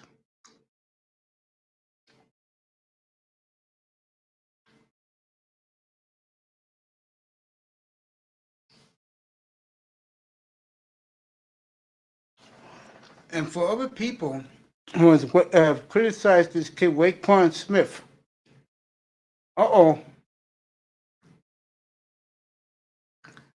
this kid, Waquan Smith, already has 84 tackles.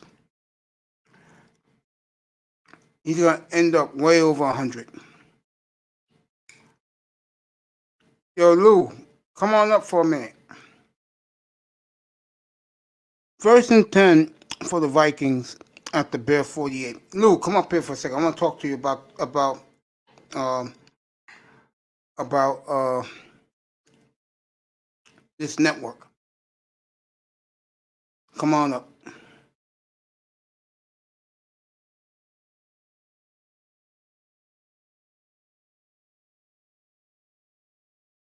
Salute to my man, Comandante Lou. Appreciate you.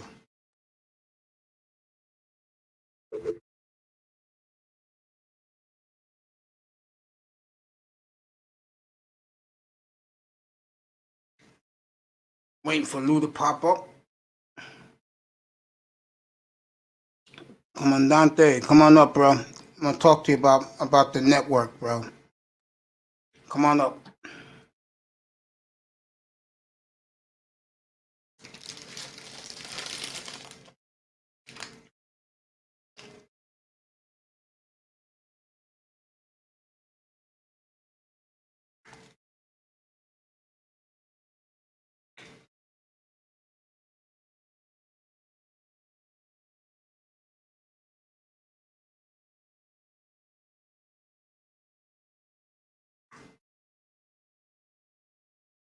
I'm waiting for Comandante to come up.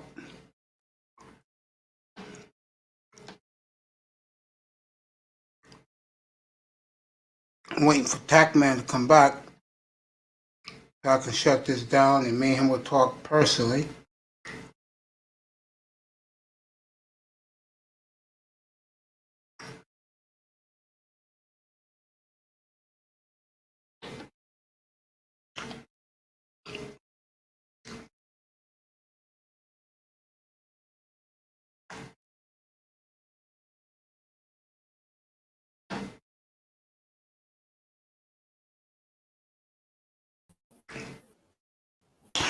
Good evening, Lou. Lou, you hear me? Lou, cut your mic on for a second.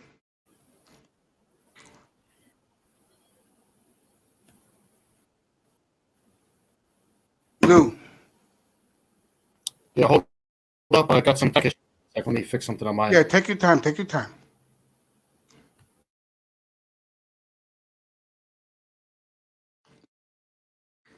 Surely they went to a commercial break. Chicago, Minnesota.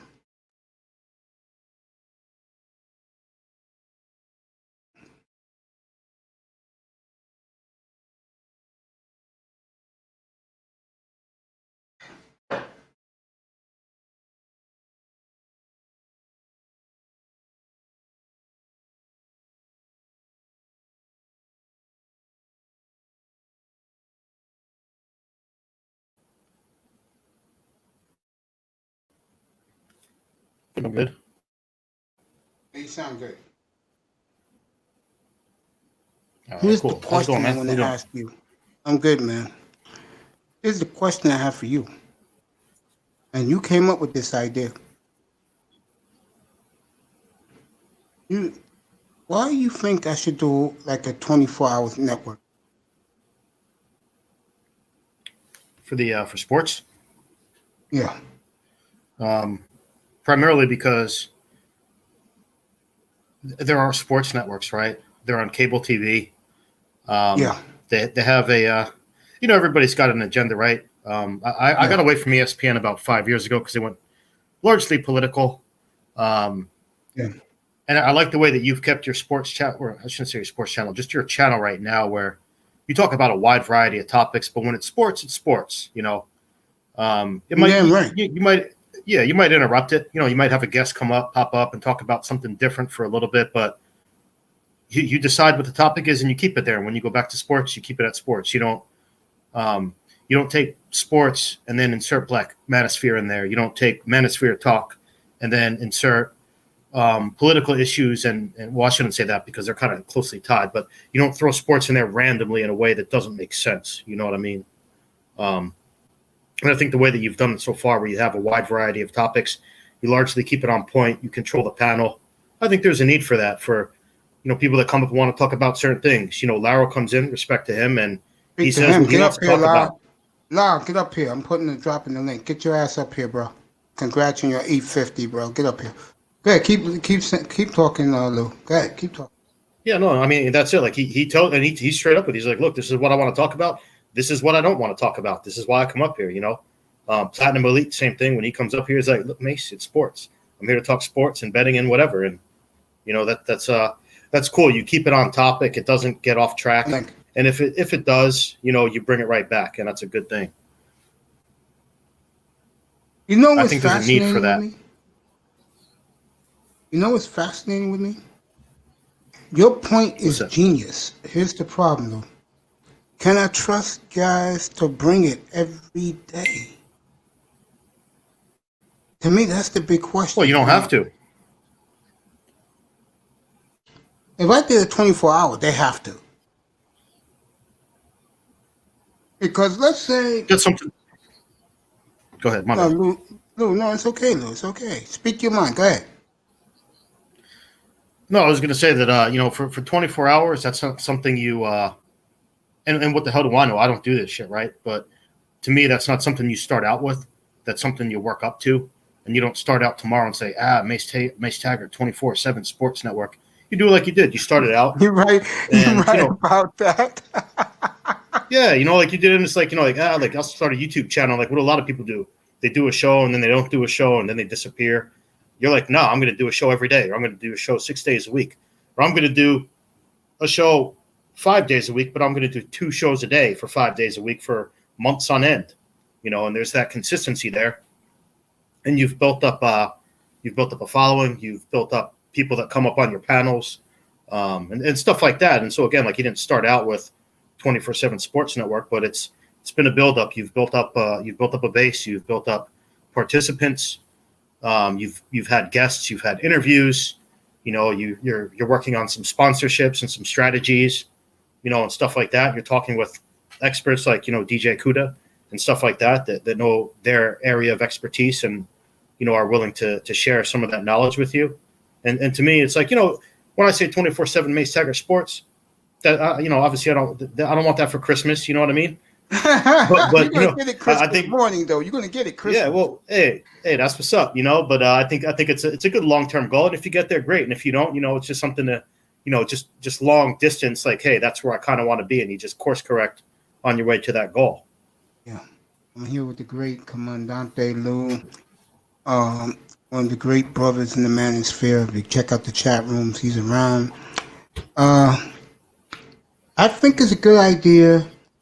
I have to build up that, and you're right about that, but I think the big problem is you can't depend on anybody, really. Like, if I told Legion of Knicks, hey, I want you on a night show, he can't do it because he works during the week. So he's out of the equation. He can do an early evening show from, like I say, from 6:30 to like 10 o'clock. He can do that, then I'll hop up after that. But, I'd rather, I would love to do it. I have to search around hard and hard to get guys to join. But I think it's a tremendous Yeah, it might take idea. some time, and it might be it could be something you do for like maybe a set amount of. And Jesus, man, a couple times this week you did like 6, 7, 8 hour shows, Yeah, man. And so in the beginning, it's something you can obviously do by yourself. And as you've said before, like I don't care if I have one person or 20 people in here, and there's times where you've had one person, and there's times where you've had like 40 or 50 or 60. I had that Saturday afternoon, bro. I had this beautiful lady, and shout out to her, Pretty Kelly. I've never seen more guys ask for a woman's email address in the chat room than her when she was here Saturday. I had 9 deep loot. I had 9 people panel Saturday. Seriously, I did. I had 9 people on the panel. Yeah, I was there. Yeah, I wasn't active in the chat. I was working, but I had you on, and I was like, God damn, Mace been carrying me through the workday today. I appreciate that. Lauro, if you're still here, come up, bro. I was going to say to you, Lou, you know what makes me feel good, man? What's that? Kirk threw an interception. What else is new? And they showing the Viking feeling shaking his head on the sidelines. I was going to say to you, Lou, know what makes me feel good? Tomorrow morning, I'm doing an early morning show. I don't know if I'm going on at 7. I don't know if I'm going on at 8, but I'm going on early tomorrow. That'll be my first. It'll be show. Tomorrow will be show number 90, folks. They're getting close. 90 is tomorrow morning. I have 90, 91, 92 in the can by midnight tomorrow night. When I have people, women especially, I had a fashion model a week ago told me that I get her through the day. And I don't even know who this woman is, but she's a fashion model. Like she's a designer, fashion designer. And the point I'm getting to is it makes me feel awesome. But when I do my Tuesday and my Thursday and my Saturday morning shows, people are listening either at their desk at work or going to work. And that means a lot to me. Yeah, I think a lot of that's because of how you've run it up to now. You know what I mean? And I think the way that you've mentioned you want to keep going with it on the way forward. You know, you're going to have your plan, and you said straight up, it's like I don't really care if people like it or not, but I'm going to do hockey. I'm going to do golf. I'm going to do 2 NBA shows. I'm going to do all this stuff. You know, I'm still going to have variety shows and all that. And you see how it works in some spaces where, you know, the chat or the panel drives the host in a different direction, you know, and, you know, I think in the long run, that's not necessarily good for the show. You've seen a lot of content creators, or at least I have, where I think they've changed. I've seen them change direction where panels would run wild and like they lost control. And it doesn't happen like that anymore because they've made a decision that they don't want to do that. Yeah, we saw that last night, unfortunately, on Coolest Channel. That went out of control, man. Yeah, I didn't see all of it, but at the same time, Kuda has a reason for what he does. He likes to let people have their space to speak, and you know he's shown that he'll lock it down when he wants to. But I think a lot of times he lets it run, and he wants it to run its course before he just interrupts something prematurely. Yeah, no doubt. I thought Saturday was outstanding with the women on the panel and their point of view. And if you haven't seen Pretty Kelly yet, go check her out. Pretty Kelly. PrettyKeli. Forget the looks, because she looks fantastic. But why I say that? Because I'm going to get her here, give her platform on Saturday morning. She's going to do for women health, fitness, and diet, and she's going to do business too. And I think the business part is the main reason why I want to hear. That's the reason why she want to come here, because she reached out to me. I didn't know who she was, but she reached out to me last weekend. And I think that relationship is going to work very well business-wise. That's all I care about, business-wise. I got to find me a gossip girl too, who's like on point with her gossip. Get her up here during the week, and that'll be good for business also. What's up, Laura? Maze. What's up? Lou. How you doing, brother? Well, I'm doing good, Laura. How you doing? I'm okay. Maze. Two Houston. Another Houston Texans fan. Super Bowl 2021. I hear you, bro. I hear you. And Laura, before you say it, I'm not simping. I think it's good for business, Laura. I do. Hey, bro, listen, Maze. Like I said, when I first came to the space, when I first came to your channel, right? I always thought. I know where you're going with this. Go ahead. No, I always thought that guys in the space didn't like sports because no one ever did what no one within the black portion. I don't know about the entire manosphere and what guys are doing because I can't find those guys' channel. But what you did is you put it out front, right? And I came over here to like sports, right? But unfortunately, bruh, you've mentioned like 4 women in the last 10 minutes, bro. Law, let me tell you something. I know where you're going. Let me tell you something. I swear to you, Law, she was the lightning rod in here Saturday. I had a 9-person panel because of her and her points of view. And when I looked in the chat room, I look at the chat room while shit was going on. I never seen more guys in my life, and you can call it simping. I never seen more guys in my life want a woman's email. And she was gracious. She gave them her email. I've never seen that in the manosphere, bro. Never. And because it wasn't because she looked good, that adds to it. But what made her why I want her here and remember Saturday mornings. It's not gonna be prime time. Saturday mornings when all of us are getting up, getting our eye, wiping our eyes out. I'm gonna try and get her. I think she wants to do the deal too. She brought something to the table. If you don't bring anything to the table, I'm not having you here, bro. Hey, Mace, let me ask you a question. Yeah, And it's not to burst your bubble or whatever, but yeah, this me, Laro, right? yeah. This me. I'm your boy, right? Yeah. Okay. You help me out. Yeah. Mace. Now come on. Why would someone with 500,000 subscribers, right? And she got 600,000, bro. Okay, come to your channel and tell you there was something intriguing about you in our channel. You know, we talk sports over here. And I welcome this channel because all we've talked about is sports. And it's going to continue to be that way. Don't think it's going to change. It is changing, however. No, it's not. Hey, I do not have women here on prime time. Mace, listen, and I'm not trying to. I know what you're saying, bro. No. Yeah, Let me put it in the right perspective. So I won't try to use any words above my vernacular or whatever, right?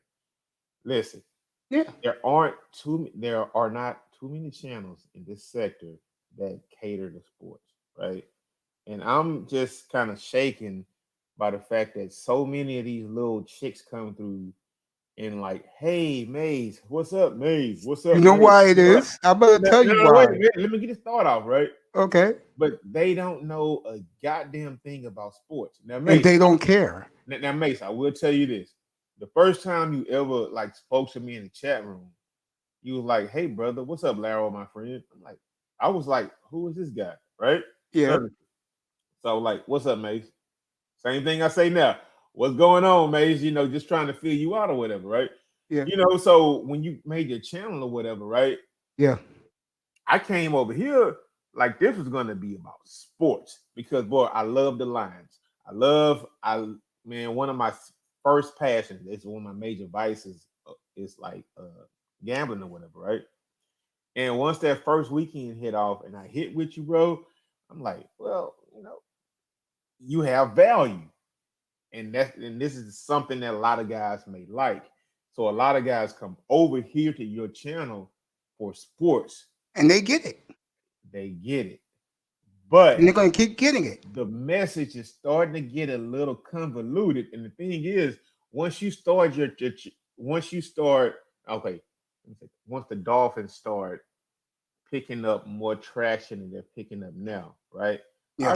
How would you balance your platform between the Dolphins? Here it is, La. Here's the plan. In the mornings, during the week, if I can find a gossip girl that is on point, she'll come on early in the morning when housewives and women watching and they get the word that she's telling you gossip, especially in our community. Forget the white folks, but the white folks ain't bad. They'll come in here, they'll watch it. Hopefully they'll hit the subscribe, and that's good for me. It's good for business. This beautiful, pretty Kelly, I'm gonna answer your question first. Then I'm gonna tell you why I want her here. When I made this platform, Law, I wanted two things from women: gossip and a health, fitness, and diet check. Oh, okay. I thought you wanted sports though. Hold on. No, sports is number one, not even close. During primetime hours, my friend, is sports. You know that, but there's nothing happening right now, Laura. Where's the baseball? NBA starts December 22nd. Hockey starts New Year's. Where's the other sports other than football? Exactly. Hey, Mace, and that's why, and you know what?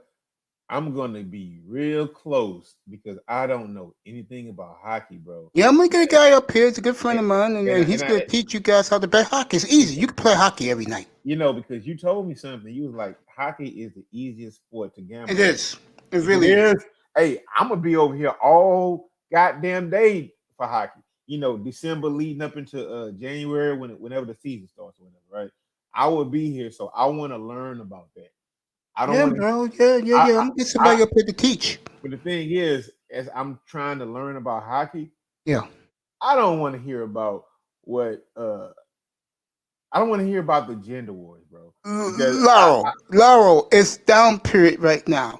When those two sports come back to winter sports, trust me when I'm telling you, my friend, trust your boy Mace. It will be sports 24/7, bro, except for Saturday mornings. In the morning, I get the gossip chick on. Other than that, it's sports, bro.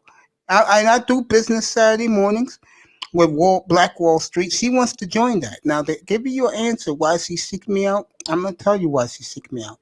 Oh, mate, I don't. No, I'll say it. Don't worry about explaining. It's nothing like that. You keep it to yourself. I don't need an explanation for that, bro. I'm glad she seeked me out. And I'm going to tell you why, Law. Because I was looking for a woman just like her. And why she picked me? It's a little twofold, bro. If you're a woman and a guy who you know ain't gonna fuck with you the way most niggas wouldn't, goddamn, they was fucking with her in that chat room Saturday afternoon, bro. If you a brother, and I mean you a man, and the woman seeks you out, she says she's been eyeballing me, Law, since I came on the air, bro. Think about that. I've done 90 shows already. Beginning tomorrow, be number 90. Think about what I just told you, bro. So I'm like, okay. And, we were, exchanging messages. And I told her I would love to interview you and I would love to have you here to do health and fitness. She says she wants to do business, but she'll throw in her others. I could work that out, Laura. What Saturday morning I will have with her doing her morning show. I'm not going to pay attention to it. You know me, I don't care. I'm a man's man, baby. But her up here by herself doing health and fitness, right, Lou? Lou. Mace, I'm just gonna say, I think honestly, I think you're just mad because you reached out to Tua and he didn't want to come on here and chop it up with you. So you can't simp on Tua, so now you're just trying to find an outlet for it. Hey, respect, now. I got to joke on Mace for a minute. Have you back right quick. I appreciate that, bro. I appreciate that. Oh, you know what, Lou? No, come back on. He went to his bar. I'm here. Oh, he's there. Go Come ahead. back, because I've never talked to Lou about this, and I'm glad that he said something. Because I don't want to talk about that bullshit either. Okay, Lou, Shirley. Lou, how do you feel about? You were there when Dusty on week 1 said, "Man, you guys have a better team than you guys realize." You were there, you heard it, and all that, right, bro? Come on, Lou. You guys back then were talking about it's the end of the fucking world. You guys, there's no hope, and you better not get to it. You better let a tried and true guy like Fitzpatrick come in and let him. Yeah. It's not true with me, Law. Okay, so you feel me? They have a good defense. That's why I ride the defense. Okay, so they're proving every week. And even after that first Tua win, that was really an L that Tua carried, right? You guys were like, let's tank the rest of the season. Let's hope the Texans win. I mean, don't lose another game. Don't win another game. I love my Houston Texans, by the way. I mean, and everybody was co-signed on that, right? Shirley said hello to both of you guys, by the way. Hey, Shirley. So now, once you guys' season has like tilted, and you guys on the upward arc or whatever, right? And the only opposition is the Buffalo Bills, bro. You guys act like you guys are gonna have like a fucking Steelers run or whatever, right? And I understand. You don't be the same in Houston, man. You don't be the same like when Houston got in there and we got knocked off by like the Chiefs or whomever. It's like, yeah, but we were hoping this could be the year. Exactly, I feel you. We are about to have the next dynasty in Miami. Yeah, he's talking about dynasty now. I mean, he's excited. I ain't gonna deny him that. Who's your running back for the next dynasty? We don't have one, but we'll draft one. We'll draft two. Who's your receiver for the next dynasty? We'll draft them in this draft. We got 5 picks in the top 80. He's got hopes and dreams right now. Yeah, hopes and dreams. So you see what I mean? He's ready. He's already designed the Super Bowl ring. My nephew will do that for the Dolphins. Okay, no doubt, respect. Hey, so is that ring gonna have the V diamonds or the VS or the SS diamonds, Mace? Which ones are the best diamonds? I think SS, the V. My owner can afford it. He's worth $15 billion. Stephen Ross can afford it. Mace. I'm gonna be honest here. Mace, Seriously, you have a quarterback, and the quarterback I don't care about. with a gimpy. I care about the You have a defense. quarterback with a gimpy hip. And In guys, the I'm moment, gonna say it again. in I the don't have moment, he may go down. if he gets hurt, let's say he gets hurt against the Chiefs. We have the draft capital to go out and get Trey Lance from North Dakota State. That's not an issue. That's not a problem. We have capital. We have 5 picks in the top. No, forget that, Mace. He can go. Forget that. He can go unscathed this year, right? Yeah. But next year, into week 4, he may get a hit and he's out for 2 seasons. He's fragile. He's small. Like, his body frame is not Russell Wilson's. It's like I don't know about the endomorphs or ectomorphs or whatever, right? But that guy is so tiny, bro. Yes, he is. And let me tell you something that happened. And Lou can confirm this. Let me say this to you. After that Ram game, you know what Dusty came in here and said? He sucks. He was wrong. And that the Dolphins better use one of those picks to get either Trevor Lawrence or Trey Lance. That was his exact words after the Ram game. No lie. Well, you know what? I'm not privy to a lot of things that go on in Miami specifically, but when you go in the locker room and a lot of reporters talk about him, how do the guys in the locker room react to him? They like him now. They're in love with him now because they're winning. They've won 5 in a row. He's won 3 of them. Do they think he's a leader? I mean, yes, he is definitely a leader. The question is, can he perform? He's been performing. You know why? I'm gonna tell you something. I'm not joking. I told the guys 2 weeks ago, as long as he competes every week and he gives me solid numbers, I'll leave him alone. Lou, I love you, bro. I'll leave him alone. He's giving us solid. Dude, let me see. Ram game, he threw 1 touchdown. He threw 2 last week and 2 yesterday. 5 touchdowns, no picks in 3 games. I'll take that. Oh man, I hate that Lou left, but yeah, because I really want. Lou's back. Lou's back. He's back. Okay, because I wanted to talk to him about that psychology of the. Hey, Lou, he's talking to you. I wanted to talk to Lou about the psychology of the bandwagon Miami fan. Tell me about it. I know it. The psychology of every bandwagon fan. I mean, I'm not the person to talk to because I pick up a team in every city. I'm Steelers, I'm Texans, Redskins. You know what I mean? A little part of me still got love for the Giants. You know what I mean? So. Okay. I get you, guys. I get you in there because that's not me, bro. Because I've said before that I don't pick up teams. I'm Houston, so I support 3 major franchises, right? And if it's Texas, I will support a few of the Texas collegiate teams or whatever, UT, Texas Tech, Texas A&M. I roll with those guys. But I mean, I can't see myself, even though when I was in high school, right? And I'm going to give my age away. I was you know what? I think I was in middle school. Yeah, when I was in the 6th grade, I used to love the Running Rebels.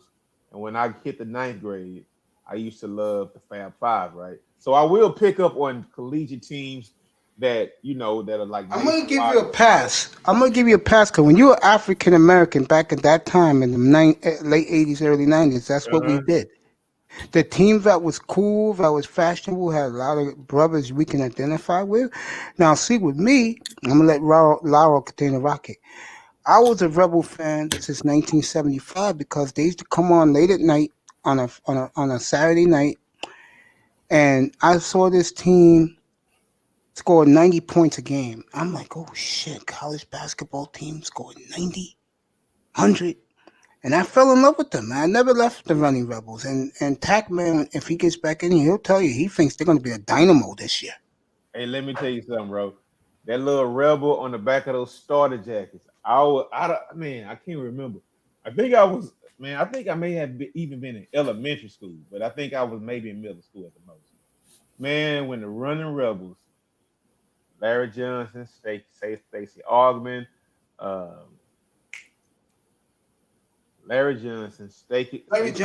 Stacey Augmon, Anderson Hunt. It was Greg Anthony, and Moses Scary or David Butler.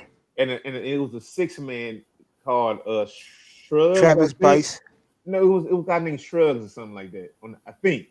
I'm not sure. Scary. Moses Scurry. Scary. Scurry. Okay.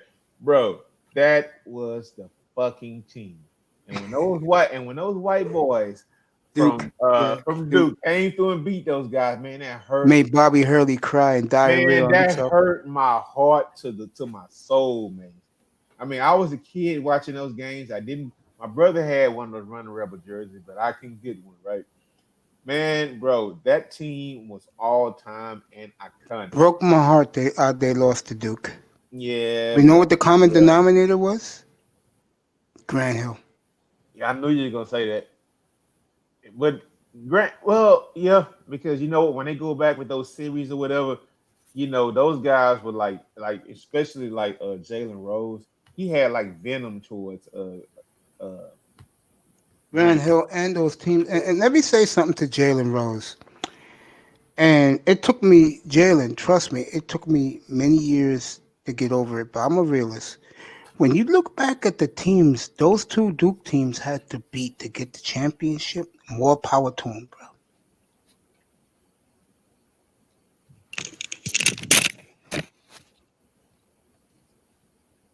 Bears are winning. Cordell Patterson, 84-yard punt return for a touchdown.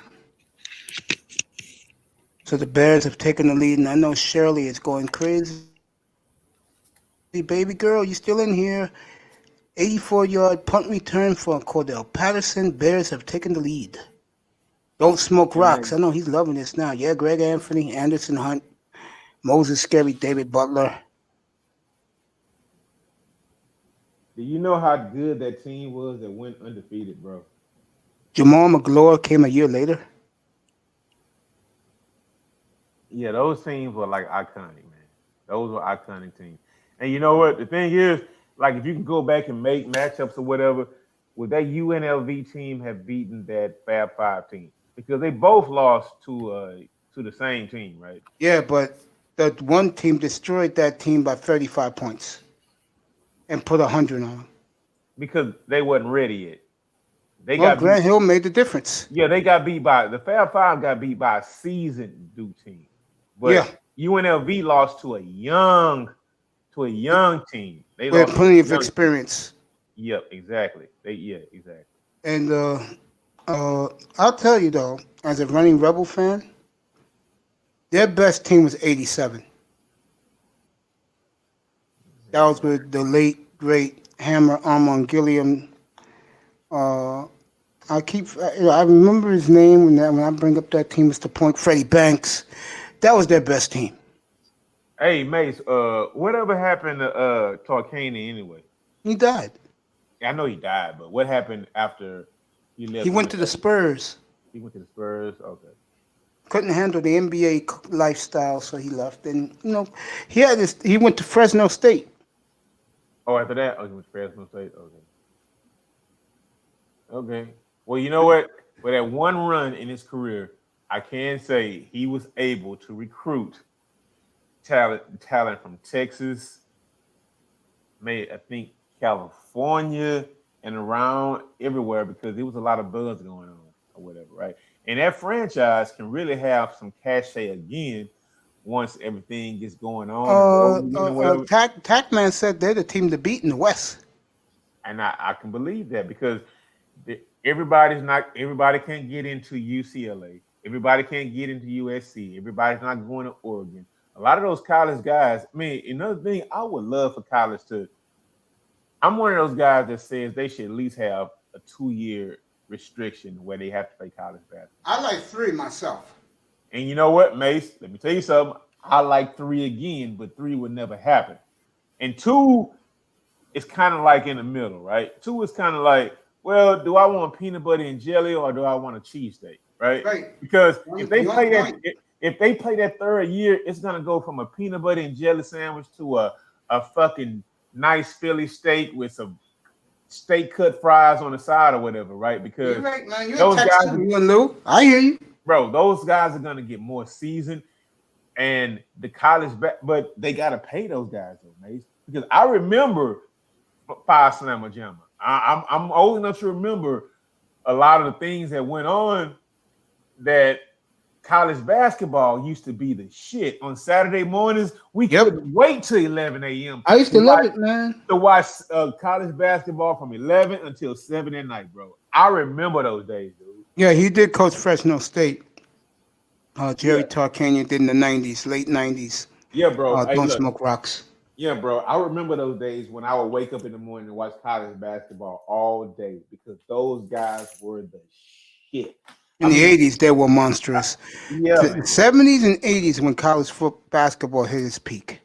I mean, mate, let me tell you something. I was so mad as a kid when Chris Webber decided to leave after his second year, bro. And Chris Webber, man, he was a phenomenal player. I remember I was sick to my stomach when he decided to go pro because I felt like we was cheated by that team, and I wanted to see those guys win. But you know, after that, I think that was maybe the start around that time when AAU was just getting popping because Yep, you're absolutely correct. because those guys knew each other. I mean, they don't know each other the way the guys now know each other, but they heard about him. Hey, you know, it's a guy that, you know, it wasn't like that. You remember, you know, Slam magazine, right? When Slam was out, you know, they would like feature like some high school players or whatever, but it's not like it is now. So you would hear things about players, you would know things about them, you know, but you gotta wait a week till the magazines come out so you can like read down the top 50 lists or whatever, right? Yeah. But versus today when you can just look at it every day and see who's trending or whatnot. So yeah, man, it's not like it was. So, you know, but whenever the season starts, Mace, that's why I'm telling you, bro. That's one. Tackman's going to give it to you every Saturday. You're going to get it from Tackman. Hey, you know what? And that guy is very knowledgeable too. Yep. He's going to do the draft here Wednesday night. Yeah, because one thing I want to know, because I hope in the next day or so, I hope the Texans, not the Texans, I'm sorry. The Rockets. I hope the Rockets get off of Westbrook. It's getting hot and heavy. No, off of Westbrook and Harden. But my thing is, Harden, the rumor from Legion of Knicks says the Nets want him. I think it'll be a done deal, though, Westbrook to the Knicks for the 8th pick. I'll take that. I'll take it. I'll take it. I mean, I would basically give up Westbrook for a top 10 pick. Juwan, Jalen, Jimmy, and Ray were not ready for the NBA back in '93. Yeah. Jalen struggled his first couple of years in the NBA. Then he got it all together. Jalen was a pretty good pro. That's why he's on ESPN now. And you know what? Howard wasn't athletic enough either. No. He wasn't, but he had a long, lengthy NBA career though. Yes, he did. But to my Cordell Patterson just fumbled, and the Vikings got the ball at the 10-yard line. Fumbled the punt. And you know who I thought was the best player on the team? Who? The freshman year, I thought it was a little gap tooth Jimmy what was his Jimmy name? King. Jimmy King. I thought he was going to be the best. I think he was out of Dallas or something like that, right? Yeah. I thought he was going to be the best. But I know the other guy who nobody ever remembers his name, right? Ray Jackson. Yeah. Nobody. I think he was. Were both of those guys from Texas? I don't know. Yeah, they were. They were. Okay. I thought that Jimmy King was going to be the best one of all those guys. Freshman year, because you know he had like that Kobe Bryant appeal body frame, right? Yeah. And he had like some slashing ability or whatever. I thought that guy was going to be a lot better than he came out to be. But one thing is, when you go and you chase talent, right? And all those guys came together, where did your game fit in? Now he probably could have went somewhere else, maybe Indiana or something. He probably could have been a high first round draft pick because he would have got a chance to maybe work on his game, define his game, maybe take over some things. But when you're around so much legendary talent, bro, he never got a chance to shine. Yeah. Let me tell you something. You said something fascinating. You said that it helped recruiting. That 87 team I told you about that broke a lot of Running Rebel fans' heart, that's why they recruited Stacey Augmon. He was the best high school player in the country. Travis Bice, Moses Scary, David Butler, Greg Anthony, hometown kid, and Larry Johnson. That team recruited those players. Think about that. 3 years later, they won to win the title. They were the most dominant team Hey, you of right that year. They were the running about rebels. that You know who they were? though, man. You know who the rebels were? Especially when they beat Who Arizona that without. year? You know who they were at the same time? They was the Mike Tyson of college basketball. You agree with They were that? waiting to wait. Lau, Yeah, but you know, yeah, go ahead. yeah. Can you hear me? You know, one thing I Yeah. would say about that team is that on the road to win, they caught that Alabama, was it Alabama? Coached by Arkansas, coached by Nolan Richardson. Yeah. They caught them guys. They caught those guys at the right time, bro. Because that was a team. I mean, they were like in the same bracket, but I think if that team was in the other bracket, I think they probably would have won. I think they probably would have won because I love that Nolan Richardson team, man. No, give me a second.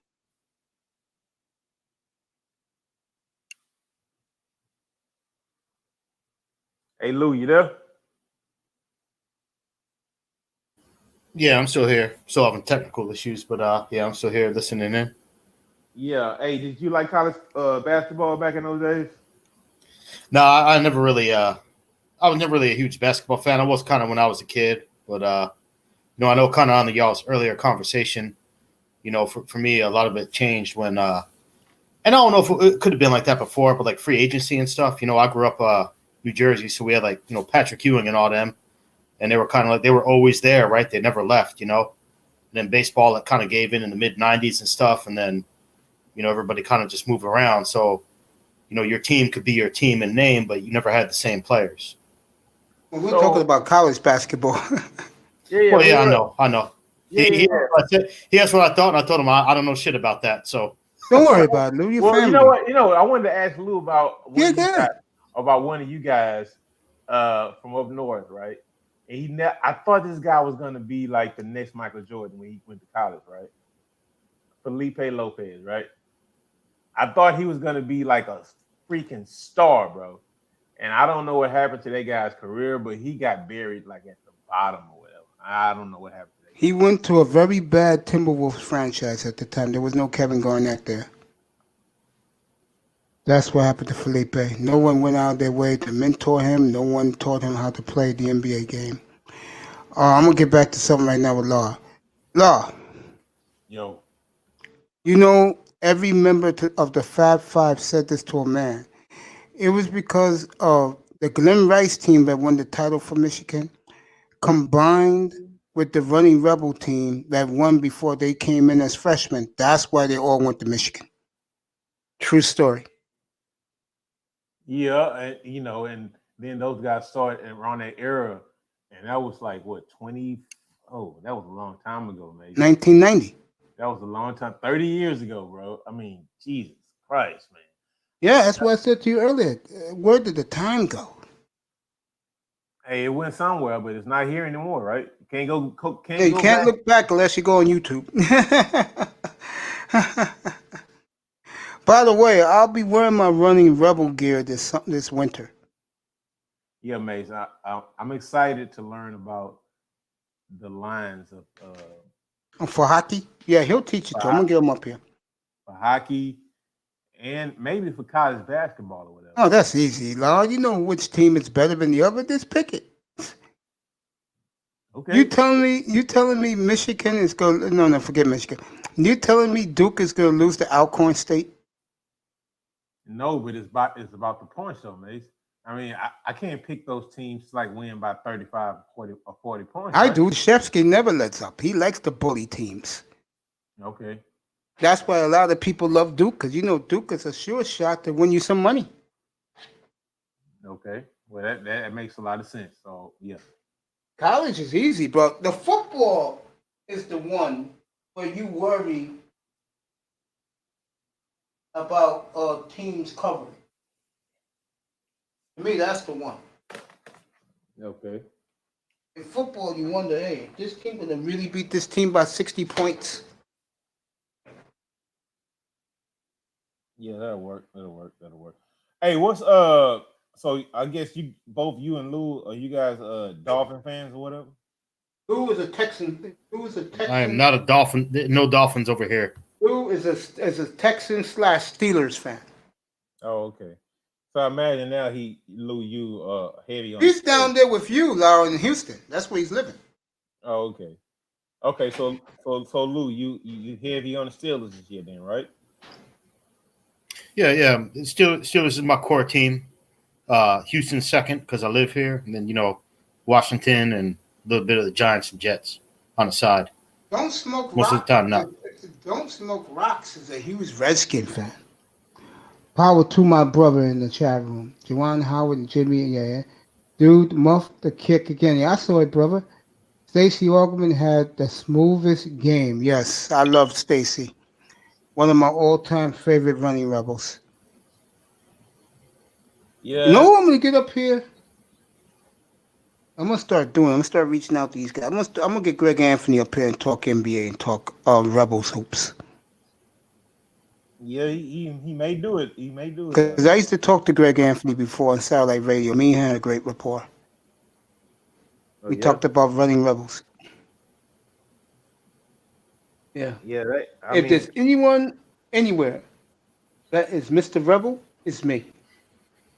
Okay. But I don't see they got much on TV anymore. I mean, I know he had his little issue. Because they fell off big time, bro. And why you think I don't cover college basketball? Hey, Tackman said they're going to be a powerhouse this year. So, hey, if they are, you'll get it here. And Tackman will give you the coverage of college basketball every Saturday. Yeah, because I heard you guys were talking about doing something like that, Because, Yeah, Tack is, if he's up to it, we're in. He's going to do the draft Wednesday night. I got to put the poster up tomorrow. You guys will get to see the thumbnail. My nephew's going to do the college basketball draft, so you guys will know. Tomorrow, it's going to be Wednesday night from 6:30 to 1 a.m. your time, La and Lou. 6:30 your time to 1 o'clock in the morning your time. All right, hey, I got to drop off. My tech stuff is kind of acting up. Mace, I threw you something in the back chat. You got my email. Phone's not on, but yo, yeah, okay. Yeah, that's cool. Just check it out and let me know. Larry, nice talking to you. Lou, I love you, man. Have a good night. Enjoy your barbecue. Yeah, no doubt, man. I'll be listening in on the stream. Oh, let me do that. It's the one. It's the small letters, bro. It's right here on the monitor, Lou. Look at the monitor. You see it the way it is? It's I got way, you. bro. I had it the other way. Did you guys hear what happened to Kuda? I had it the other way, and you said you got it, so I just wanted to make sure. Okay. Because I sent it to one, and I see it displayed as the other, and the letter's different, so I just wanted to make sure if you had both. I got it every time you sent that. I love you, bro. I appreciate it. But let me tell you, before you leave, Lou, you guys didn't hear this. What's baby girl's name? Jessica has been giving like her money to Kuda, like giving her money in the Cash App. And then she found out, and Kuda found out this today, that someone stole his Cash App.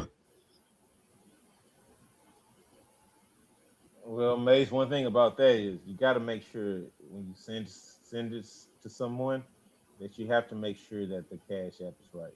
I mean, go into the letters or whatever, make sure the letters are correct. Because one thing, I told you I hit last night, right, off that game you gave me. And I wanted to send something to Tate this morning. And when I went to type it in, it said that no one exists up under that name or whatever. So I think the capital letters or the lowercase letters. I think It's right here on the screen, Law. That's the right way. $, Mace Taggart in small letters. So the last three is ERT, right? Of Taggart. Yeah, ERT, yes. But you got it right, Lou. Your channel's ART, but the Cash App is ERT. Could have sworn my Taggart was my shit was ERT. Let me take a look. Channel. I guess my nephew spelled it wrong, but I'm getting the contributions, bro. Yeah, as long as you're getting them, man. I just want to make sure because I see that, and I don't know. I just want to make sure for you. You know what I mean? You told me you got what I sent you, What I sent you has the A. What I see has the E. But as long as you're getting it, it's all good. Getting it, man. I mean, Law, you sent me something, bro? no, what I was saying is I was trying to, right? And it said it didn't exist or whatever, right? So I'm not sure if it's the ART or the ERT myself. Try this one right here, bro. Try that one.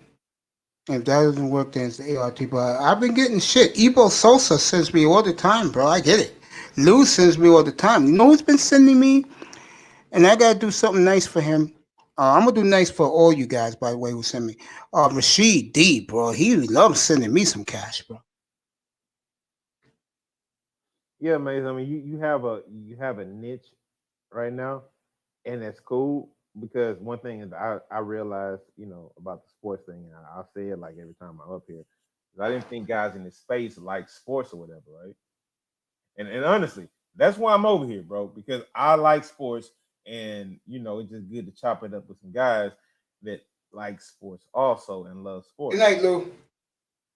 Yeah, let me go click on my phone right now and see if it pops in. Let me do that. Look, my phone is on the other side. I was gonna say something to you, bro. What I was gonna say to you? Yo, La, seriously, I treasure our friendship, bro. You don't know how much I do. You Oh, don't know thank how you. much I respect you, bro. That day when you shot down Samuels and Little Napoleon, what's my man's name again? I don't know. Obsidian. When you did that day, bro, I was in therapy that I was in dialysis, bro. It was in the afternoon. 'Cause I used to go a different hour back then. And I listened to you that day. I said, yo, this is my nigga, bro. I said, I can rock with this guy. Hey, yo, that's what's up, Maze. I mean, I wasn't trying to make that issue or whatever with those guys or whatever. I mean, because we'll get to like things these days that's going on these channels or whatever, right? That wasn't my place that day. I will say that. And in the back of my mind, it was like, should I have done that or not? But I You mean, don't know how much respect you gained from us brothers in the chat room when you did that day, bro.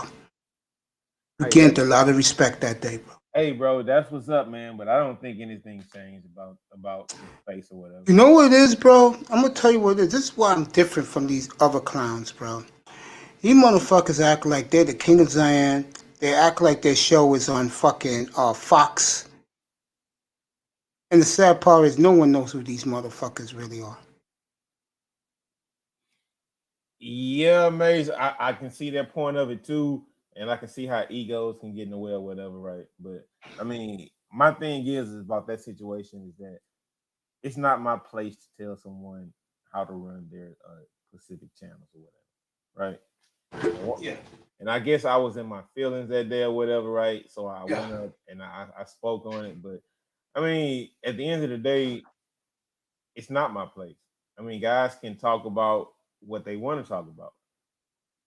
It's not my place. It's not my place to even say something about all the chicks that might come up on your panel now, man. So if we talking about that situation that day, I mean, I just wish I would have maybe Oh, kept I'm my listening to you. kept my opinion to myself, so to speak. Hold Because that point. Hold that point. I'll be back in a second. Oh, hey, what is that Bears game doing right now anyway? Yeah, because we had some picks yesterday, and I just wanted to know what the line was on the Bears. See if they're covering or not.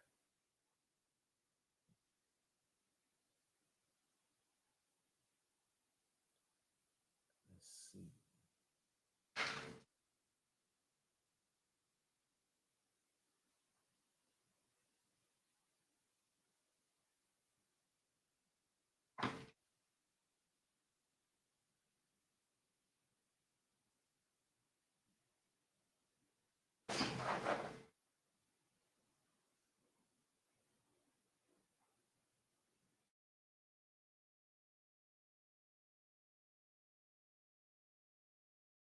no, I'm looking for the back piece of my phone, bro. That's why you see me looking around. I can't find it on the floor. I'll find it tomorrow morning with more sunlight. There, bro. Laurel. Brother man, go ahead. Yeah, can you hear me? Yeah, Yeah, let me say this to you about that point you just made about the women. You asked me tonight, and I said, calm down. I'm going to tell you how I feel. If I was a fucking simp, I would have told you, don't worry about the women. They here for me. That's what simps do. Me, I'm a man's man. I'm trying to use them to make my platform bigger. And I got one chick for Saturday mornings. There's no spread. I now do college football after she leaves. And I'm trying to get a gossip chick during the week in the mornings. I get that, and they bring viewership. I'm good. Hey, that's what's up, mate. Hey, let me ask you one more question. That's kind of like pertinent to sports or whatever, right? No, we can talk sports the rest of the night. Go ahead, bro. When is the when is the hockey season starting, bro? New Year's Day. New Year's Day? Oh, okay. I have that guy way before then because he's a holidays guy. So I got to get him before the holidays. Okay, because that's something that I would be interested in. The hockey aspect of it, because the way you explained it was like hockey is the easiest game. Yeah, it's the easiest game to bet. Yeah. So yeah, go ahead, bro. No, so when the season starts, I guess you'll be doing some things maybe a couple of weeks before that, right? Yeah. Okay. Yeah, that's personally what I'm looking forward to. Because I would like to see how those lines play out. Yeah, I do a hockey pre. Yeah. And but the thing is, being from the South, bro, I don't know. I understand. I don't know a lick about hockey, man. I understand, bro. But hockey would seem more like I don't want to say NBA as far as like the amount of games. Or I can't say like the Major League Baseball, but I think maybe next season they're gonna cut down the season or whatever. Because I know those guys start reporting in like January, early February, or whatever. As far as yeah, hockey used to start in early October. Yeah, but October. Because of what's going on, yeah, starts now. Yeah. No, I'm not. Well.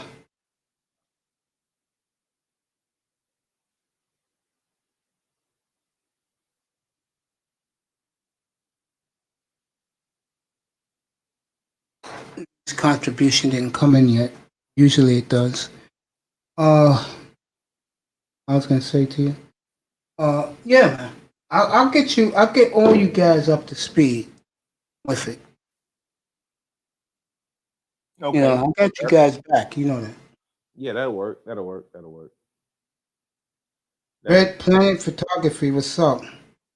Lou, just to let you know, your contribution didn't come in yet. But when it does, thank you anyway, my brother. Yeah, mate. I don't think it usually takes that long for those to come through, especially through the Cash App or whatever, right? One thing you might want to like tighten up on and think about, like, do I have the right Cash App in here, right? Because I'm getting the Cash Apps. Are you getting it? Okay, that's cool. Yeah, Rashid sent me one on Saturday. Ghost sent me one on Saturday. I'm getting the Cash Apps. But I don't know if Lou's gonna send his in. Red Planet, what's up, bro? Why don't you come up and say hello to us, man? It's me and Laro. Come on up, bro. I have done 5 hours of coverage. Talking nothing. Hey, Mace, what's the score right now, bro? 13-10 Bears. Okay. Because when I hit you back last week, last night or whatever, right? I kind of stayed off that game or whatever because it was too much rain. Yeah.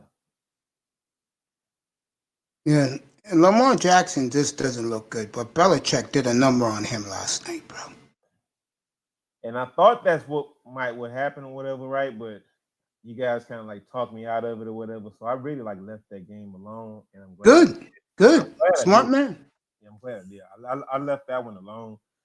So See, I'm one of these guys that, again, I want to see you guys happy and make money. I'm not a hater. I think the guy who's about to start his own betting network don't smoke rocks. What's up, my brother? Yo, come up here. Red Planet, come up here, bro. Both of you guys don't smoke rocks. Red Planet, come up and say to your boy Mace, man. Me and Laurel just kicking it. You know? So who's the guy that's starting the Lions Network? Right? B1. Who is that? B1. Okay. You know who that is, right? I think I do. I'm not sure. Yeah. Starting him and Bill. Oh, I didn't tell you this, bro. I found out last night that a member of the fourth quarter crew infiltrated them, sold them out, and ran with the leader of the B1 network to start their own gambling. There's only one problem I see with those guys. You know what is law? I don't know, man. I don't trust those do my money, my life depending on it. I feel you, man. That's another thing, man. I don't know. I don't know, man. I'm not going. I don't know what certain guys are doing. I just come to the space. I come over here to talk about sports. I may go to other places if I want to hear some bullshit, I guess. But man, I don't really get involved in all that. I know you don't care, but let's say you're a guy that likes to bet money, and you put your money in their business, and you don't get paid. What are you gonna say? Well, Mace, that ultimately that's kind of like my decision if I would listen to someone's advice, because I mean, Mace, we both know you giving me some duds, right? Yeah. I mean, so if another guy gives me duds or whatever, I mean, if they know what they're talking about, and because really with this, man, if you have like a 60-40 split, you may meaning like if you win 60% of the time, it's like that. Those are not bad odds. I mean, nobody gets them all right. No one. I don't. You don't. Whoever else does, they don't get them all right. Right. So once you start to lose for a certain amount of time, and those guys are not giving you winners, I mean, of course, you're just gonna be like, fuck it, and go somewhere else. And with Lord, you missed what I just asked you. Mm-hmm. I said to you, what happens if you be winning and you don't get paid? Bro, I'm not finna send a guy cash for. You're not gonna do it, but there's a lot of fools that will. Remember, we are dealing with niggas here. Well, I have my own personal guy who I go through. That's it. So I'm not really going to be looking into things like that. Matter of fact, Mace, I haven't even heard about that. I haven't heard about that yet. I mean, if they're gonna do it, then more power to you. Do it. I might go in there and listen to what you're saying, but I'm not gonna. I mean, no. What you were speaking on, I don't know anything. Thank you, Lou. Appreciate you, bro. I love you. Thank you so much. Yeah, Mace, I'm not. I don't really get involved in all that crap, man. But I hear what you're saying about whether you get paid or not. So I know maybe the one guy who you were speaking on, maybe he may do it professionally sometimes. So he might have some winners for us one day. But other than that, as far as not getting paid for bets I make, I don't really gamble that way. Man. Thank you, Lou. I got it, bro. I was gonna say, I just look at us and I look at it like this. I said, I got a couple of guys who are my niggas. I got Lou, I got you, I got DJ Moss, I got War Master, I got Golden Eagle, and of course Tac Man. I got guys who come in here like Mr. Miami. I got my guys now. Yeah, I hear you, man. But what separates me from other dudes. I don't need the fake motherfuckers. You get me, love? I feel you, man. Hey, There you go. but let me ask you a question, man. When are you guys gonna do that draft day coverage show? Wednesday night, Wednesday, 6:30 your time. Wednesday night? Oh, okay. That's I cool. will put up the what you call it tomorrow. My nephew will put it up for me tomorrow morning, and should be good. Saturday night we'll have some fun. Who's the best rapper ever? Who's your favorite rapper? Who's the best rapper ever? Late 70s to right now, millennium. That should be a good show Saturday night. That's cool. But Lighten the mood. that's cool. So, man, if I have time, man, I'll definitely come through. But yeah, Mace, I gotta take care of some things right now. Lou, I love you, bro.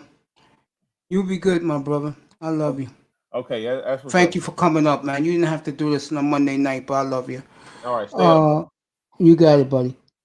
Great Laurel with me from East Texas and Houston, great city of Houston, Texas.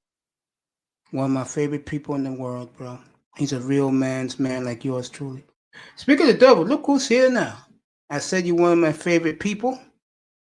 TD on today. He's with Vinsanity. Put one in the chat room they're on right now.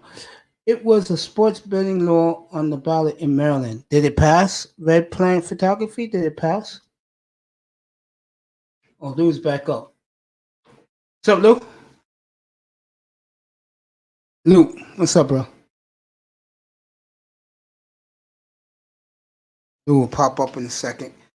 Did it pass? Put a one in the chat if it passed. Mr. Miami, you came too late, bro. I'm going to check out. I love you, bro. I have 3 shows tomorrow. It could either start at 7 or start at 8. That's the morning show. The afternoon is 1 o'clock, 1:15 to about 4:30. And then the night show, I'm going to start at 7 o'clock, 7:15 hour, and run up to about 11 o'clock. Don't Smoke Rocks, tied up at 13. Guys, I would do it tonight, but I'm too fucking tired. And I've done over 5 hours. Matter of fact, look at the clock right here. I've done a solid 5 minutes and 5 hours and 15 minutes. I love you guys. I'll be on tomorrow morning. I'll give you some good content. I'm going to bed early. I want to thank Mr. Miami. Don't Smoke Rocks. Don't Smoke Rocks. You and Mr. Miami. Get microphones, please. Red Planet Photography. I will teach. Matter of fact, you know what? Let me tell you how you do it now. As long as you got a microphone, bro, you can come up here. I'll send the link. You press the link.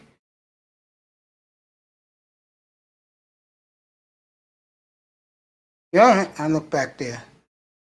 Great Comandante Lou just gave me a donation. I appreciate him.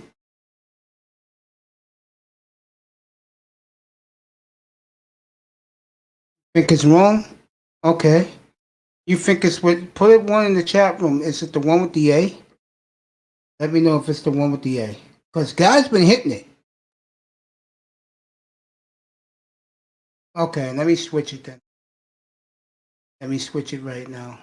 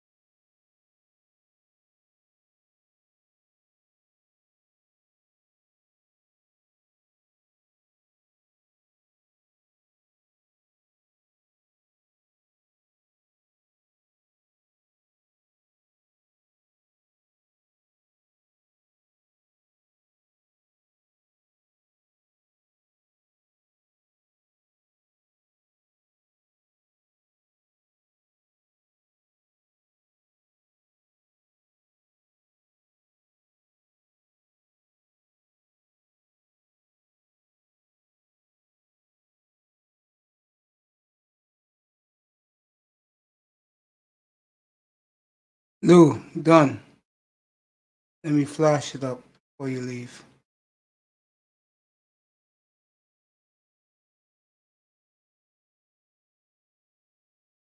There you go. All right, I got it. Oh, man. Thank you, Lou. Mandante Lou. Mr. Miami, I love you, my brother. Don't Smoke Rocks is excellent as always. Red Planet.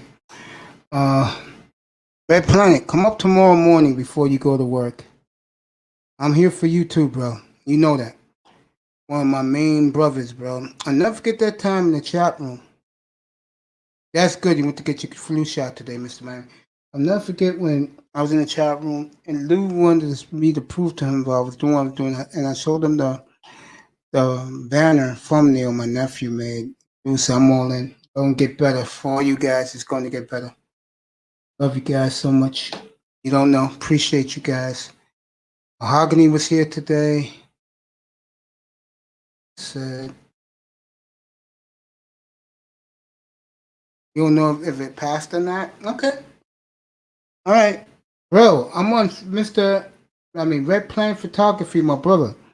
I'm on 3 times tomorrow, either 7 or 8 a.m. After lunch around 1:15, then I'm going to do a nightcap at 7:15. So pop in any of those shows. We'll talk about getting you up here.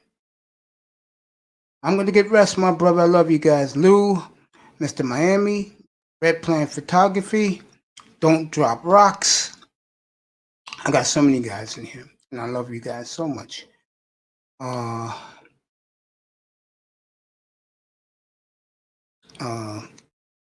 Legion of Knicks was up here earlier. The General, salute to you, sir. 5-star General, salute to you.